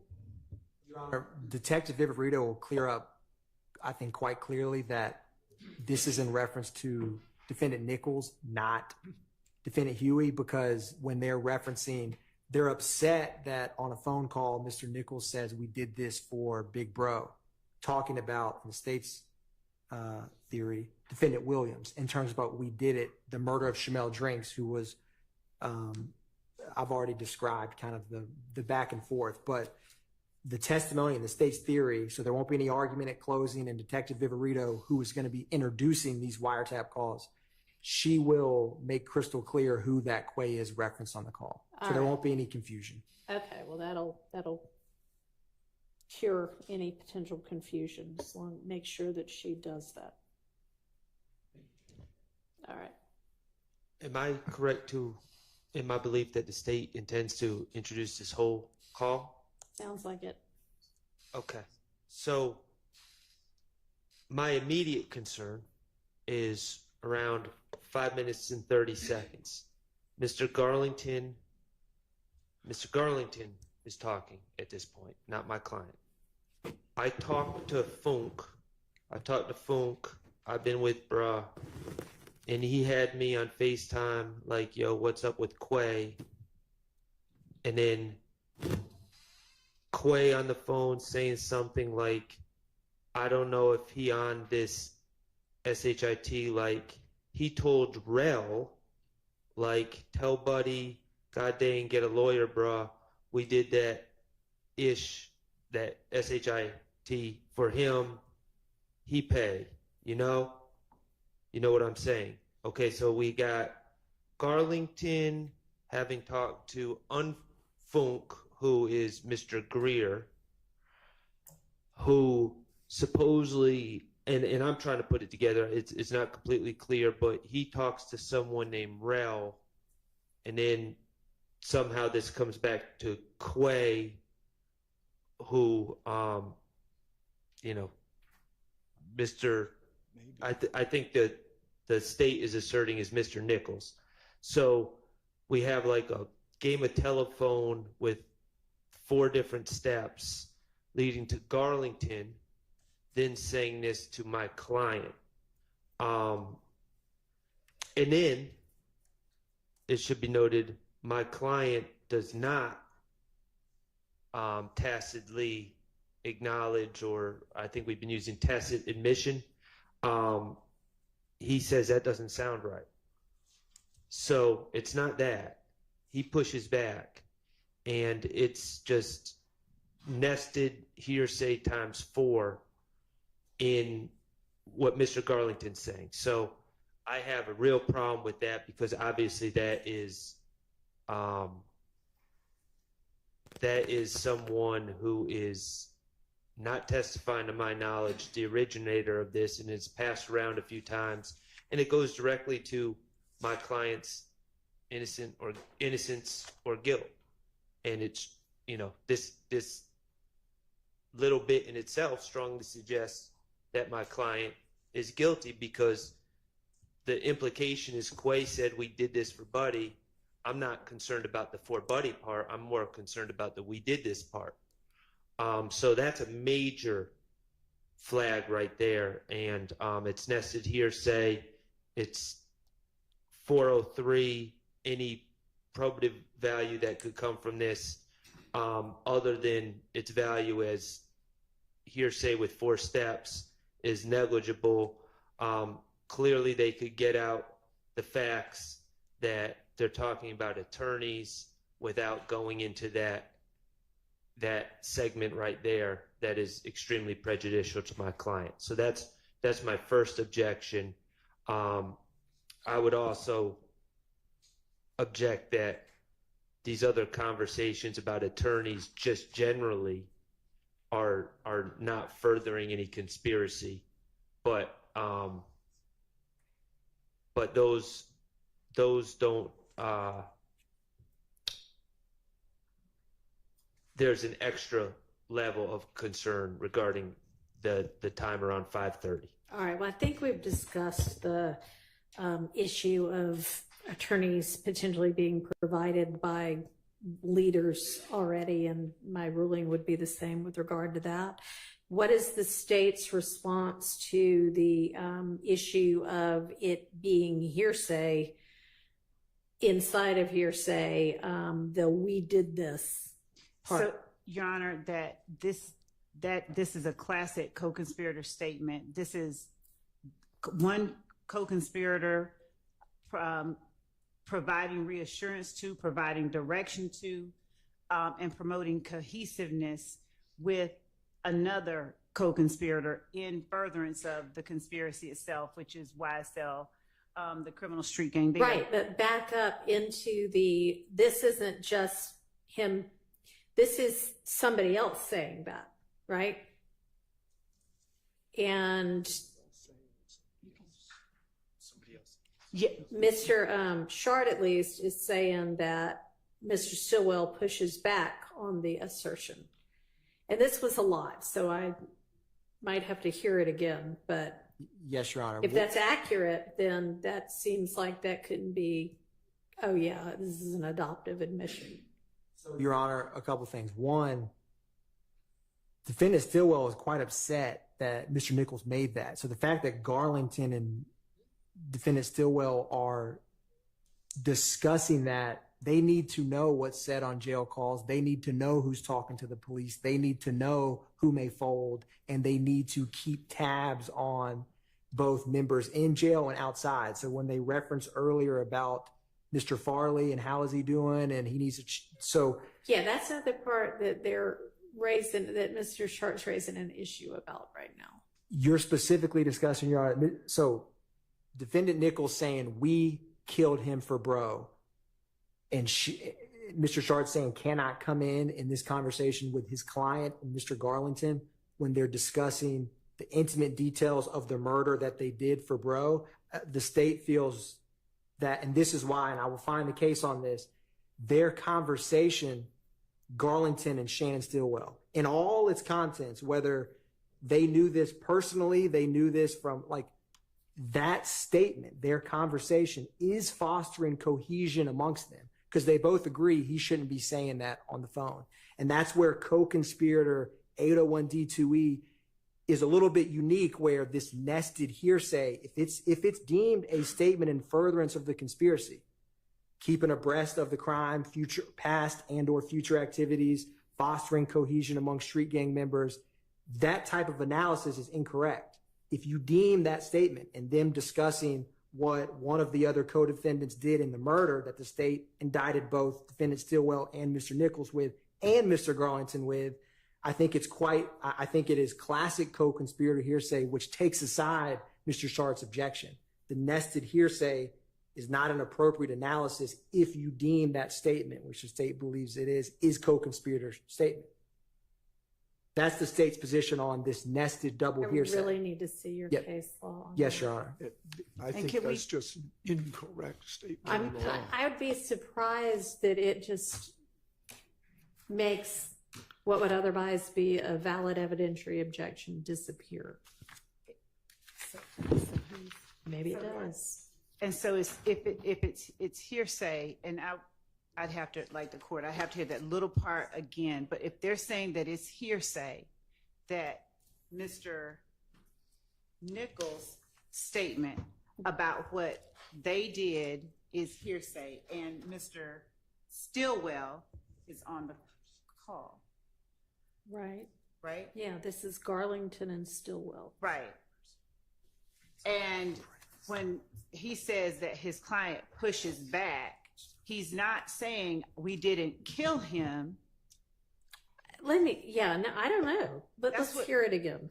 There was a lot to unpack with this. Maybe it would have been better to take this in sections. He says that doesn't sound right. And to push back, you don't need to repeat everything that was said and said, no, that's wrong, no, that's wrong, no, that's wrong. I mean, it could have been in reference to whatever the arrangements were for an attorney. I don't know exactly where that came. But let's start with the proposition that it's Garlington and Shannon. Garlington is talking about talking to Funk, who had him on FaceTime, and that's what Mr. Nichols allegedly told Rel, which was repeated by Funk to Garlington. So, I mean, we're talking about layers upon layers.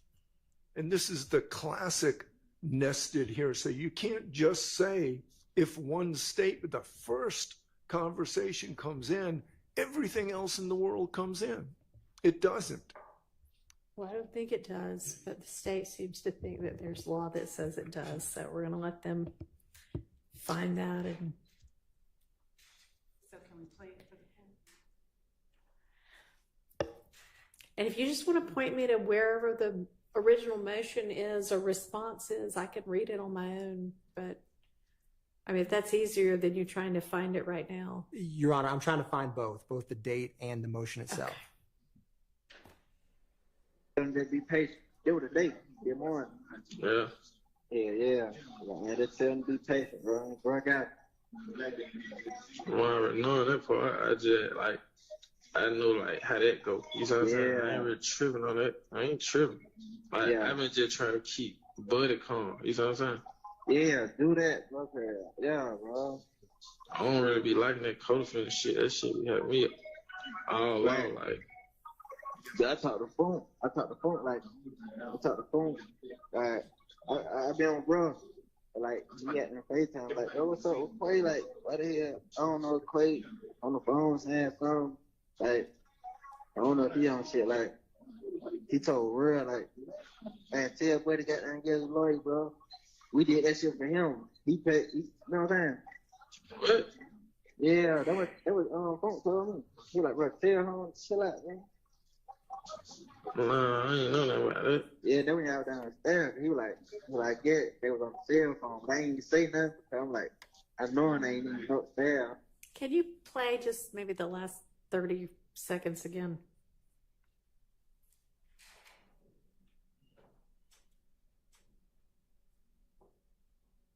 Yeah, I don't know Quay on the phone saying something. I don't know if he on shit. He told real, man, tell Buddy got there and get his lawyer, bro. We did that shit for him. He paid. You know what I'm saying? What? Yeah, that was Funk, bro. You want to keep going? He bro, tell him, chill out, man.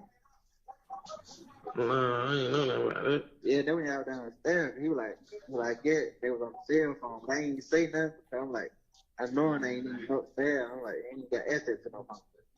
Hell nah, he wasn't nothing like that. I don't think he said no shit like that, though. Yeah.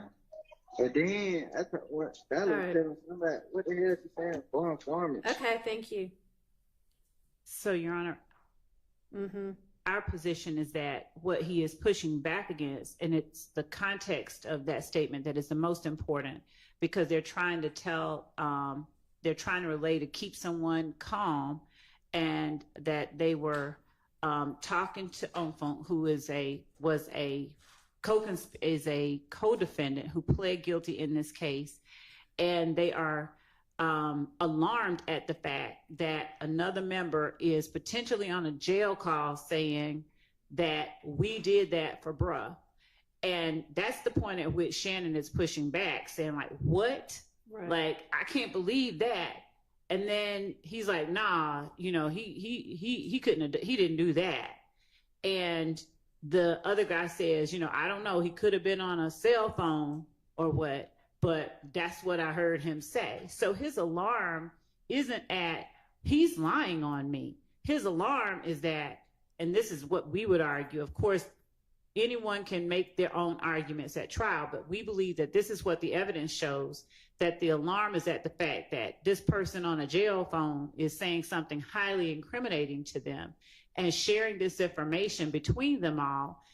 And the alarm in itself is evidence of the fact that this whole conversation is in furtherance of that conspiracy, which is the enterprise that is YSL and the criminal street gang activity of YSL.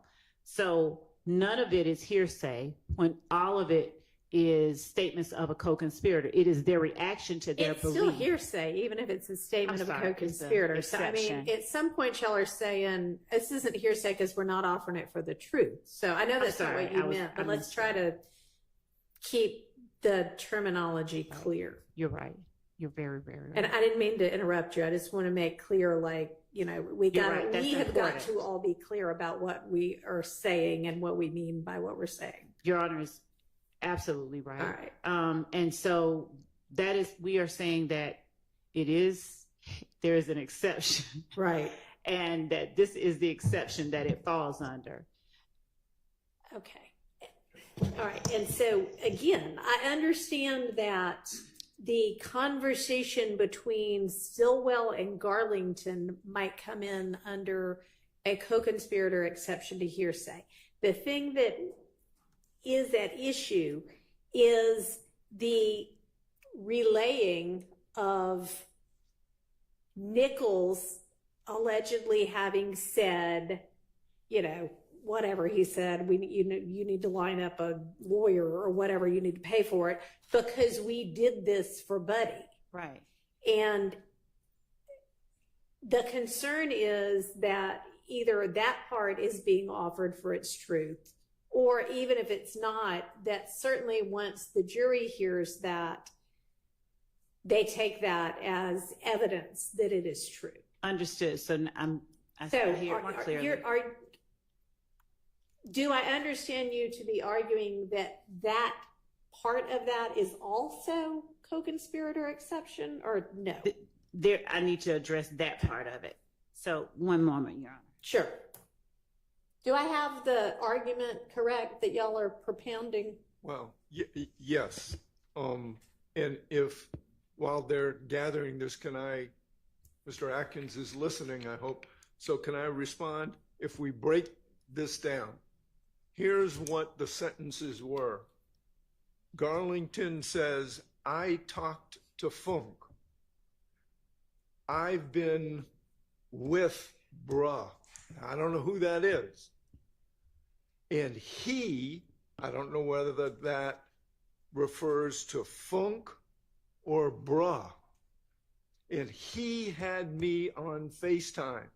That could refer to either one of those people. What's up with Quay? That's the next question. Next statement. Why the hell? I don't know. Quay on the phone saying something. Like, I don't know if he, and again, we got a he on shit. I don't know who the he is referring to. He told Rel, that's another person, that's another layer. Well, that's somebody who's listening, that's not somebody who's talking. So anyway, and also, can I get this portion of what you've written down as a transcript? Because it would be most helpful. I can give you what we have, yes. Okay, but I'm breaking it down because now we're on a third person. He told, I don't know. Okay, but that's a listener, so keep going. Okay, he told Rel, and I don't know who Rel is, and I don't know whether Rel told Funk, and I don't know whether Rel told Bra. We have no clue. Okay, but keep going. Okay. He told Rel, like, tell Buddy, god dang, get a lawyer, bruh. We did that shit for him, he paid, you know? And then Garlington says, you know what I'm saying, to Garfield. To Shannon, I'm sorry. And Shannon says, what? And Garlington says, yeah, that's what Funk told me. He was like, tell homie to chill out, bro. Now who's homie? And who's the bra? I mean, we have so many layers of unknown, and nested hearsay is exactly that. That's the whole point. Okay, so the short answer is yes, I've got your argument correct in terms of understanding what it is you're arguing. Yes. Okay. Your Honor, to be clear, because I may not articulate this well, my position with what Mr. Harvey just broke down, at least what these statements they say. Yeah. Un Funk, who was a defendant in this case, and the state believes was a YSL street gang member, him telling Garlington that Nichols needs to chill. Un Funk isn't charged with the murder of Shamel Drink, so him telling him that is a statement in furtherance of the conspiracy. Nichols needs to chill. That's not what I'm concerned about. Yes, Your Honor. Okay. I'm concerned about the Funk Garlington saying Funk told him that Nichols said he needs to pay. We did this for him, so he needs to get us a lawyer. And Your Honor, the state feels. But send it to Rel, not to It doesn't matter who he said it to.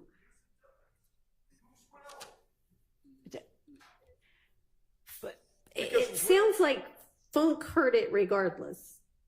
No. Do I have that part wrong?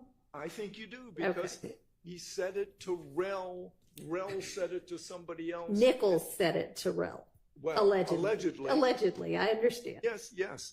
And then Rel to Funk, then Funk to Garlington. So that's 4 layers at least. So, Your Honor, the two things is, and the court may just disagree with my argument, which in terms of what I like is some law. Yes, Your Honor. So the case law I was referencing earlier, I will find this date, but there's no double hearsay issue. The statements are admissible without a showing of the declarant's personal knowledge. And I may have been off kilter where I was thinking of, this is what I was thinking of when I referenced to the court, that there's not double hearsay in this statement, is that and I will just cite to this motion because the court can read this, but I will find the date. But the state's position is that it is co-conspirator. It is in furtherance. Like the fact that Garlington is concerned or receives this information, that Nichols made that statement. I understand that part. I agree with that part. So the Colonel, that part in the middle.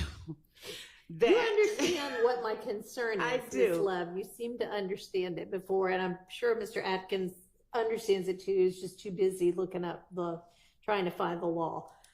Go ahead. That Colonel in the middle, that On Funk said, Nichols tells somebody, we did this for bro. Nichols saying, we did this for bro.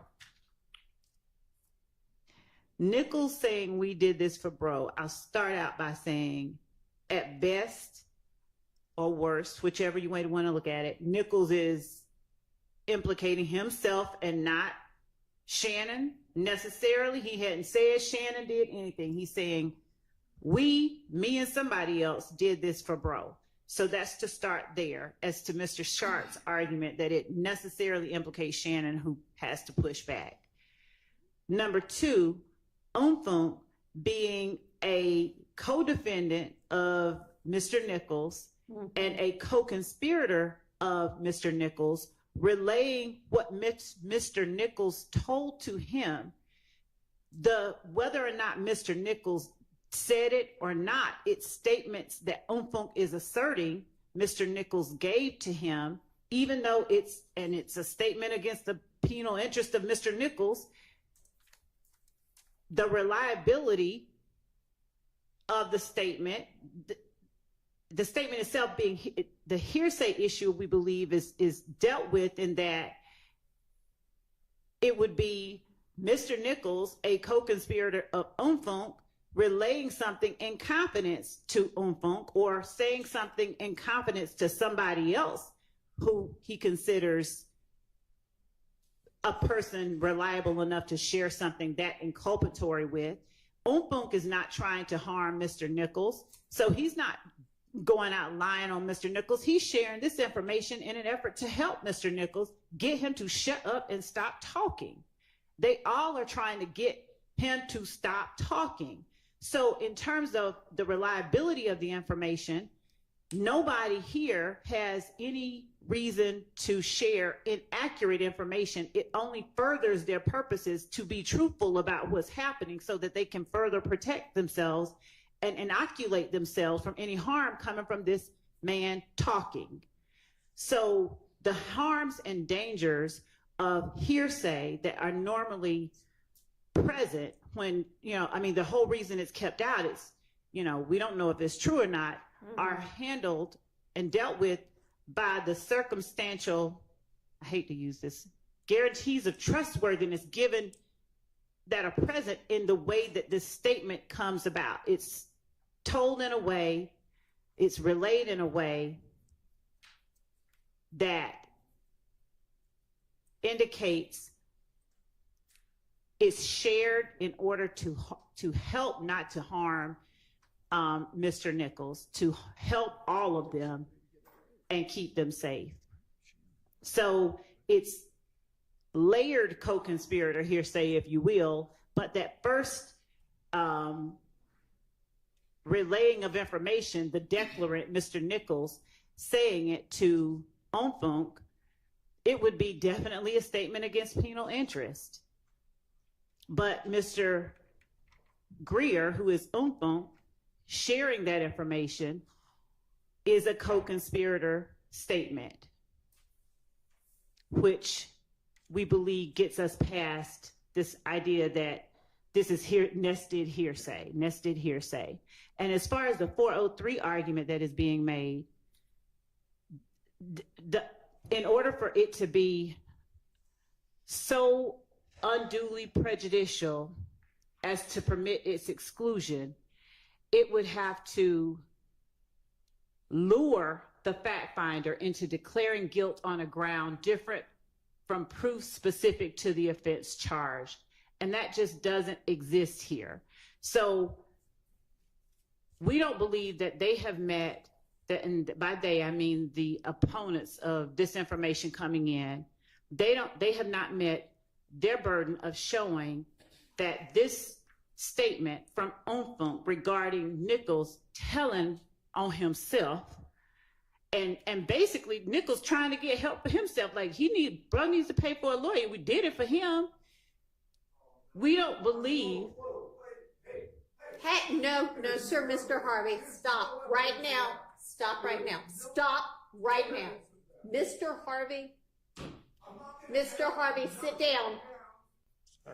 I am not going to have you interrupt court. You may object in just a moment. We will get to your objection in a moment. Go ahead.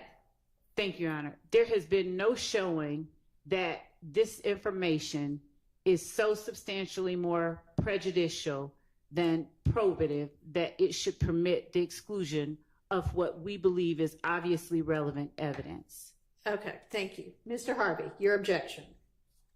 My objection is for lying to the court, making things up to the court, and saying speculatively to the court that Ranky paid for Mr. Nichols' lawyer. You got the evidence of that? I don't even understand that to be what she said. That's exactly what she said. Okay, well, the record will reflect what she said, but I understood her to be talking about what was being said within the context of this conversation we just listened to. Your Honor, just yes. Sorry. Go ahead, Mr. I missed any reference to Well. Well is the person to whom this allegedly. I'm going to listen to it again, offline, not in court. Your Honor, this is where I'm at with this. Just because the state says something is so doesn't make it so. I understand. And the state is saying, oh, well, this was done in furtherance of the conspiracy. This was done in furtherance of the conspiracy. The whole point of the hearsay rules, and I understand that the confrontation clause might not be implicated here, but the hearsay rules, the whole point of the hearsay rules is you get to see who's saying it, know what their basis is, you get to cross-examine them, they come to court, etc. And the problem here is the state is just sitting here saying, oh, well, clearly Mr. Umfunk did this to further the conspiracy and click. How do we know? How does she know? Maybe Umfunk, I'm not saying this is the case, but what if Umfunk was involved? Umfunk would have every reason to shift responsibility to other people. What about the next line in the hearsay ladder that we have? We don't know what people's motivations are. And just because the state says, well, their motivation was to do this or do that, she's not inside Umfunk's head. She's not inside Rel's head. So I reject that their argument that they can just label things as hearsay exceptions and it makes it so. Well, I understand that. I take what everybody says as your argument in support of your position. I don't accept it as fact. It's an argument. I hear the counter argument. Sometimes I hear a lot more counter arguments back and forth after that, and then I make a determination about whether our evidence rules permit this particular evidence. The point of the hearsay rules and all of the evidence rules is so that to the extent the court can help it, only trustworthy information gets before the jury. And that's what we're trying to sort out here. So I understand that the stakes are high. I think that this might be a good time to break for the day. I will re-listen to this. Mr. Adkins, if you can find, either the date that I can find the motion or the case law itself, just send that to Ms. Pursfield. She'll send it on to me. Yes, Your Honor. Okay.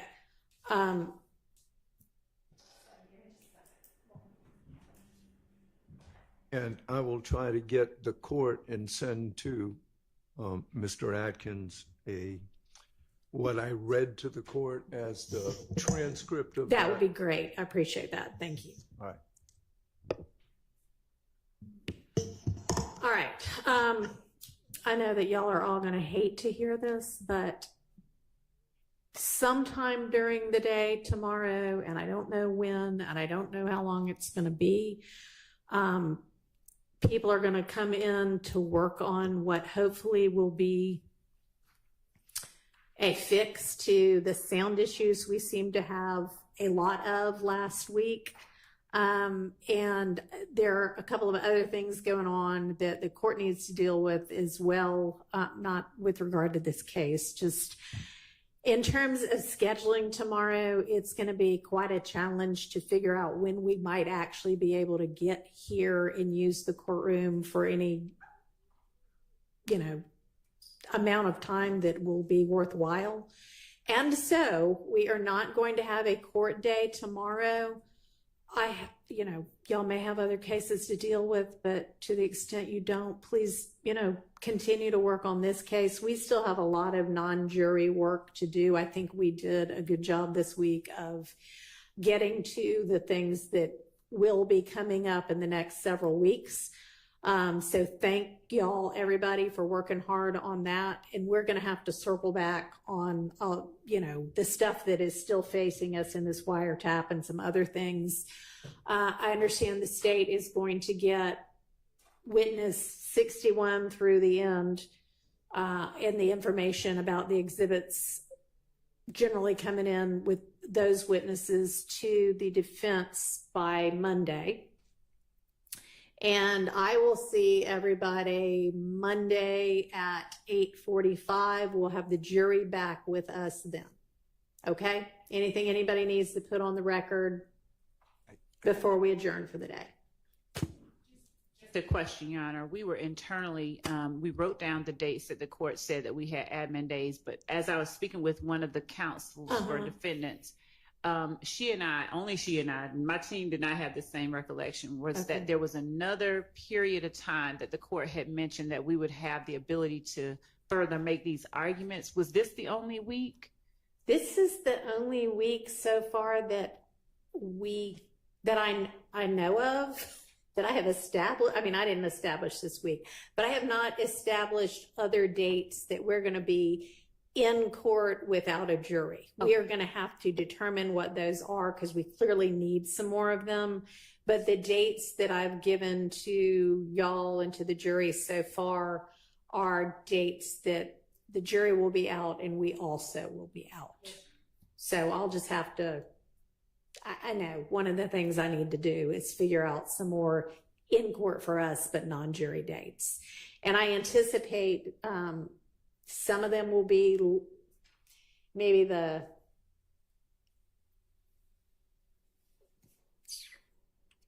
third or fourth week of September. At some point, I'm going to try to make them either beginning of the week or end of the week, but I don't know yet. So I'll have to get back to everybody on that. All right. Anything else? Just for the record, on that last argument that you're considering, it's OCGA 24-8-805. That is what we are traveling under. Sorry, could you please repeat that? It's OCGA, Official Code of Georgia Annotated, 24-8-805. Okay, thank you. Yeah. I doubt if many people know that. They just know hearsay within hearsay. But thank you. All right. If there's nothing else, then we are adjourned.